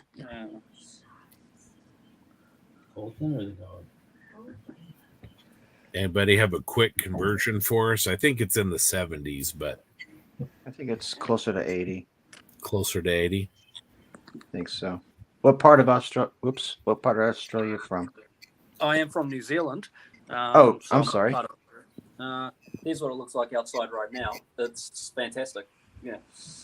Oh, there you go. Oh, wow. Wow. I am in Palmerston 77 North. degrees. Yeah.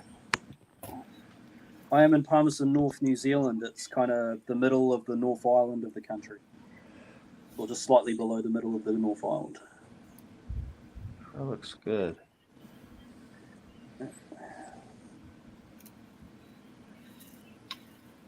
There's our formula, it looks like.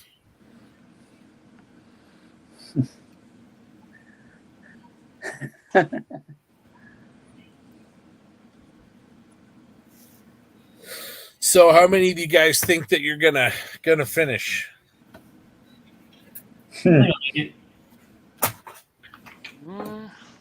I'll definitely doing finish. pretty good. I think I got a shot.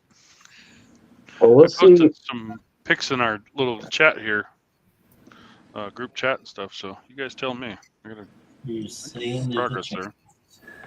I don't know. And is that 90% finished or 100%? That's after the filter. So I still got all the weathering and stuff to do. So we'll see in detail painting. But I may actually be done, but I think it's going to be I'll come back and look at it in the morning and see what it looks like to me then, because sometimes you forget something, something doesn't look quite right, you come back to it, and it looks fine to me, but we'll see. I'm gonna eat some cold dinner while we're talking. If you're watching us on YouTube, message in with where you're watching the stream from. We'd like to see where you're at.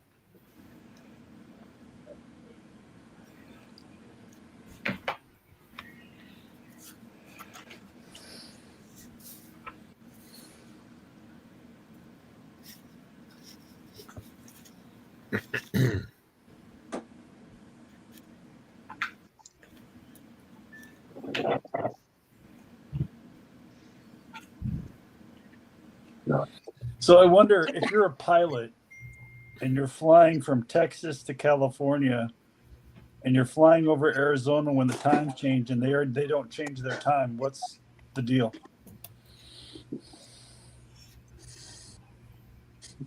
Just trying to confuse people. succeeded in my case. I wouldn't mind if we didn't change. I never change the time on my clock. I just wait 6 months till it flips back.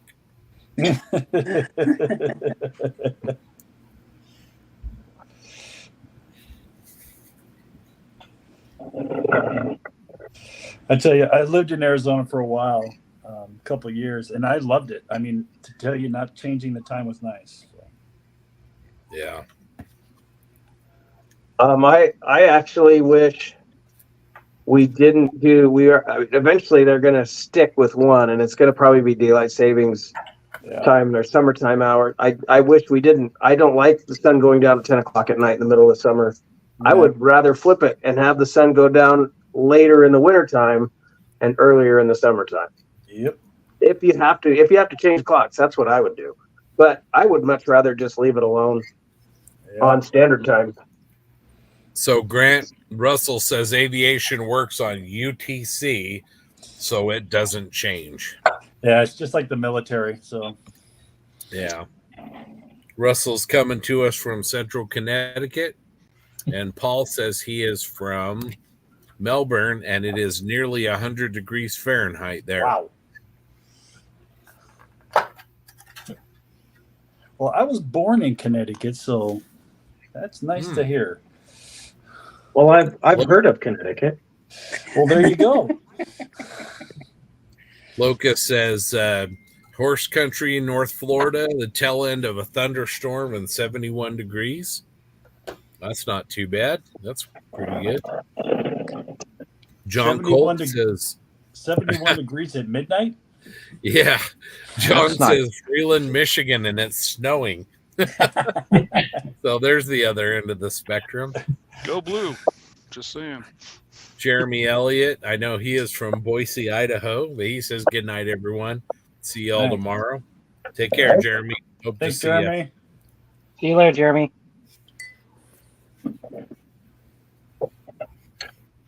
Boy, we are losing people. People are sleepy. We're old. Yes. Yes Or and both. yes. Yeah. I don't know. We had a whole heck of a lot of auctions tonight, so it must have wore everybody out. Yep. Everybody had super concentration and trying to avoid getting sniped. Russell Taylor says it's flooding rain here. Yeah, I think there were a bunch of states that were under a flood watch. I saw that in the news. Yeah, southwest or southeast. Yeah, I think tens of millions of people. So it's kind of a big storm system.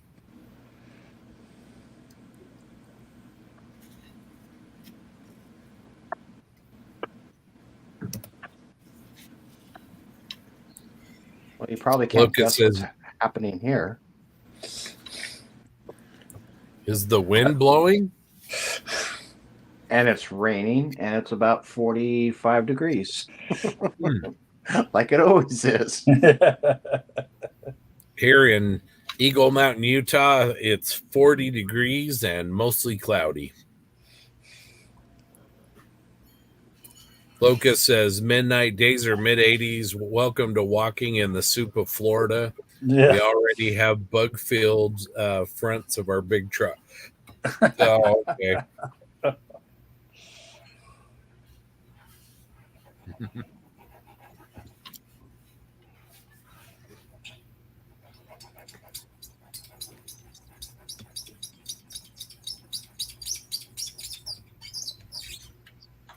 Well, I say we all move to where Andrew's at based on the view he has from where I he's know. modeling. Yeah, it's a nice place to live, that's for sure. How far are you from Waitomo? I think I'm pronouncing it right. Yep, I am 2.5 hours south. Yeah. Okay, because I've been there. Yeah. Was on the North Island in like 1987. Okay. Yep. Very cool. I was in Mississippi this time last year, and it was a very big culture shock. Yeah. It's a big culture shock to Americans too. And then when we flew out of Houston, and because for some reason the New Zealand military decided that I had to be based in Mississippi for the course, but fly out of Houston. I don't know quite why. And then to go from Houston at the height of summer to back into New Zealand at the top of winter. It was quite a shock. Yeah. So it was a shock going both ways. Yeah. Andrew Russell wants to know how far you are from Middle Earth. Well, it depends what part of Middle Earth you want to describe, because the Hobbiton set is in Hamilton, 4 hours north of me. Parts of where what was the second movie? The Two Towers. Yeah, the Two Towers. The cars. Helm's Deep. Helm's Deep is about an hour south of me in an old quarry. I think they tore it down though now. And the Gondor Plains of Gondor is about an hour and a half north of me. Yeah. There you go. You're kind of in the middle of it all. I am, yes. Oh, yeah. I was even lucky enough to be an extra. Yeah. Oh, nice. The whole New Zealand Army at the time that was not deployed to East Timor or was not in training to go to East Timor took part in Operation Tolkien, supplying all the extras, or a big portion of the extras. Yeah. Operation Tolkien, I love it. Yeah. So I got to be an orc. Yeah. Oh, very cool. Well, you are my new Everyone under a hero. certain height. Everyone under a certain height was an orc. Everyone above a certain height was a Rohan or a Gondorian. Yeah.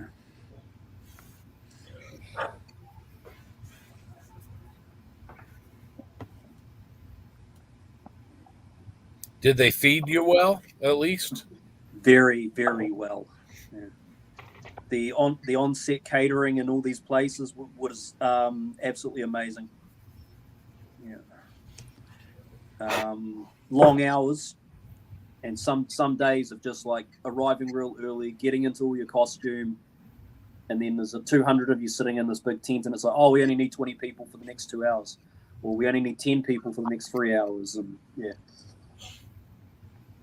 And so there were some days of sitting around and some days doing really busy, like fighting battles and stuff. And yeah. Mostly we ended up in the very start of the first movie when they're doing the history of the ring. And oh, yeah. In the last battle in front of the Black Gates. Yeah, that's a lot of extras, I bet. Yeah, a lot of those scenes where you see people like where Gimli's fighting a couple of orcs and there's people called the background, that's all us like running backwards and forwards and fighting each other and stuff. Yeah. Yeah, it was a good time. It was a really good time. Did you get your name in the credits? Not in the slightest. Oh. We had a they threw a party for us at the end, and we all got a T-shirt. Yeah. And then when the movies came out, they sent us all our the photos they had of us. So we each had an individual photo so that we could our mask and was associated with us, and so we'd always be in the same armor that we had each day, and so everyone got their individual photo sent to them at the end. Wow, that's cool. I'm jealous. Yeah, no kidding. Yeah.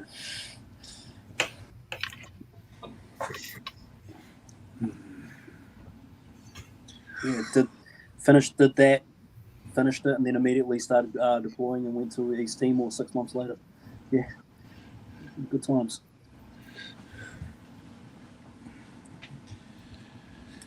I think Doug passed out.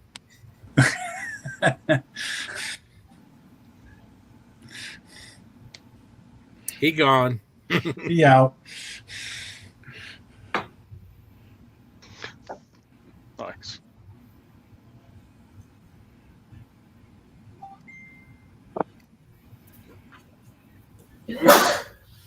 Well, Rick and Grant, you guys got enough.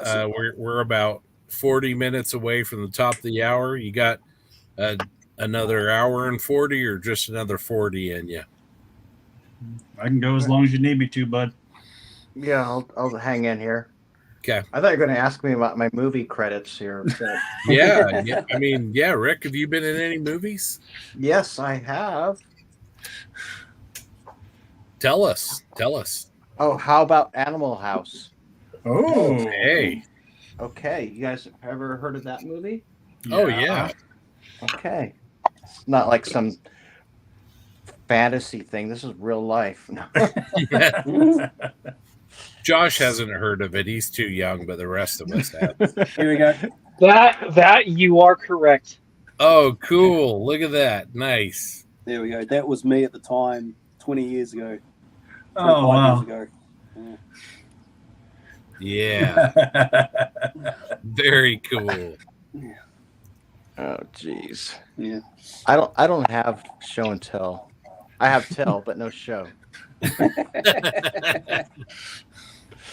So, Animal House was being filmed in Eugene, which was about 20 miles north of Cottage Grove, which was my hometown. At the basically just off of the U of O campus there.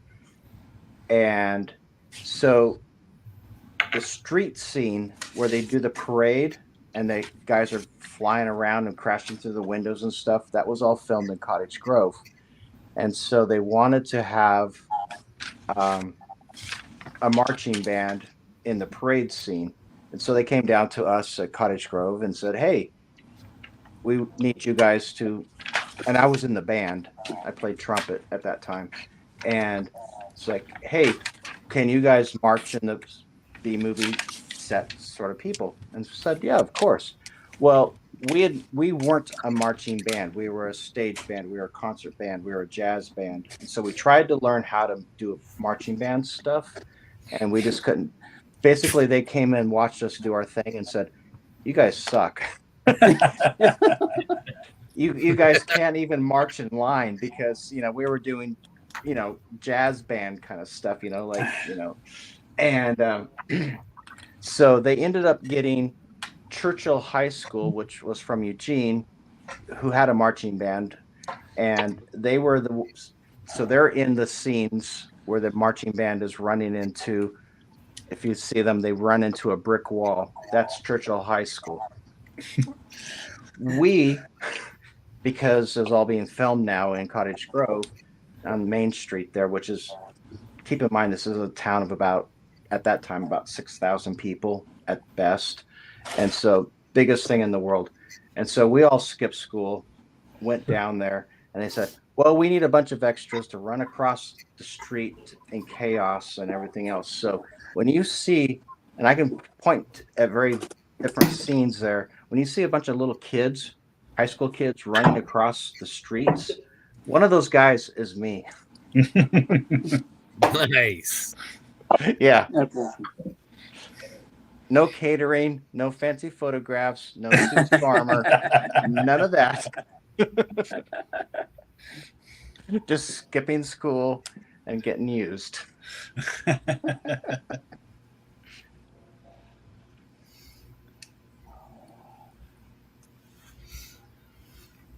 Anybody else been in any movies?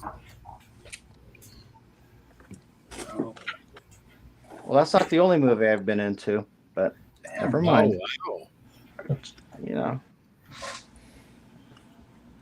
What's the other one? Disney did a movie,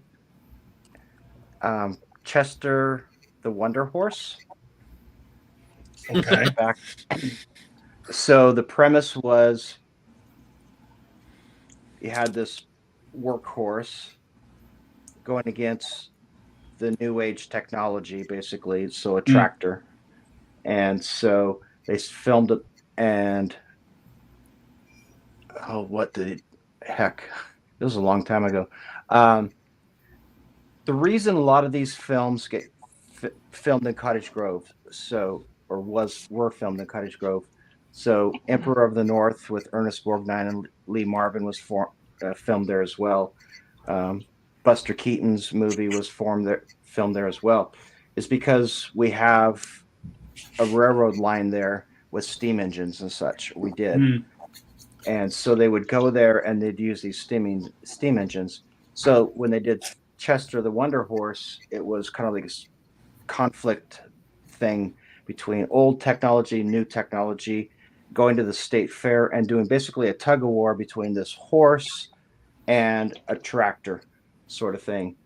And all these scenes leading up to the horse and the tractor going up to the state fair was filmed in Cottage Grove, and I was on the train. And so you see the train going back and forth, and I'm hanging out the windows and coming off the train, and I'm about 10 years old. So how's that? There you go. I think that's, I'm trying to think do I have any more? I don't think so. So Disney and whatever, Animal House was. Not Disney. Not, it was Yeah, Warner definitely Brothers not or Warner Brothers or whoever did that. But I did get to see John Belushi and all the rest of those guys. Oh, cool. Yeah.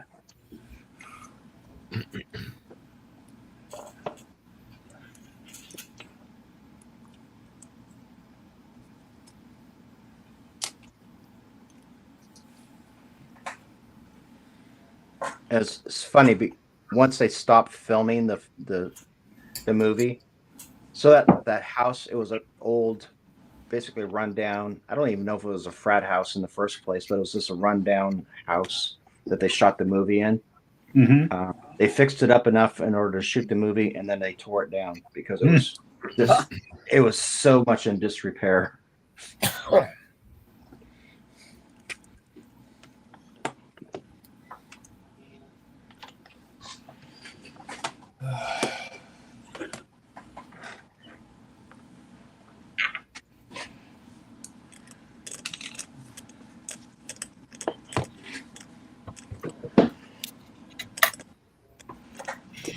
I'll be right back.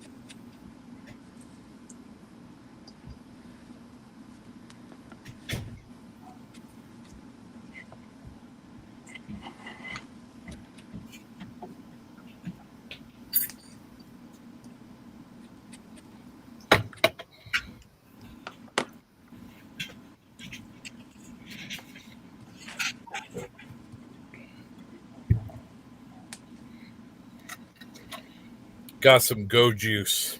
There you go. Scotty Skill Studio, North Central Massachusetts here. Hey, how you doing? Glad you're still with us. Hey, we actually picked up 5 or 6 new people that woke up. I think our Australian and New Zealand contingent is picking up. Ah, there you go. It was our stories about movies. Well, they're just trying to figure out how they can get a hold of you, Rick, to get an autograph. So, yeah, man, Animal House. Wow. Yeah. Iconic movie right there. Yeah, nothing to do with it, but hey.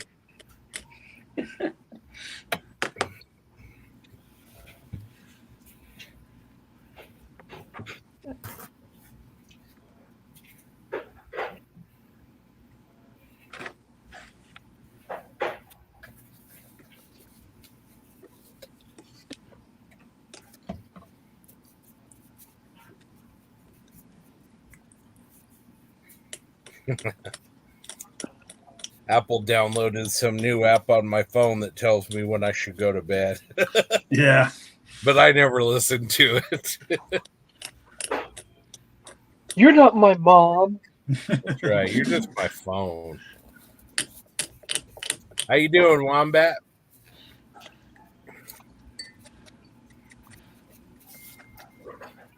Wombat moms.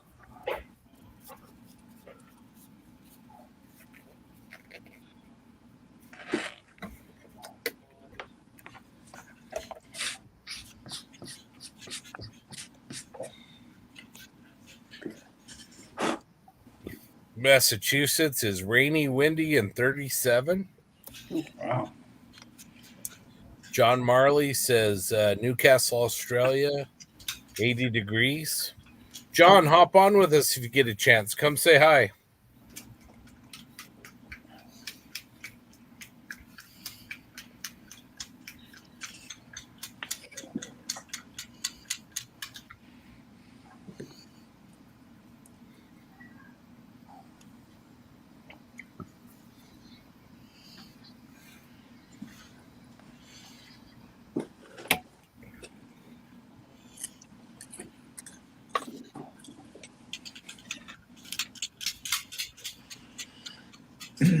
Oh, the Sam Dwyer.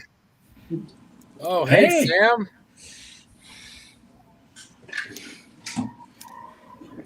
$98 degrees. Oh, wow. That is warm. But it's a dry heat, right? Yeah. Craig says it's 30 degrees in Sydney. Yeah.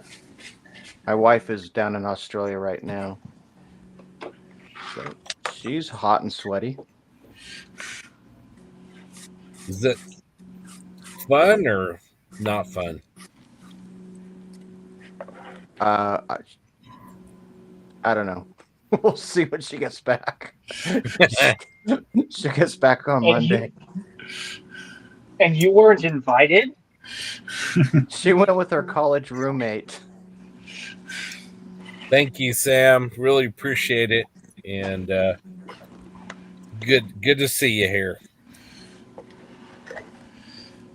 Sam, your panther is looking great, by the way. It's upside down. As all good panthers from Australia should be. Yeah, it's looking beautiful, man. It really is. Yeah. Isn't there enough things in Australia that kill everything? Yeah. Now they want to add panthers. I think it's about everything. Everything. Yes, not like America doesn't have that either, but it's Well, yeah. Don't have to worry about snakes or grizzly bears. I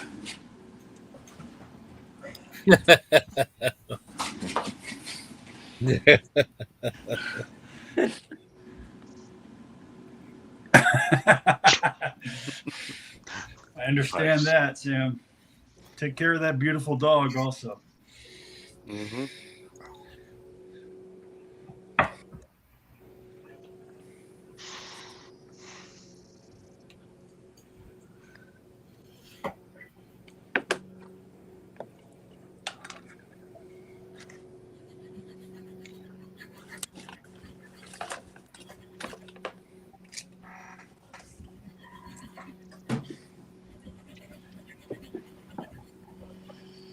Okay, let's see.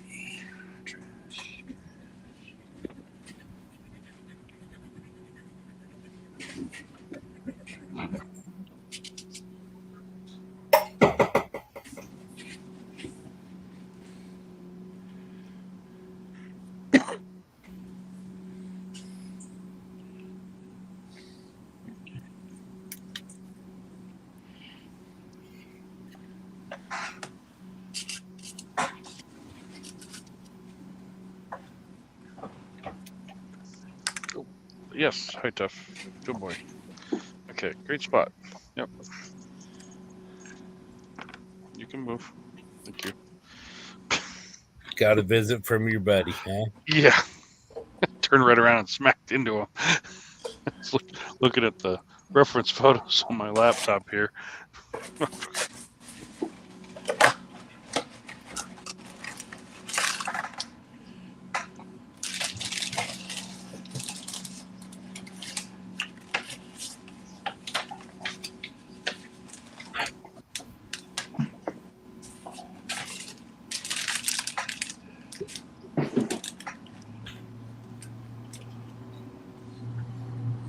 Only half the animals here want to eat you, the rest we eat.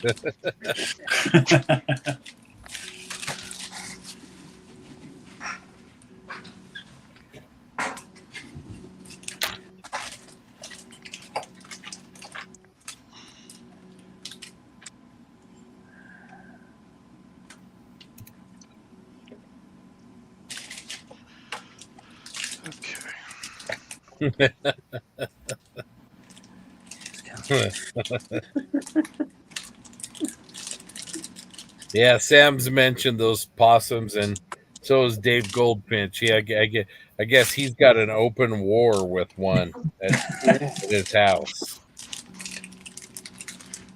And then never say never.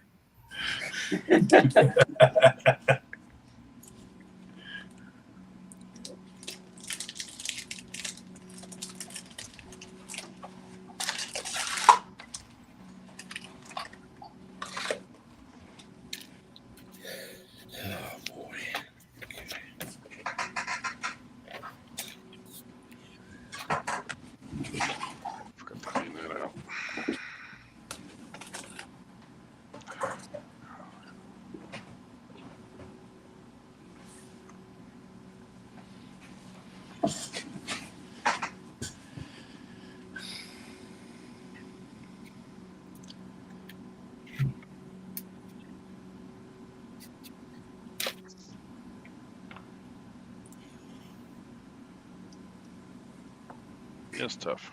Come on. Good boy. You're gonna move out. Thank you.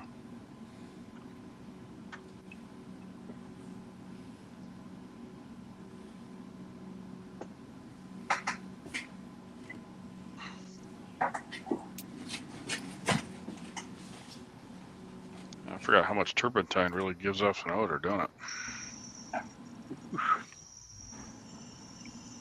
Yeah, some of it definitely really does. Hadn't worked with it in a while, and this project I decided to go back, use it. Really.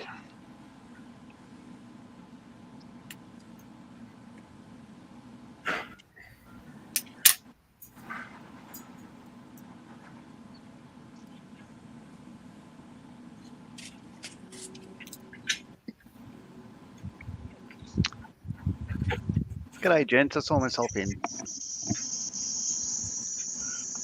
What was that? Hmm? Hello. Oh, there we go. Hi, John. How are you? All right. Thanks for the invite. Thought I'd drop in and say g'day. Yeah. How's the stream going down there? Oh, I'm really enjoying it. It's been, it's been a blast. As you'd understand, I look forward to this every year. I think hanging out with like-minded people. There's a lot of names here that we're all familiar with, and just to sort of chew the fat, as it were. I think it's a wonderful opportunity for all of us to just smile and enjoy. Yeah, definitely. I'm glad you guys are having a good time. We're having a blast and raising some good money and just enjoying the event. We look forward to it all year long, like you do, I think. Yeah. So I'll show you what I'm working on, what it's up to. This is the, sorry, you can see it behind the Airfix Red Arrows 48 Oh, scale yeah. hawk. Yeah. So it's starting to look, there it goes, big ass skull and crossbones on it and stuff. So it's coming together. I don't know. It's going to be, I wouldn't say a rush to the finish line, but what I'm going to do is stop. I've got that many stencils left. I could do them anytime. I'll get the undercarriage in place and do all that sort of body work before I come back and finish them off, because, I could do them even if I don't make the 48-hour mark, then it looks finished anyway, so I'll crack on and reprioritize. Yeah, definitely. Hmm. How's the back? How are you feeling? Oh, yeah. I was getting very sore at the end of last night. But I took some meds and it got better. But I slept very well. It'll be sore a bit later on again, but I've just take some drugs. Yeah. I'll tell you what, the first year, there's no word of a lie, the first year I did this, and Yeah, James knows this. Like, we sort of finished up, made it to the finish line, and I was literally lying on the floor in the lounge for hours, just unable to move and in tears because I was in so much pain just because I was sitting too long. Yeah. So, for those on the stream or watching that don't know, I was military. I finished up about just over a year ago. I had a spinal fusion operation to relieve terrible sciatic pain and all that sort of stuff, and it changed my life. And yeah, so it's certainly a lot better now. And it's an absolutely successful operation in that I haven't had sciatic pain since. But it has changed everything in my life. It's not bad. I have more time to model now, so I can't complain too much. Yeah, I'm really glad it's working for you. Yeah.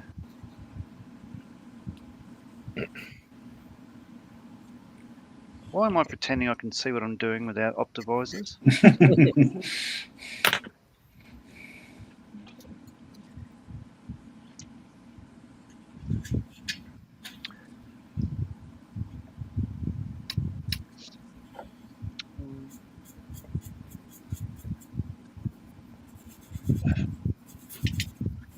So, how long have you got left on this stream, Scott?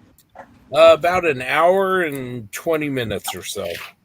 Right, very good. I won't stick around too long. Obviously, I just wanted to drop in, pass on my my congratulations to everyone for taking part in this, and it is a very worthwhile charity. I do hang out with, as I said, I'm not a beneficiary of Models for Heroes. I'm in a different country, but they are very close to my heart. I hang out with them most nights on either the Discord server or certainly doing the live streams, helping them out. And I can tell you that everything raised here is going to directly help them. Like, I've seen its worth and its value. And big thank you from certainly a different part of the world towards a different part of the world. Yeah, definitely. We hope someday in the States, we'll have something, very, very similar. But, when it comes down to helping people, it doesn't matter what imaginary borders or, wherever they live. What matters is people need help. We get them help, Yeah. And that's what's most important. So one of the things I'd really love to do is start an equivalent version in Australia. In fact, I'm moving house in about 2 weeks. Place Ramsey Street in Erinsborough. Maybe you've heard of it. Moving to a new place, and once we're all settled there, I'm going to see if I can run just some local sessions here and get started that way. It's not going to be Models for Heroes, obviously. In that our country, like the US, is a lot larger than the UK, and the logistics of it and all that sort of stuff is a little bit difficult.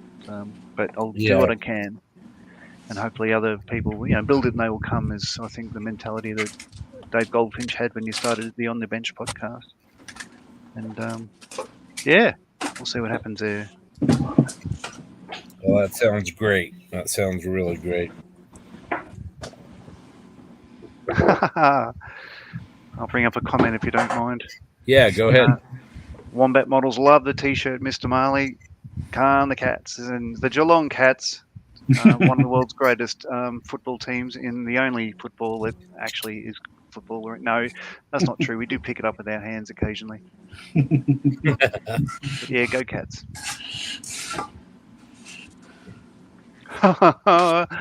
And Black Hat Skull Models are saying go Pies. Now, I'm not sure if he means the actual pies, like meat pies, which is another thing they don't have in America, like the cat. Or the Collingwood Pies, another AFL team that everyone loves to hate, and admittedly the last year's premiers. We have meat pies here, just not very good. Well, but most of the pies, from what I understand, tend to be the sweeter types. Yeah. Apple and pumpkin and stuff. Like most of our pies are the savoury ones. Like, I couldn't find a steak and cheese pie when I was in Mississippi. Yeah, bastards. Sorry. Yeah. Well, Funny I how you can, miss those simple things in life. I can tell you, if you go to Mississippi and you're looking for meat pies, you're probably looking for the wrong food. Probably it was the least of my You want to be looking for probably some good barbecue and Oh yeah. you know, They do good barbecue. Yeah. And some of the seafood is amazing. Yeah. Yep, exactly. I haven't been to Mississippi. I've been to.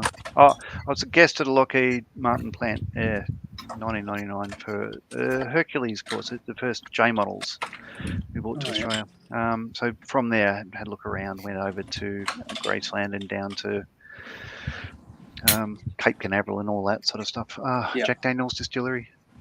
Oh yeah. All paid for by the Australian government. It was wonderful. Yep, I love those kind of trips. Yeah. You covered a lot of territory. Yeah. Well, we didn't have too much time off, but we made the most of it when we could. Yeah. Just realised I haven't painted a thing. I've got to fix that later on. So spot the difference between the two gear doors. Oh well. Where's my nose gear leg? Actually, what I'll do, I'll leave you guys to it. I'll bail and just let somebody else in if anybody's waiting. Unless you want me to stick around. What do you say, gents? I certainly don't want to overstay my welcome. Oh no, you're fine. We've got open slots. This is only 9 with you, so. Right. Actually, gentlemen, I need to drop for the evening. Okay. But no, thanks for the invite. Thanks, I'll see Mark. you guys tomorrow. Yep. Take care. Cheers.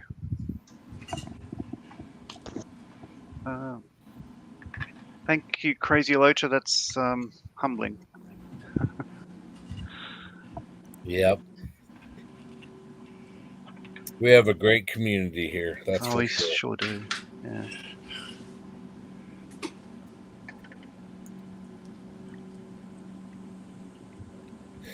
Black Hat says he does love a good meat pie.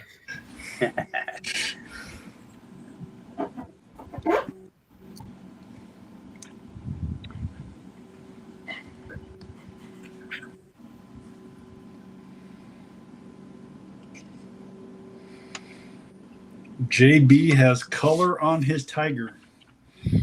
Wow.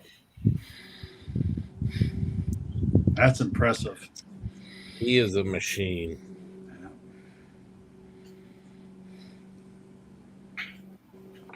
But it's all his fault, though, isn't it? Yes. Actually, going back to that Banani Gate or whatever you'd like to call it, I think one of the criticisms I heard was the Self-Appreciation Society or some the sort of term like that. Mutual Admiration Society. Yes. And I believe that's much more of a compliment than an insult. And anyone who would see it as an insult really should just reassess their values and just enjoy life. Yep. Agreed. Yeah, there's a lot of silliness.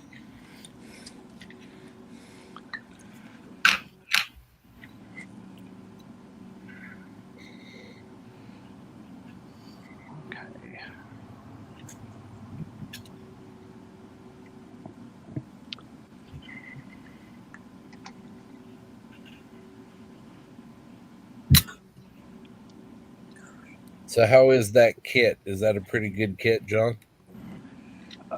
The Hawk? Yeah. Yeah. Like it's I'd have to look on scale, mates. I believe it's mid-90s. I can't see what it says in the box, but yeah, let's go with say 1995. It's I wouldn't say surprisingly good. It's it's Airfix, so it's not Tamiya, but I've had absolutely no problems with it. In fact, looking at it, there's bugger all seams on it.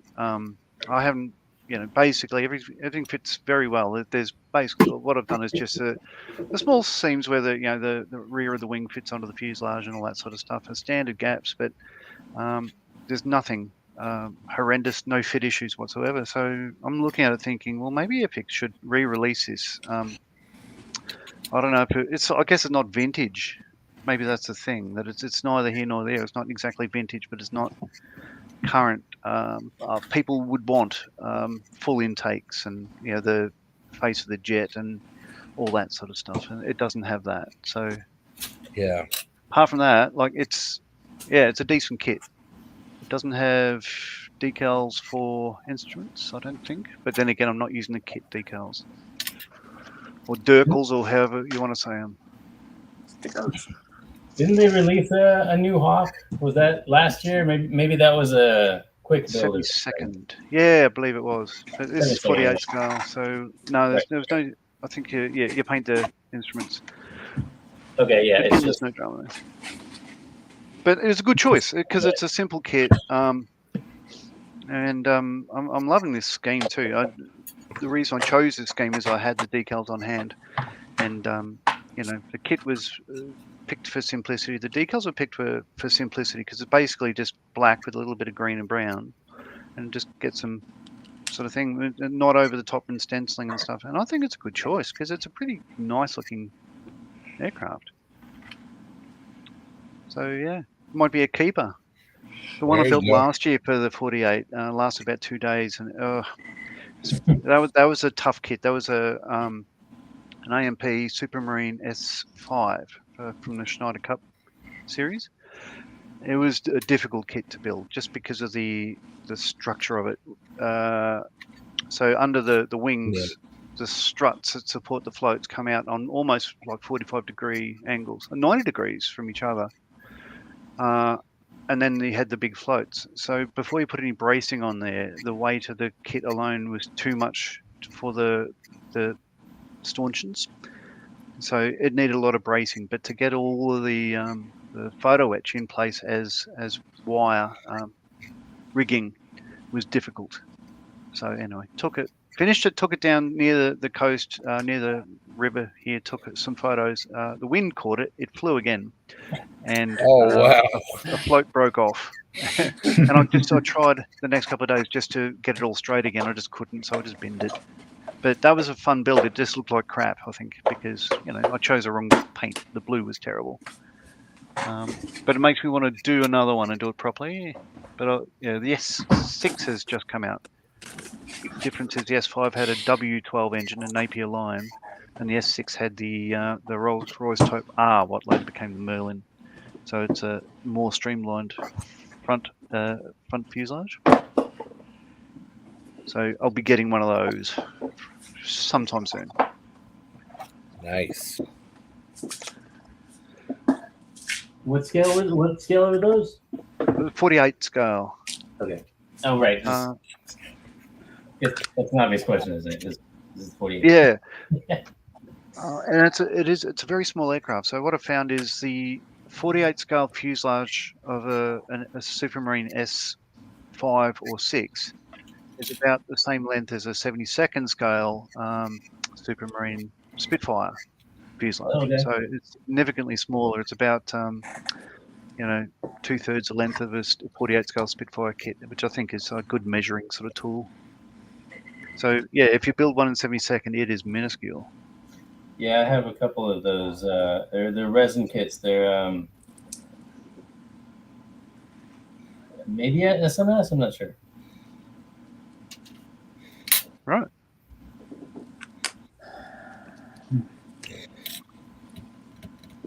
But this kit I'm building right now is kind of my first resin endeavor, so I haven't done those yet.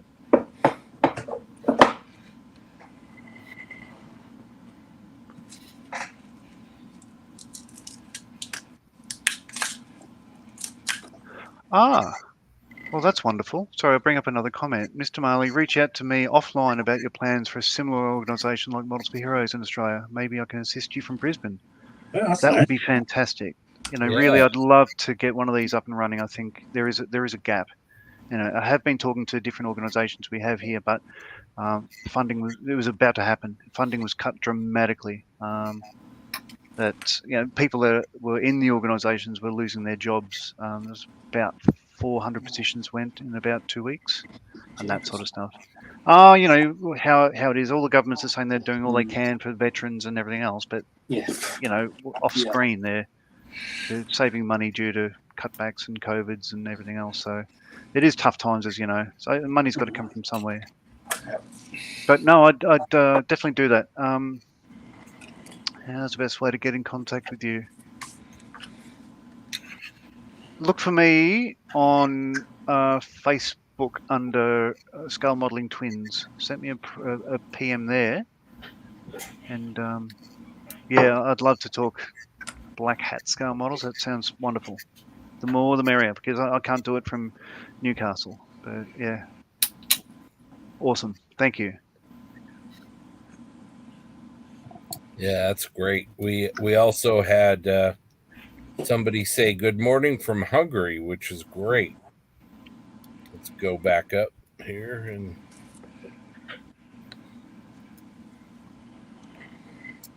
go for it. Great to have somebody watching from Hungary. Welcome to the stream. Yeah, very welcome.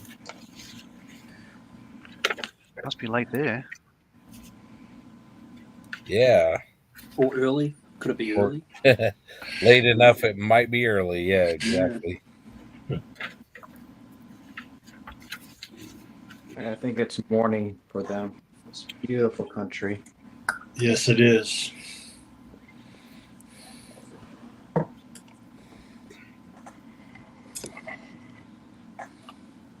Is that where Moshan is?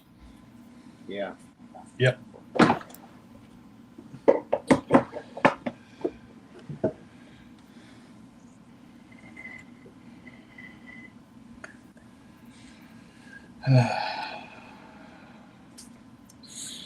Wow, that's thank you for letting me be part of the room, but I'm going to go and get some dinner now.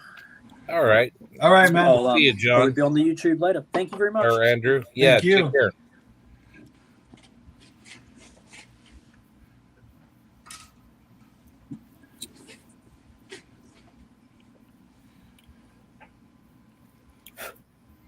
We had a guy who was in Lord of the Rings on our stream.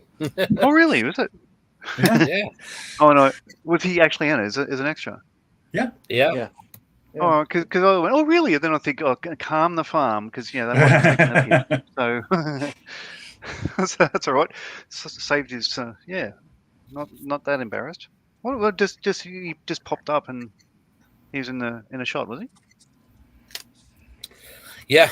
Is a gentleman that was just here, and we were talking, and we got talking about who'd been in movies before. And he's from the North Island, right, Doug? In New Zealand?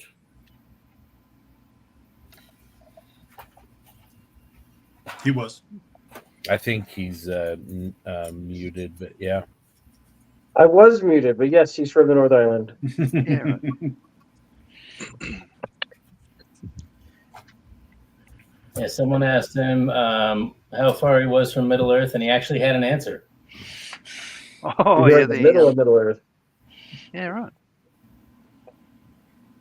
Yeah, that's pretty cool.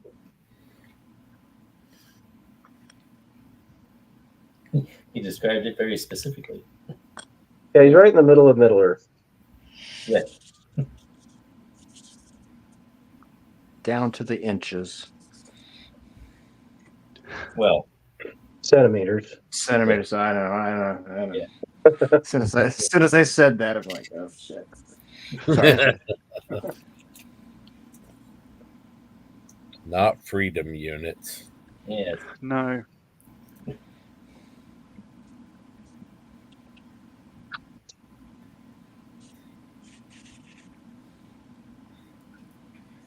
There is hope for you guys yet.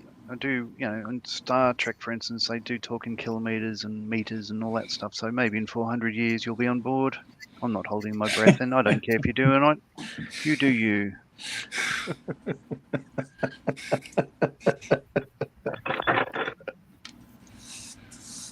I think most of us want to.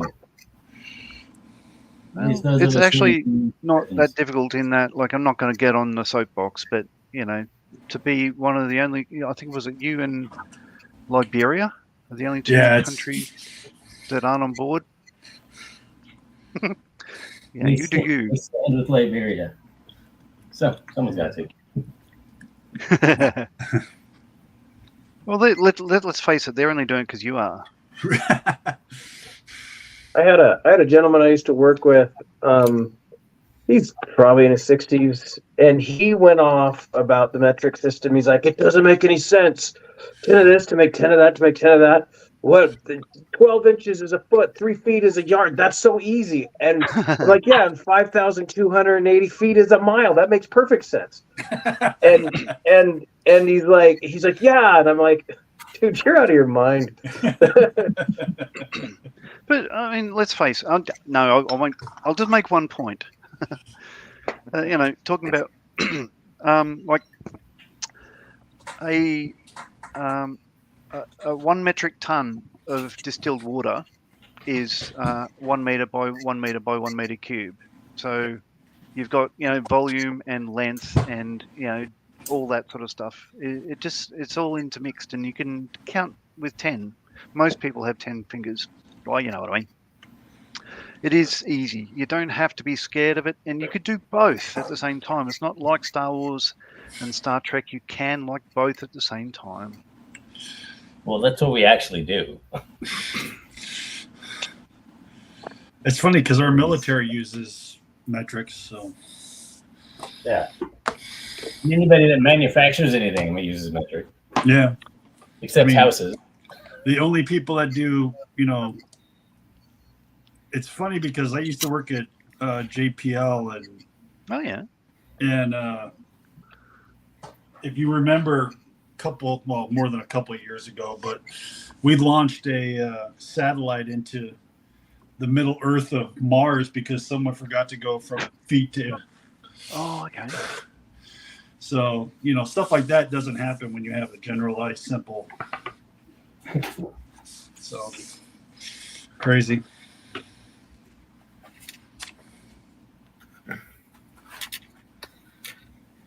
I mean, the thing is, like, we still do both. Like, if we talk about height, like I'm 6 foot, for instance, like 183 centimeters. You could say, oh, one rolls off the tongue better. It does, but the fact is, most people these days would say, how tall are you? I'm blah in centimeters. But we can do both because, like the UK road signs and everything else, you can do both. You weigh I do have to guess, like certainly with temperature, I have to say Google it. Say Celsius or whatever. I have to Google what it is in Fahrenheit, just because that doesn't come naturally to me. Of course. I know the how to run the numbers, and but sometimes I need a calculator, but I know the formula, but I shouldn't have to use a formula. And I don't know, it's just people they want to do what they're used to doing. Nobody wants to change.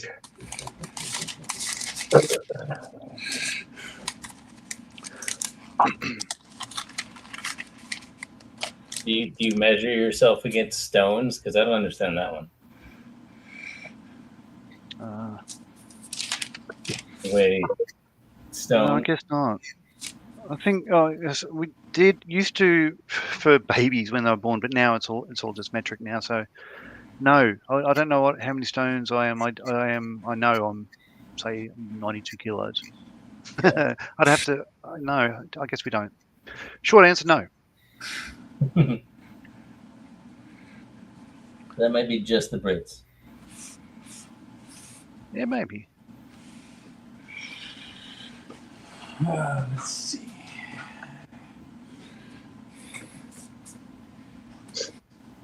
Huh. Oh, damn it.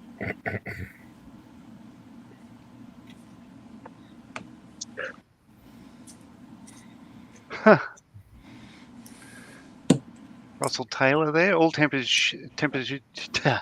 should be measured in Kelvin.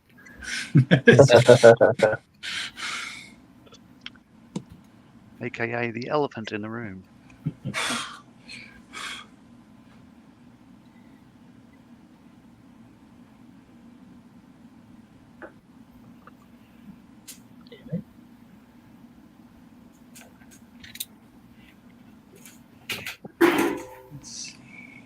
How am I going to do this?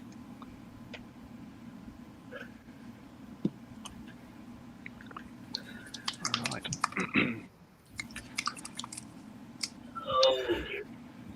Well, gentlemen, I will bail. I'll bug out and do my own thing for a few minutes. But thank you again for the invitation.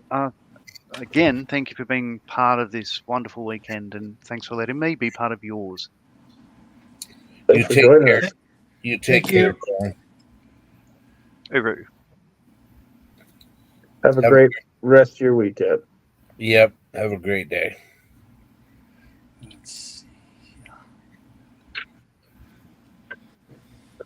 I'm not a figure guy, but I'm painting my figure that came with this little kit, so we'll see if I decide to include it or not.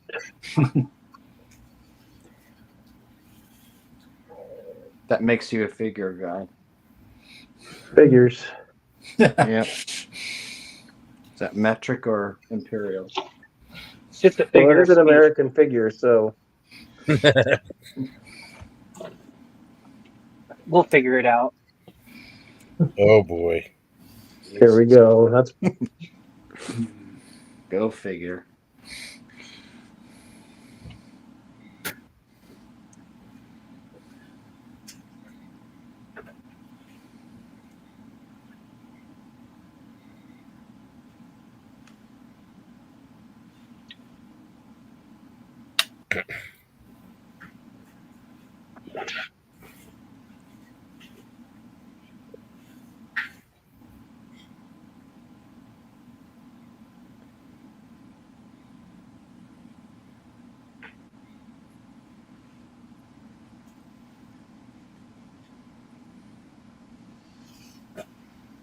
Grant, are you still online? Yes, There you sir. are. Holy smokes, I just looked at your post. Oh, thank you. Holy smokes, that sucks. I was gonna say, is it good or bad? No, it's up top echelon. Nice job. Yeah, that scope dog's looking really nice, Grant. Thank you. Yeah, that looks Fun little kit. Yeah, I'm still kind of hating you. What I do now? You're just too good. Yeah, whatever. Hey, it's great that you're going to. I forgot the name. Adepticon. Adepticon. Yeah, that's great. Yeah, should be fun. I Yeah. wish you guys were by my side. I wish I could be there. where's Adepticon? Chicago. Chicago. Okay. Someday I'll get back to visit. I lived in the area, met my wife there, lived there for about 2.5 years. But I haven't been there for, 21 years? It's Yeah, in I this haven't same small town or outside of Chicago that MMSI is in. To Schaumburg? Oh yeah, Schaumburg. Yeah. Ironically, that is where I met my wife, was in Schaumburg. So she doesn't remember that though. She just moved to Illinois and she met like 100 people that night. So doesn't remember me, but I remember her. Oh, use that. Yeah. I've let her know how I feel about the whole thing. I don't know, that Adepticon sounds like a transformer.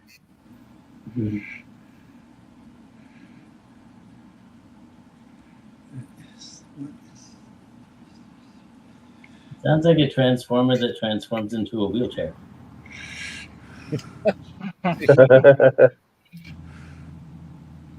That was a really paralyzing joke there, Kit. Yes. Oh man! All right. Okay, that's it. Stop the stream. I can mute people. It's bedtime, Josh. Past your bedtime, dude.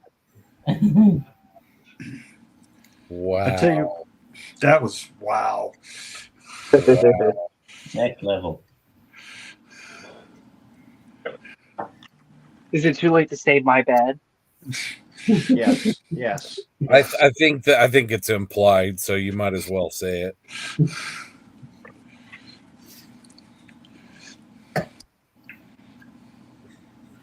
bad, and I'm here for it.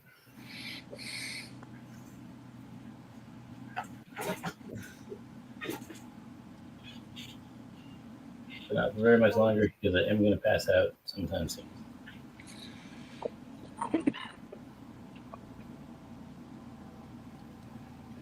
But there's so much to do. Yes. The reason I couldn't sleep last night because I was like thinking about how I was gonna put these shafts and the screws in the lower hole. And I still haven't done it because I'm terrified of it. You're still formulating a plan, right? Yes. I think I have one. I just don't have confidence in it.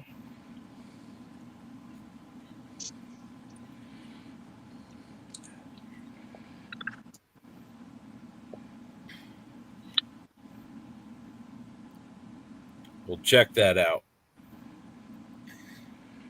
That is amazing. One got it completely wrapped in photo etch. Wow. What? I don't understand what I'm looking at. All right, hold on. It's the exhaust for the Hetzer. I'll show you. Okay. Yeah, there you go. Oh, there you go. Okay. I've got the tailpipe and the tweezers. Okay. Is it just a round can? It was a plastic part that I then wrapped a photo etch sleeve around. Yeah, that's no big deal. That's no big deal. In 70-second scale? Yeah. All right, Rick, you do it.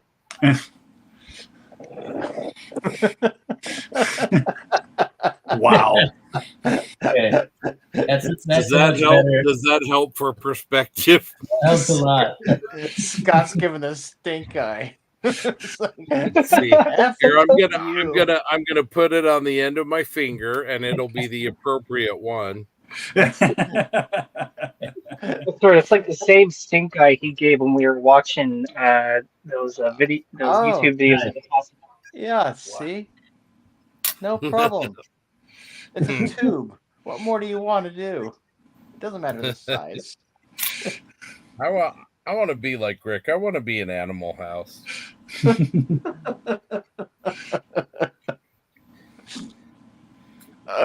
over here acting like Master Yoda saying size matters not. That's what you do with it. Size definitely matters. Hey, how's that side water, Rick? I have no side water.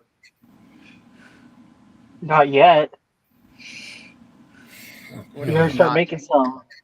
You're gonna start making some.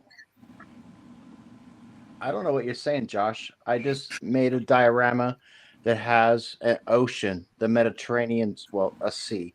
The Mediterranean Sea, and it has no side water. Crazy. Truer words have never been spoken. That's this entire project. Don't breathe.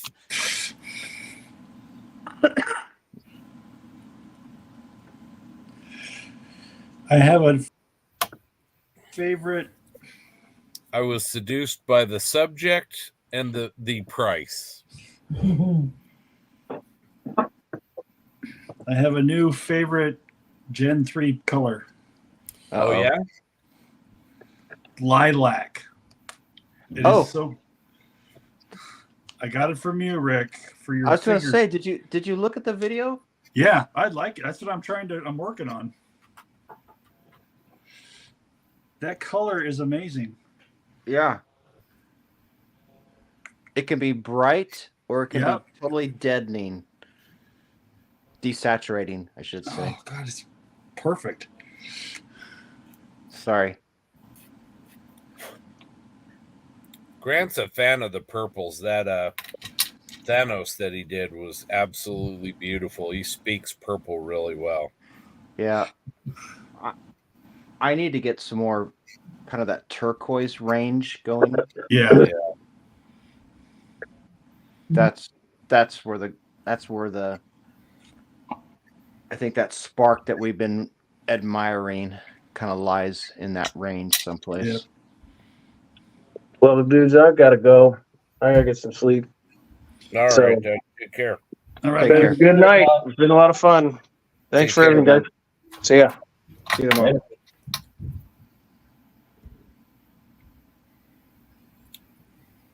And then there were 5.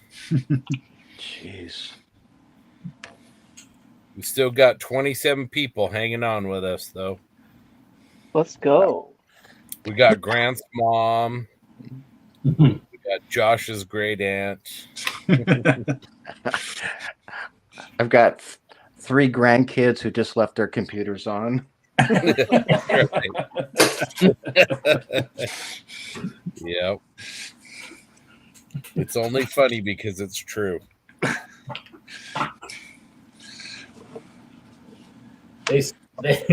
They speak fluent algorithm out of the womb.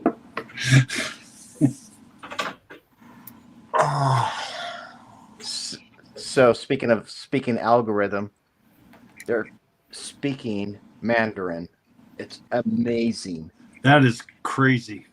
Yeah. They're in a immersion program. Uh-huh. All 3 of them.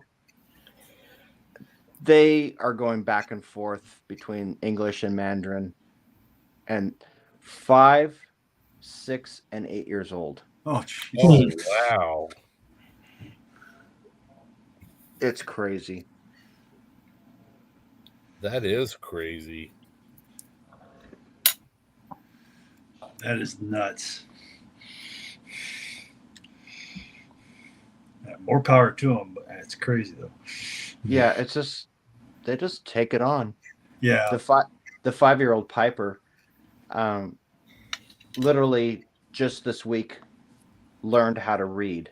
I mean, it's like you have the book open and she can follow the words and sound it out and all that stuff. Yeah. And is learning Mandarin at the same time and can sing songs and talk in Mandarin and tell you what that word means in Mandarin at the same time. It's like, wow. You gotta be kidding me. Wow. That's great. Yeah. It is. Really is. What's even weirder is the fact that like this is the only country, this is one of the few countries in which that would be unusual. Oh yeah. Like everyone else is learning their language and English at the same time. Right.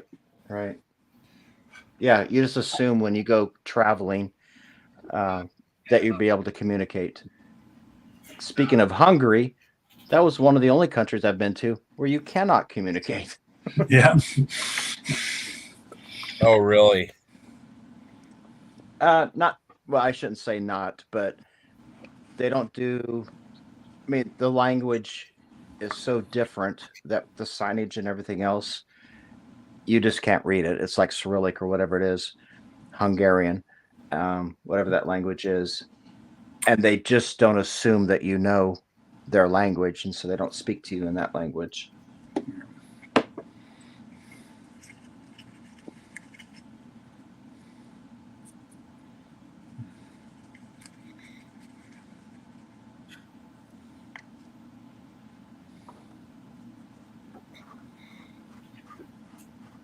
But it is a beautiful, well, Budapest was absolutely a beautiful city.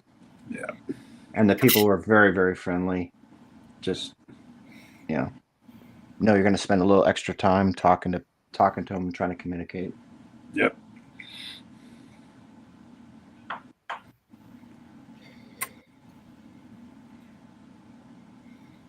I've heard that Budapest and Bucharest are both really underrated cities. Yeah, I can speak to the first one. It is absolutely beautiful. Yeah, I can speak for the first one too. He's right. It's beautiful. I mean, I think another underrated city, in my opinion, is Prague. Oh, I was going to say that too. Yep. Yeah. Yep. Prague is probably one of the most beautiful cities I've ever been to in my life. So. Mm-hmm. Yeah, it's absolutely gorgeous. I think you and I have talked about that a little bit. I think we did. Yeah. Yeah. I was there shortly after they became a part of the West. Oh yeah. And it was so it was kind of a so this would have been early 2000s, like 2000, 2001, something like that. Yeah. And it was an interesting contrast because you would see the transformation to the West, where things were very much, I don't know what the right word would be, cleaned up. Let's put it that way. And then you would see these remnants of what was there. So you go by these huge, just nondescript block houses, cement block houses and such like that, cities, communities. And then you get into like more urban areas, and then all of a sudden the glitter and the grandeur of the Czech Republic or Czechoslovakia or whatever you want to call it, was there. It was just absolutely gorgeous. Yep. You know, the cobblestone streets, the architecture, the people were great. Yeah. It was just amazing. Yeah. It was, I was there 2002 or 2000, early 2003, I think. Late 2002, early 2003. And we were doing a training exercise with the Army there. And they gave us like 3 weeks or two. We were in the field for like 3 weeks and we came back and we got like 4 days off. And basically we all went to Prague and saw everything. And it was like you said, it was like you'd have these like really beautiful hotels. And then right next to it would be like this nondescript, you could tell it was like, you know, KGB or something. It was just, it was so weird. And it was interesting, but it was just so odd. And then all the 16th century stuff, you know, you've got these castles on the hills, and it's absolutely just an amazing, enchanting area. Yep.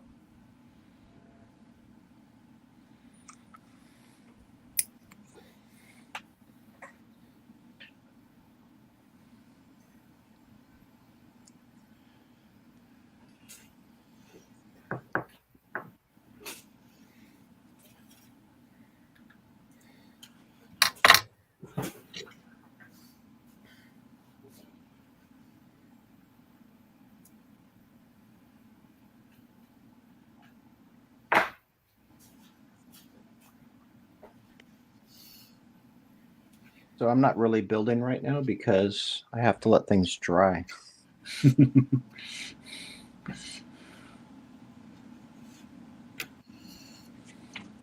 I'm just trying to hold on to things.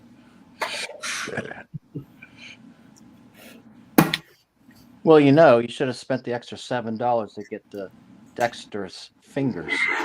Yeah.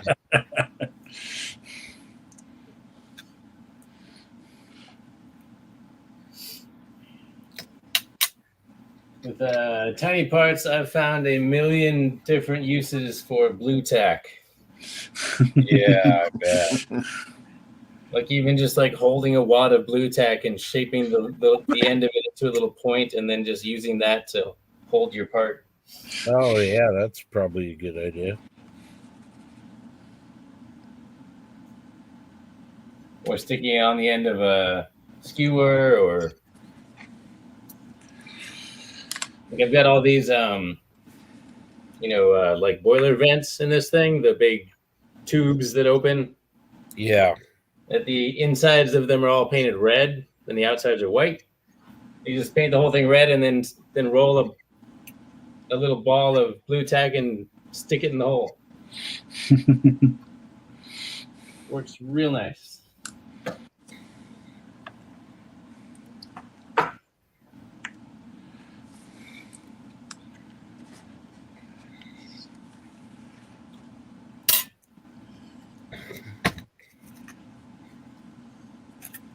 Oh, JB's got that tritonal camo going. Yep. I think he's trying to show up Jackson because Jackson was telling me he wouldn't finish in time.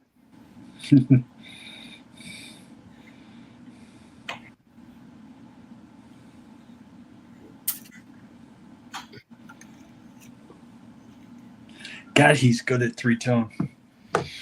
Yep. All right, we got a question. Which kit are you most looking forward to building this year? We're going to start with Grant. Well, I was looking forward to building a DOS work.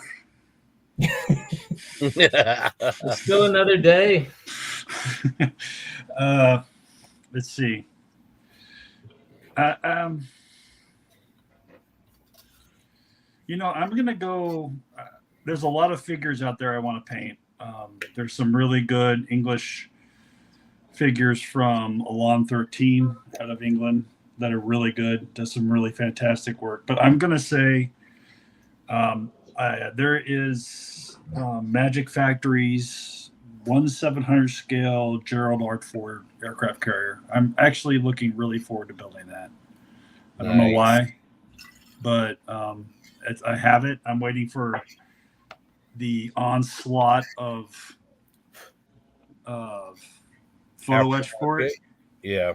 Yeah, but that's what I'm looking forward to. Very cool. Rick, any kits you're looking forward to building? I usually don't play this game, but for a good cause. Yeah, for a good cause. I'll play. I'll ante in.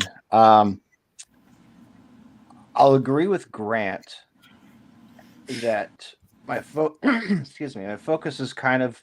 I really enjoy looking at figures, and our friend Mike has been really gracious in printing out a lot of different type fantasy figures and such. So I'm looking forward to kind of playing with those. I have some kits coming that are not released yet that I think are really, really cool that I'm looking forward to showcasing those. And they should be here next week. They're not earth shattering or anything like that, but I think it's going to be a fun, opening and revelation and all that kind of stuff. In terms of, my usual genre, armor, I don't know. We've talked about this before. I'm kind of a one kit at a time, whatever catches my fancy. I'm enjoying the figures. I'm enjoying these aircraft right now. Here's one right here. And so I guess for me it's more kind of what catches my fancy versus what kit am I looking forward to. Yeah, I mean that's fair. That's fair for sure. Boy, that sounds like okay, whatever. Yeah. There's always one. Yeah, it's like, yeah, that was a long answer that has said nothing. Word salad. Those are your words, not mine. But Joshua, what about you? Don't worry, Rick. I'm about to have another word salad. So, I'm kind of like, sort of in the same boat as like Rick. For those that don't know me, my typical genre is Gunpla. So, I have a lot that I'm staring at right now that I don't know if I'll ever get to because there's stuff like this group build that happened and I get sidetracked like a dog chasing a squirrel. But I guess.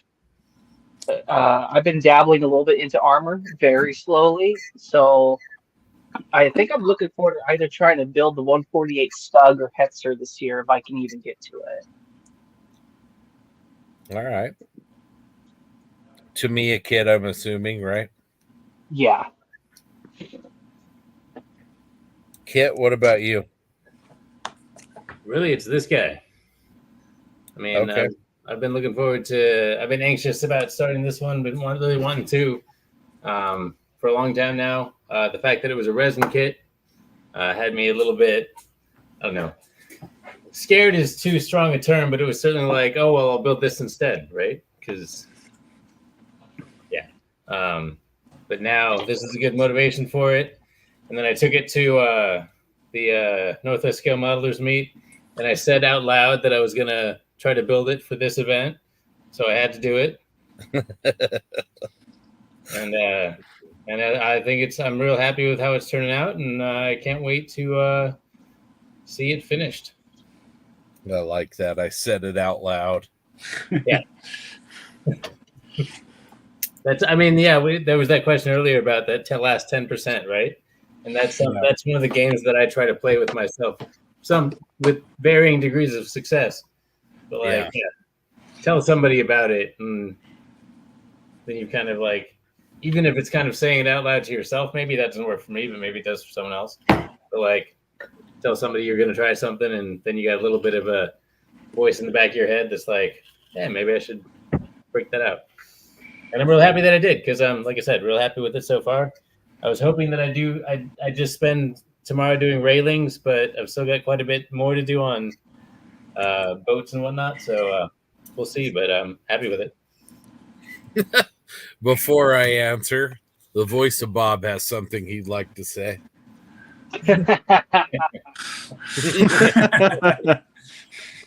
Oh man, he might be a little sad about that for a while, or a little sour. You know, I'm a little sad for him for a little bit. Yeah. I gotta say, I mean, I figured they would probably do well, but I just could never have anticipated that, you know, that lot was gonna end up being what it was, which is great. I mean, it just, you know, just was a lot of fun and everything. But I think for me, I think it's gonna depend. I've pre-purchased a 1/16 scale BMW R75.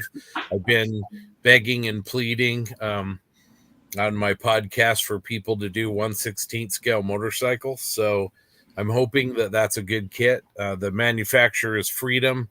Their first kit was a 1/16 scale Kettenkrad, and they didn't exactly light the world on fire with it. So we'll see.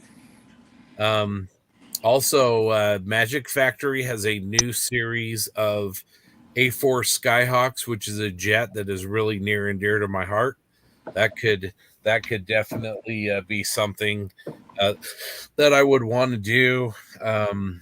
You know, that AMT large TIE fighter is something that I've kind of got my eye on a little bit. So, you know, that one could be a possibility. So I'm kind of doing the Rick thing.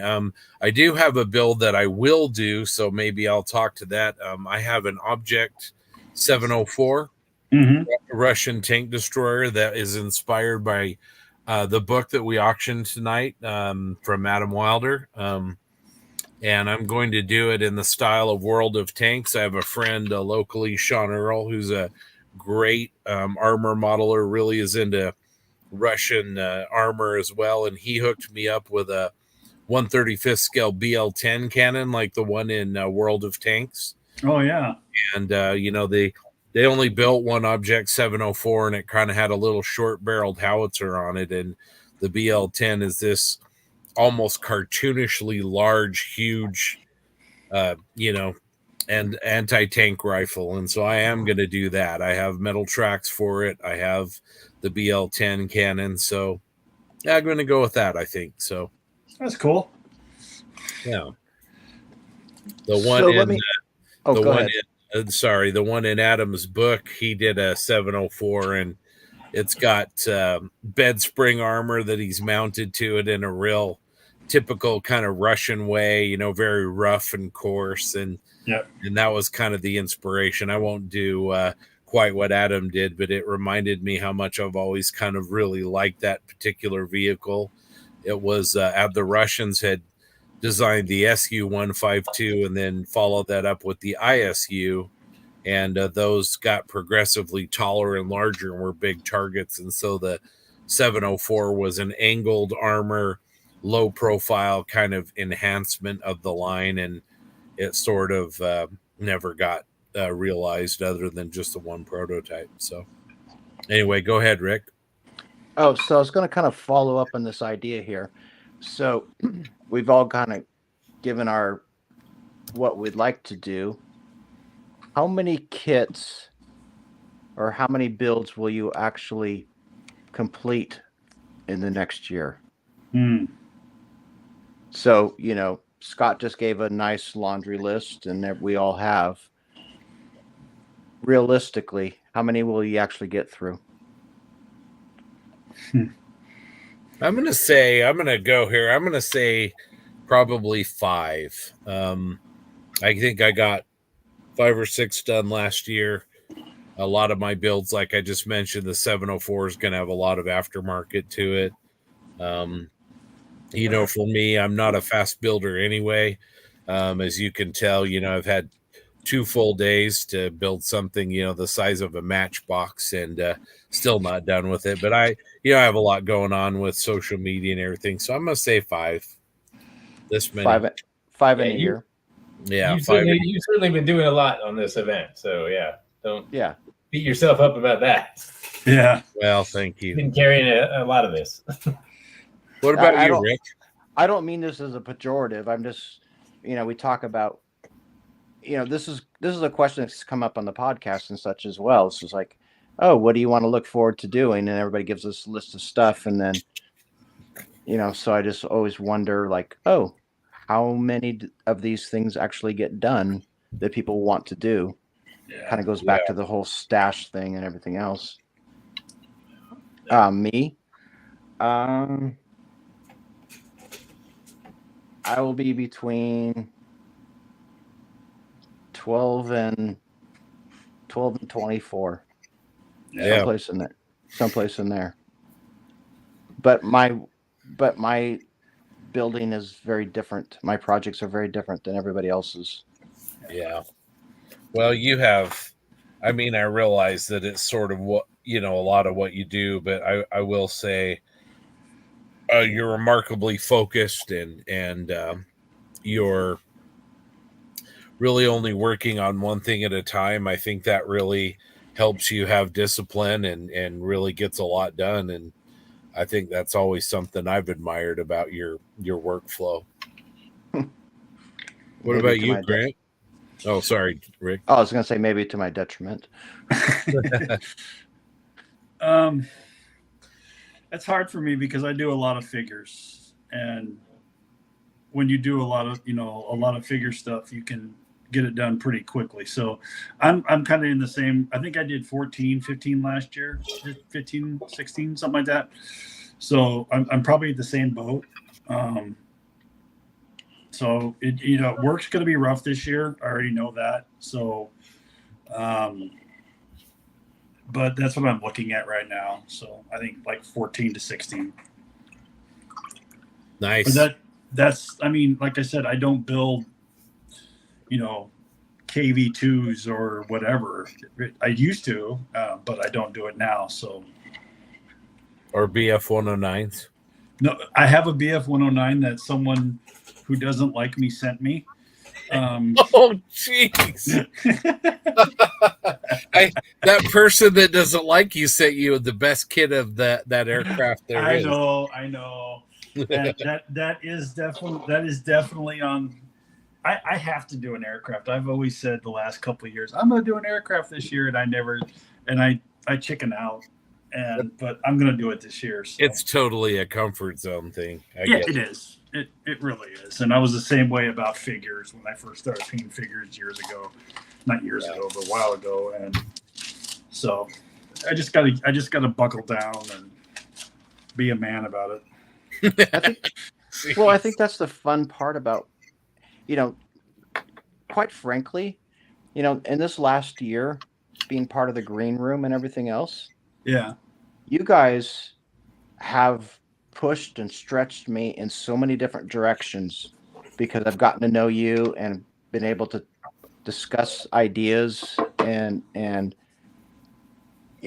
techniques. And it's like, I can't do this. And the camaraderie and all the different disciplines that are part of the green room that has been behind the scenes here our buddy chats and such. Yeah. That has been invaluable in what I feel like has been kind of my opening up to other things, the figures, the aircraft, the this and that and everything else in this past year, which I'm totally enjoying. And I really thank you guys for doing that. Oh, yeah.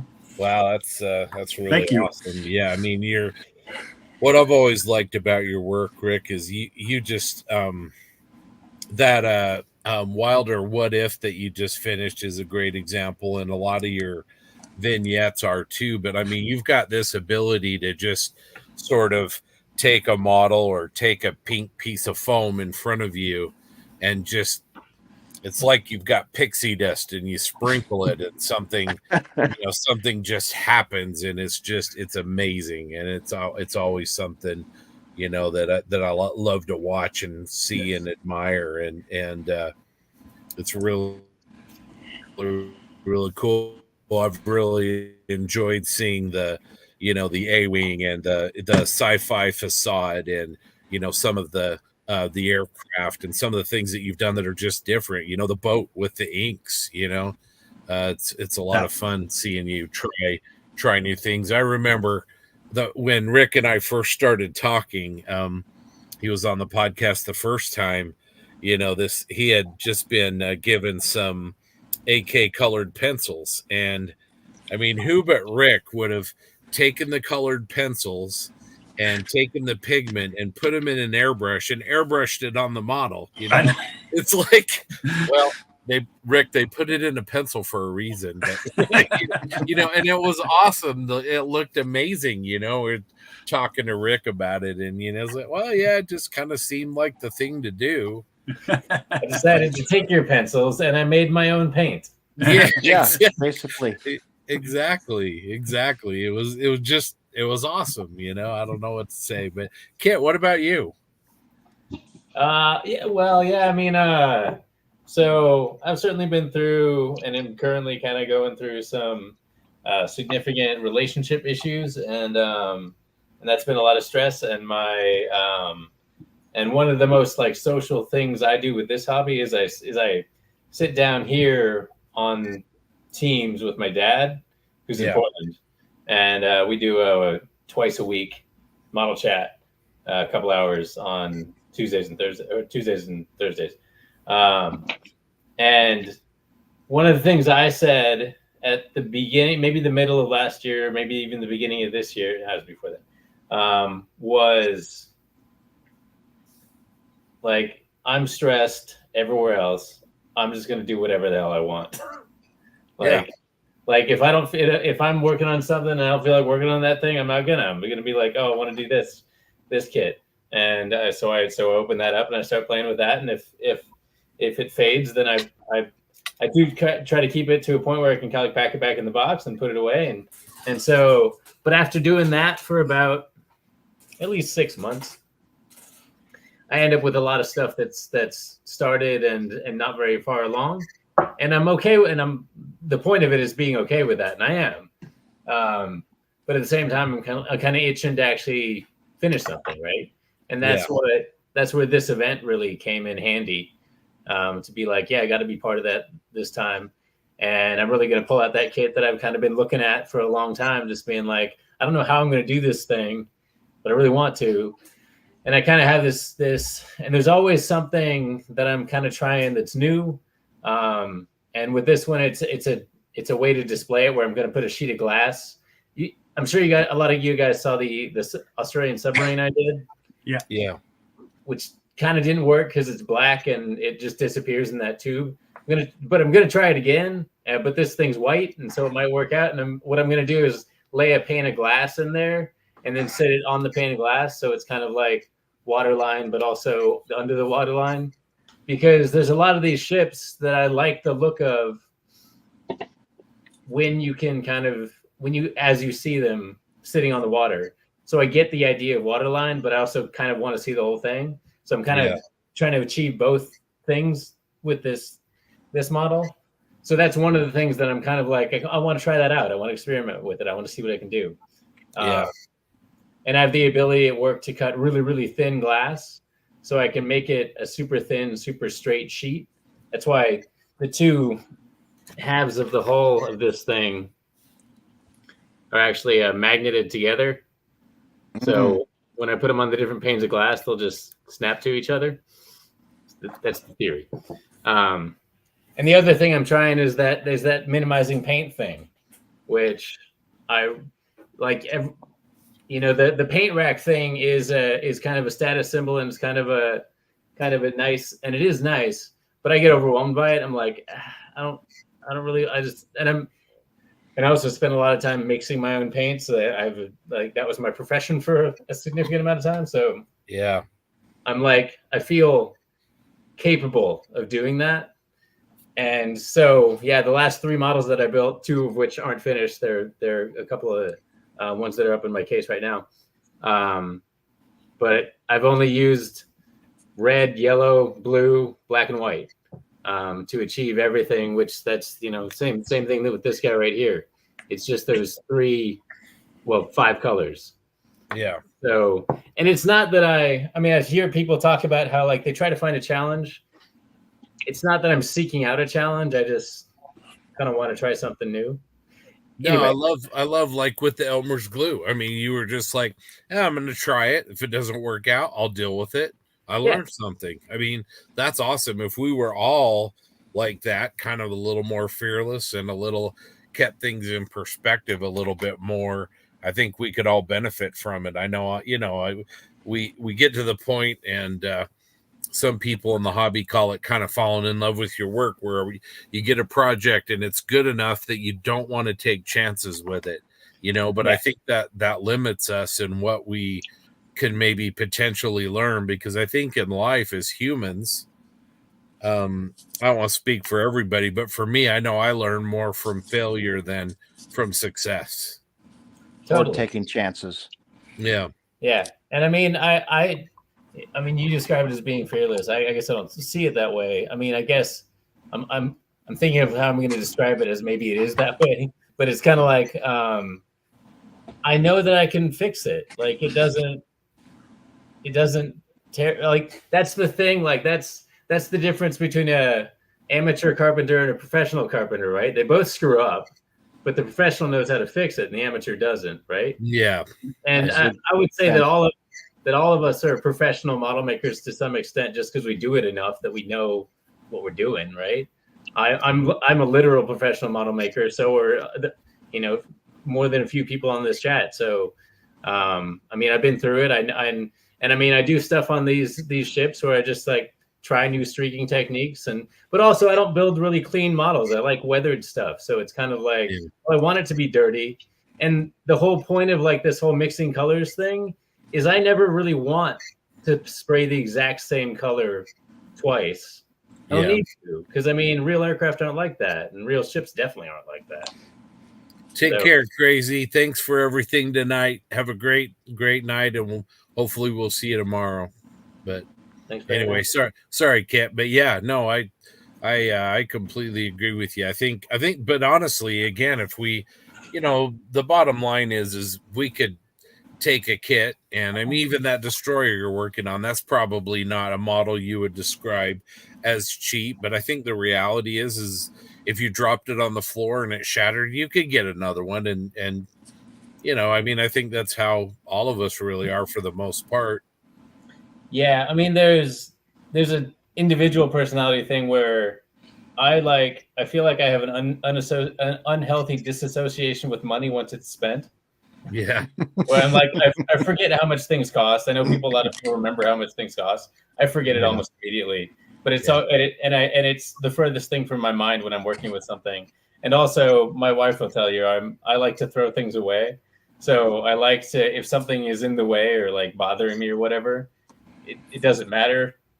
Anyway, yeah, that's just I don't think about it as a cost. I certainly think about it as the work that I put into it. But then again, I'm pretty confident that I can like fix or use whatever happened, right?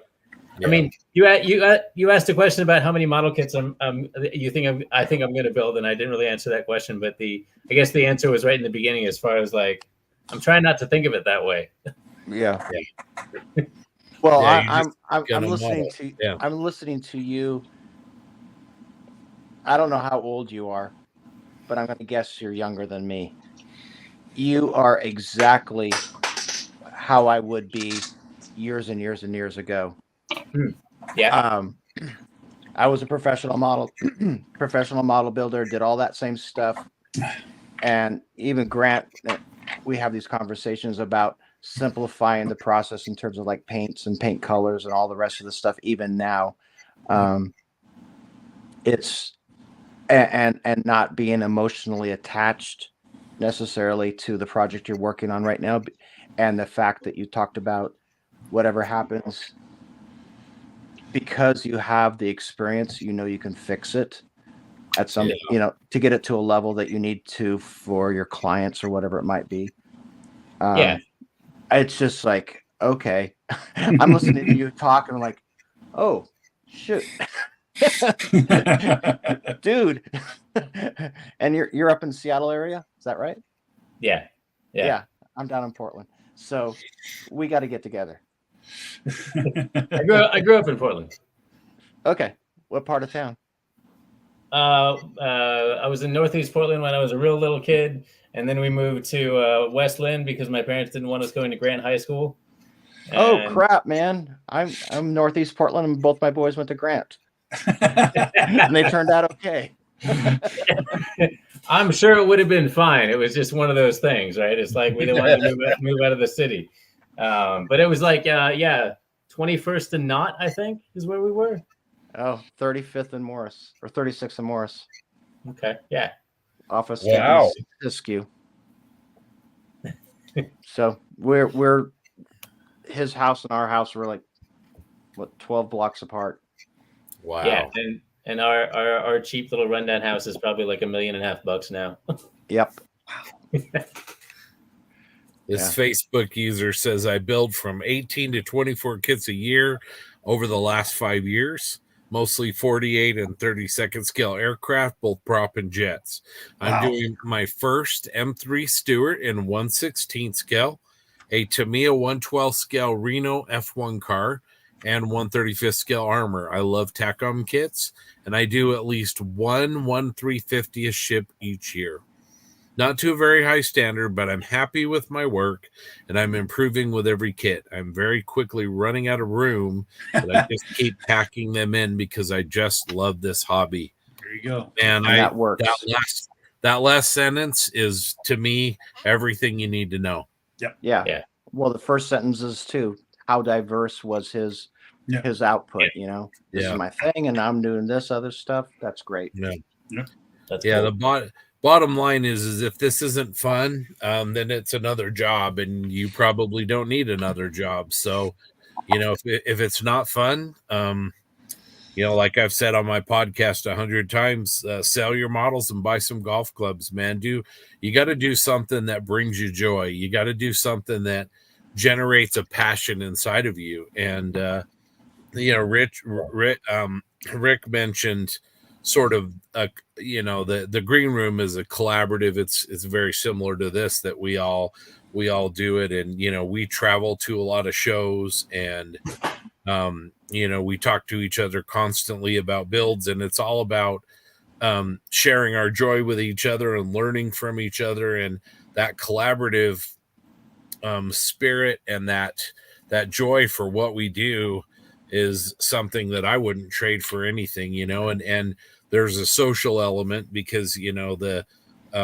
all the people in this room are friends that I wouldn't have had if I hadn't shared this passion for this hobby with these guys. Grant, Rick, Kit, Josh, all of these guys are people that I've met because I do this hobby and because I'm passionate about this hobby. And so there's very real, even besides the work itself, the model kits, there's a very real kind of social reward for what I'm doing. But yeah, keep doing what you're doing. I mean, if you run out of room, then give some models away, or sell a few, or do whatever it takes. But if it's bringing you joy, then it's valuable for you. It's allowing you to experience some positive things and probably helping you blow off steam. And keep doing it, and don't worry about what the pretty picture on the box cover is, if it's of a ship or a tank or a plane, or if it's like one of those Japanese models of a Sony PlayStation. It doesn't matter if it's making you happy. Yeah. Well, I want to just like check you on the word joy, just because I have a slight issue with that word. Coming from the professional model builder. Well, that's the joke that everyone makes, right? This hobby is supposed to be fun, right? And your wife or whatever comes in and she's like, I thought you don't sound like you're having fun. Why do you do this to yourself? But I mean, to me, like, it's like there's a satisfaction there, right? Where there's a satisfaction of accomplishing something and trying out. For me, it's trying out something new. So yeah, I don't know. There's this, like, I don't disagree with the word, but it's like it feels, I don't know, overly optimistic. Well, it feels like people can fight you on it, right? Well, it makes me angry, it makes me frustrated, so it doesn't seem like it's giving me joy. So what's wrong here? What's missing? That's fascinating, though. The reason, but why? Let's dive into that, and you can tell us how you feel. But why does it make you frustrated? Why does it make you angry?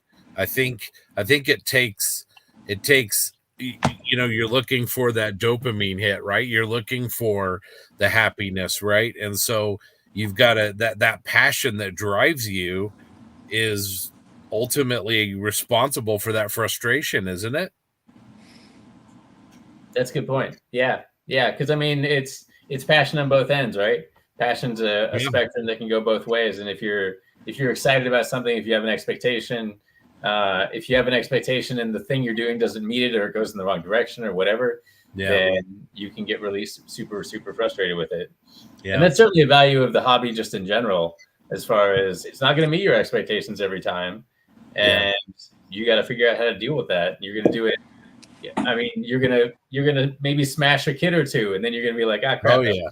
That was dumb. I shouldn't have done that. And then you kind of reevaluate it. And maybe you don't do that the next time. And you're like, oh, yeah.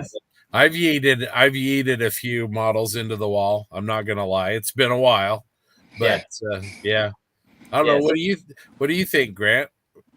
Does it bring you joy? That says it right there. Freeze frame of that. 10 minutes ago, I would have said yes. No, it does bring me joy. I think the issue going forward for me is that it's no secret what my life was like before in the military and what I've been through and stuff like that. And more than joy, it brings me calm. I think is the best thing to say. I can actually, when I'm working or when I'm talking with people like you guys and about modeling, I don't think about things. It helps me divorce myself, I guess, which is the best thing, from my brain. That part of my brain that is, sometimes is not the best of condition. Joy, yes, I think it is there, but it's also a form of joy that is the fact that I disconnect from everything. So that is my joy. For me, that's what I look for. So it's a roundabout question of, I don't know if it's joy or not, but I know I'm happy when I'm doing this. Yeah. So, that's all that matters to me. I mean, sitting here for hours on end is fine with me. I'll do it all the time if I could. But it is what it is. So yeah, something's bringing you back to it, right? Yeah. There's always something bringing it as a benefit. Yeah. It's definitely it's my therapist. So And the biggest thing is that's, you know, there was a long time where I stopped and I couldn't, and, you know, that wasn't a good time for me. And I found it again, or it found me again. And so, you know, that's what it is. I mean, it's my place where I can just separate and be who I want to be and do what I want to do. So that's it. Josh, does this hobby bring you joy? Yeah, overall, shoot, how do I like come up with something good after all this stuff, right? Yeah, overall it does. I guess a little bit of background for me, like I used to do a lot of drawing and art and did like art school stuff, and I kind of stopped doing that just because I think I found myself not enjoying it as much because I did all I compared myself. I didn't enjoy what I was doing, and now I'm doing the scale modeling hobby, and I think part of it is to don't make the same mistake twice.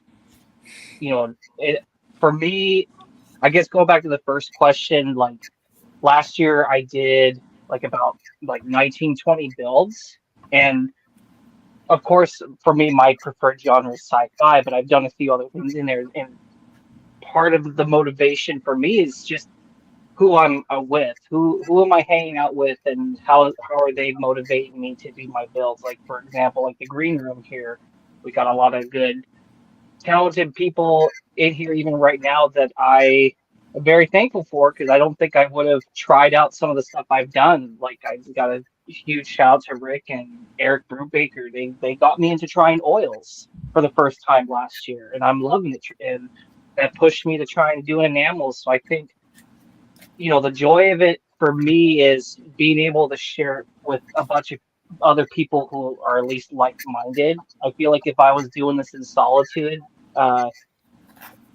sure I would enjoy it, but probably not to the degree I am now.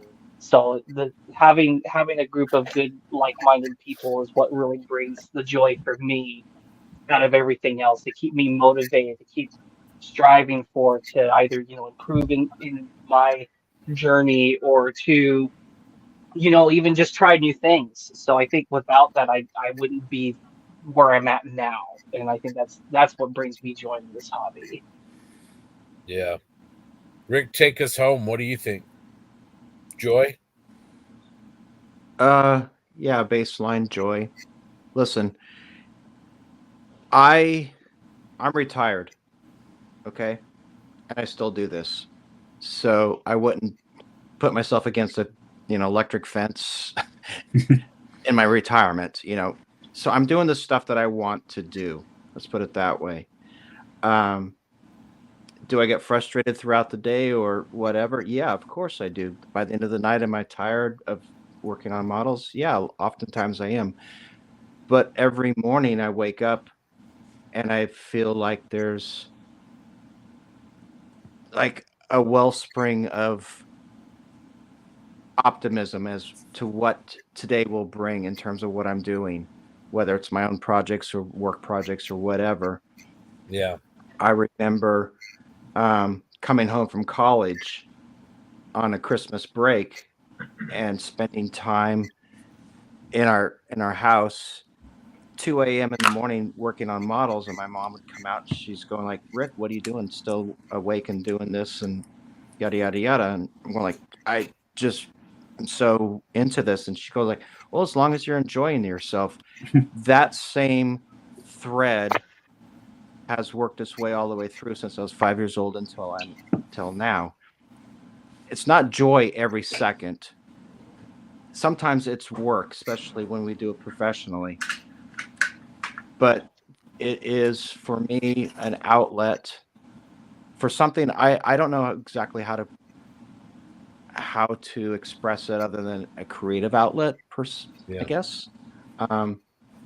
I find joy in that, and I find joy in the challenge of trying to do better tomorrow than I did today. I look at people, you know, Grant and I have been sharing some videos back and forth about illustrators doing comic book stuff. finding inspiration here and there and trying to incorporate that into what we do. That's where I find joy, is kind of this larger thing, but not moment by moment. I don't judge it by moment because you'll never find it there. You know, the responses we've all had are really, really interesting, because I think, you know, it really ties back to the charity that we're doing this for. You know, with Models for Heroes, you know, you get a person who is suffering from, whether it's PTSD or anxiety or whatever, and you know, the giving them something to do with their hands and giving them something that brings them a sense of satisfaction and brings a social element to it, you know, is really what they do. It's you know, really, that's where the good of that organization is coming from, and the way that it kind of manifests itself. And, you know, Malcolm, when he was on, you know, they've done a government study, you know, proving that whether it's painting a picture or sculpting or building a model, that there's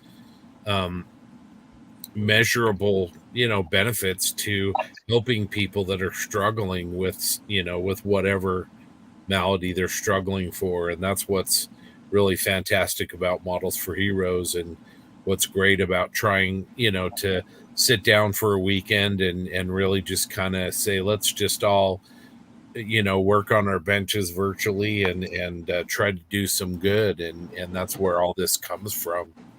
So anyway, fascinating conversation. And I love the fact that, like, there's such differentiation between a lot of us. Like Grant talked about it being an escape, right? And I've never that's never landed quite perfectly with me, because it doesn't really feel like it's an escape for me. It feels like satisfaction of like creating new brain cells and finding something new to experiment with, right?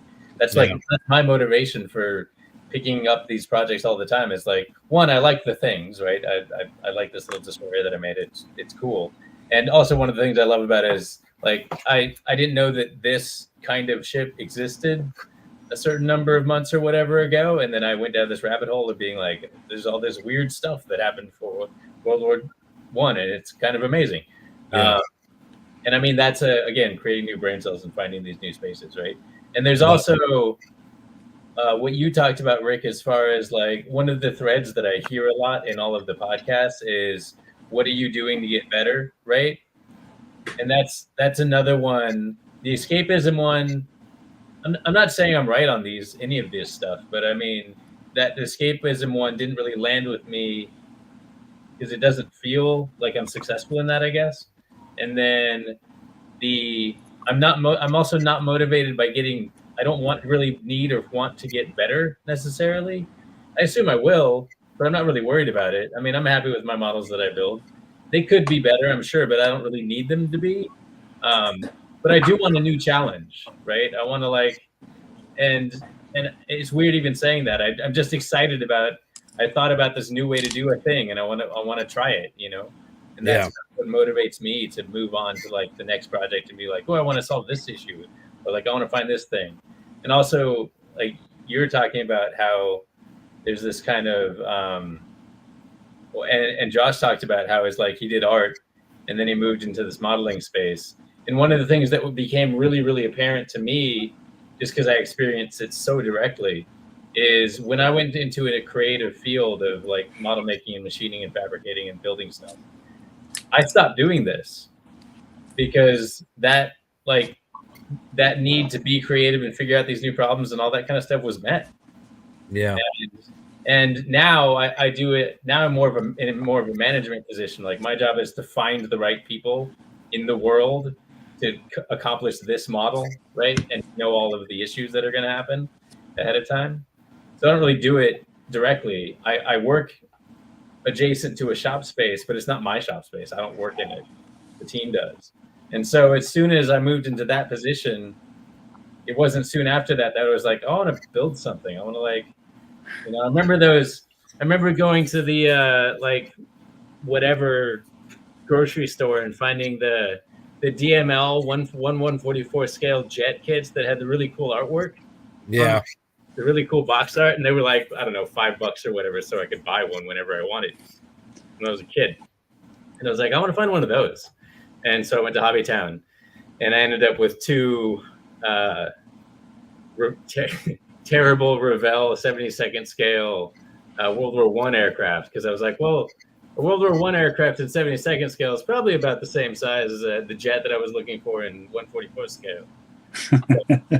I'll play with that. And I remember it's hard for me to imagine at this time, and this was like 5 years ago. It's hard for me to imagine at this point how much I didn't know at the time. Yeah. Because there are all of these, like I scale modeled when I was a kid with my dad. But it was the orange smelling glue, and I doubt I ever painted anything, but I built stuff and I enjoyed it. But when I jumped back into it, I was like, I don't know what any of these new tools are. Like, what kind of paint do I need, and brushes, and yeah. I mean, knowledge was there for me to find, and I had the people to find it with. But it was all like, I don't even know where to start. Well, let me ask all of you guys a question. Kit, I'll ask you. Can you picture your life in the short term and the long term with this hobby not in it? I can, and that's because I'm kind of. It's similar to Josh's story as far as like I don't do much 2D art, and also you guys are both talking about like the comic book artists and whatnot, which AI is terrifying on, by the way. I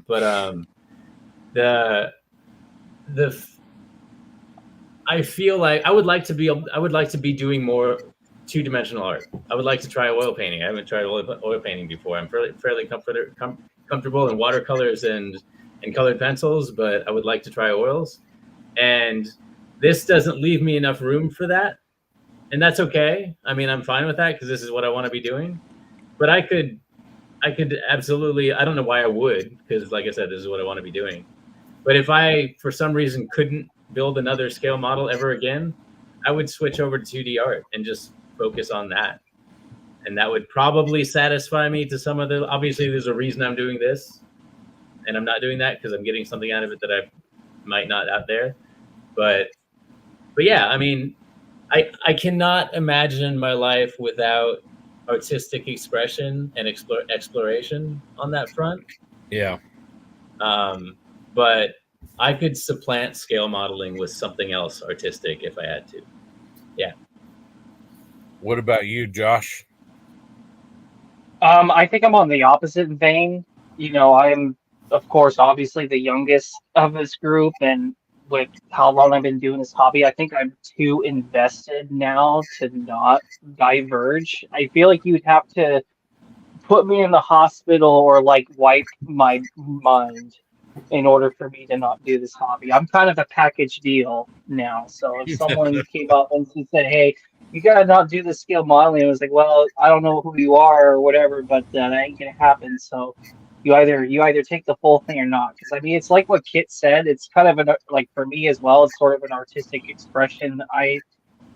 I'm kind of the builder who enjoys more of like the actual painting process and actually like having something like complete my hand and like look at it like just a complete canvas, if you will. So, you know, I could do other things, but I come to find now that I really enjoy doing something with my hands and not have to worry about crumpling up a piece of paper because I don't like it and just throw it in the dumpster.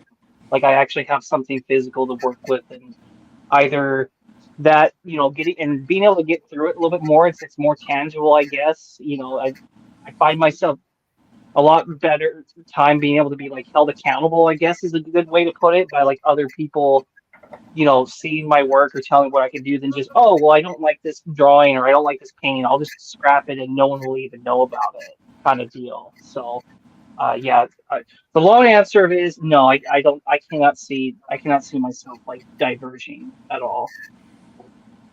Rick? Oh, goodness. Once again, are we still on air? Or are we just having a chat? So Kit said something very interesting, and once again, I think we're running similar lives here about his role as a professional model builder in the management side versus the creation side. I was, once I got into that role of professional model building, I was always, in terms of the commercial side, so working for the big companies and everybody else, I wasn't hands-on, and so yes, it was an outlet for me. Scale modeling. So the question is, could I live without doing this for the rest of my life or whatever it was? Well, one, I'm the oldest person here, so my rest of my life is not too long. So yeah, I probably can survive. But secondly, as people were talking about this, I'm looking back on my life. There are many different chapters. Now, I've always had scale modeling, but the priority hasn't necessarily been scale modeling throughout. So, for instance, I used to ride my bike 200 miles a week, sort of thing. So that took a lot of time, a lot of effort, a lot of focus.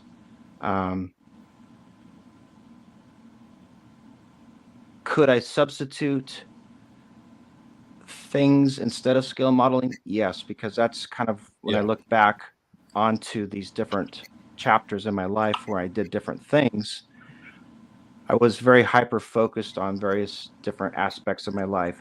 What the common denominator throughout that entire process tends to be is active involvement. And I think Kit mentioned this out of his brain cells and things like that, is you are engaged with the world doing something, whether it's scale modeling here or riding 200 miles or whatever it might be. So that part of it would be the consistency. Could I live without scale modeling?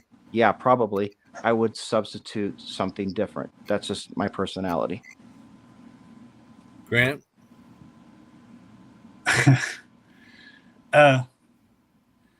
For me, I'd say no. I mean, this is my outlet. I think I was born to do this. It sounds stupid, I guess, but this is what I'm not good at anything else right now. So maybe if I could do it later, if there's something else out there, I probably would. If I lost my arm or something like that, yeah. But, you know, this is what I enjoy. This is what I love. I have a good family. I have a good, you know, thing in my life right now, and this is part of it. I've been away from it, you know, forcibly and voluntarily. So, you know, would I? You know, no. This is what I want to do. This is what I want to do. Yeah.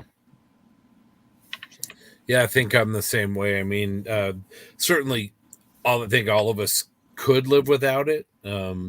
But, you know, Grant, I think you said that really eloquently. This is what you want to do. This, you know, again, the hobby, whether you call it joy or satisfaction, or I think in Kit's case, maybe it scratches an itch. You know, I think it all points back to some kind of positive affirmation or some kind of motivation that has us do what we do. And, you know, again, for me, the reward is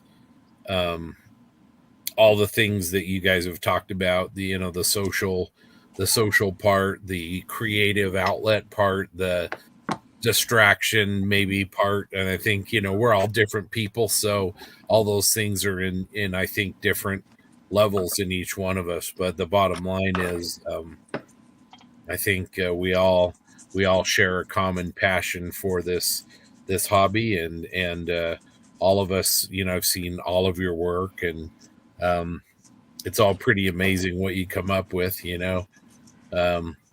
Kit, that mounting system that you created for that Skyhawk, and Rick, you know, some of the stories you've told through your work, and, you know, Grant, the way that you see color, you know, and Josh, the way that you know, continually get better at bringing a real life aspect and a credibility to something that's completely fictional.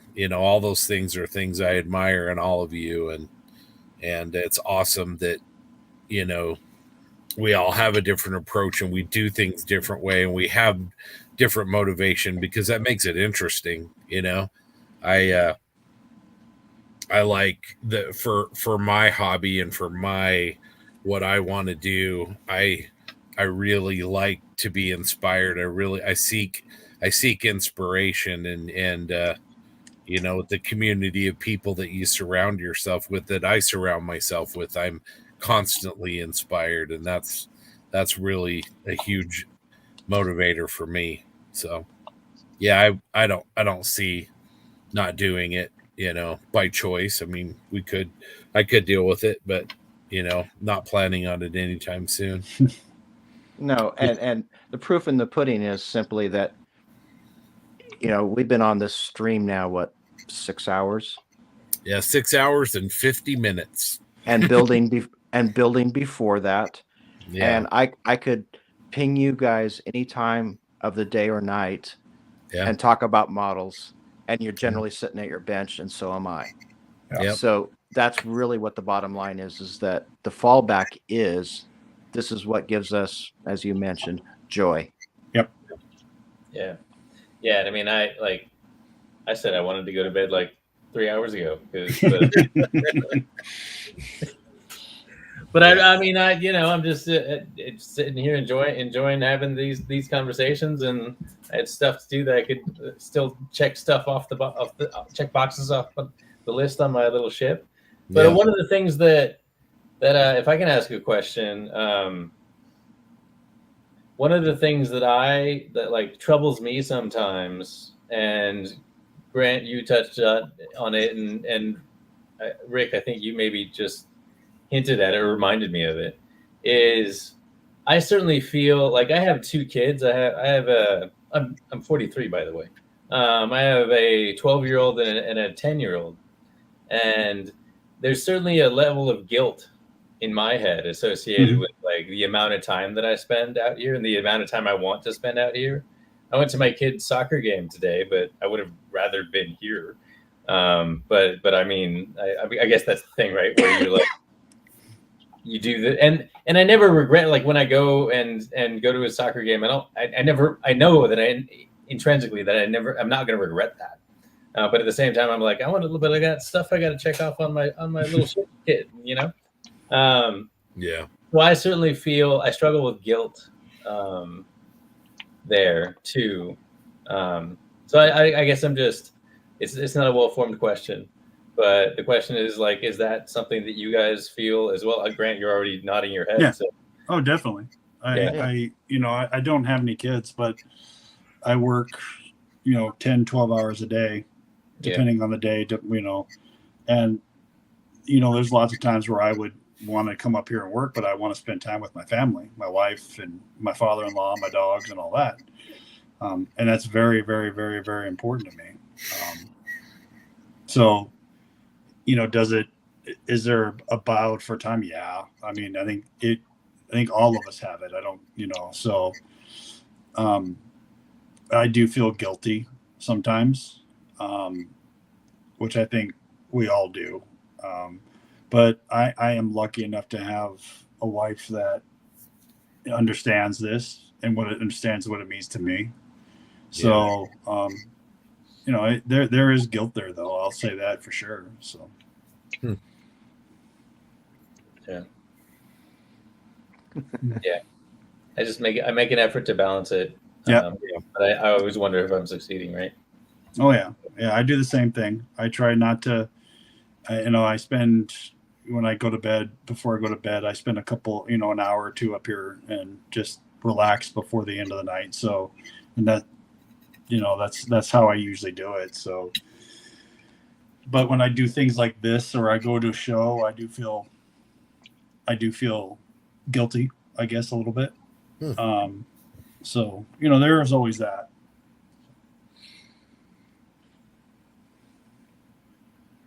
Well, I'm 61, so that's why I say I'm the oldest one here. My kids are grown, 36 and 29. But this morning, as these guys know. I went to my granddaughter's ballet practice. Nothing more than just practice for 3 hours. Just to be with them, be with my son and daughter-in-law, knowing that this was going on. And at the same time, as you know, as a modeler, this thing that we're doing for 48 and 48, I don't have to get this done. Yeah. You know, that's kind of age makes wisdom kind of stuff. I don't have to make this perfect. I don't have to make this doesn't even need to be done. No one's going to give a crap about this next week. I'm here to support the cause. That's the thing. Yep. Yeah. Grow back trace this a little bit when the kids were young and everything's going on. Yeah, I spent a lot of time on the bench. And did it make conflicts? Yes, it did make conflicts from time to time. And my wife was very giving and forgiving and gave me space and everything else. But there's a lot of time when she wanted help and I was gluing plastic together. Mm-hmm. So, you know, in retrospect, would I have done it differently? Yeah, I probably would have. But, you know, it's what it is and what it is. It's interesting. I think I mentioned this maybe in the green room or to a podcast or something like this. I was interviewed by the sprue cutters and they were talking about Burden of Sorrow and the rest of this stuff and those dioramas I did. And she says to me, she listened to the podcast. She never listens to these podcasts. But for whatever reason, she listened to that one. And she goes, I guess I just never quite understood how deeply you feel about your hobby. And I went like, well, it's been here we've known each other since we were 14 years old. It's like, it's been part of our lives, the entire part of our lives, you know? So, but for whatever reason, however I expressed myself or however the question came or whatever, she goes like, I just didn't quite understand how much this meant to you and how much emotion and stuff you put into this hobby. And I was literally dumbfounded. It's like, well, great, thank you. You know, I don't know what to say about this. So, to your question about guilt and all the rest of this stuff, I think that's just par for the course, especially when you're raising a family and having to juggle all those things in your life and everything else. I would say error on the side of being gracious to the family and to your wife and the kids and whatever else community you want to give, because the hobby will always be there. That's why I talk about the thread going through it. The hobby will always be there in the background. You can come back to it, but the foreground needs to be what you're taking care of on a day-by-day basis, and that's your relationships.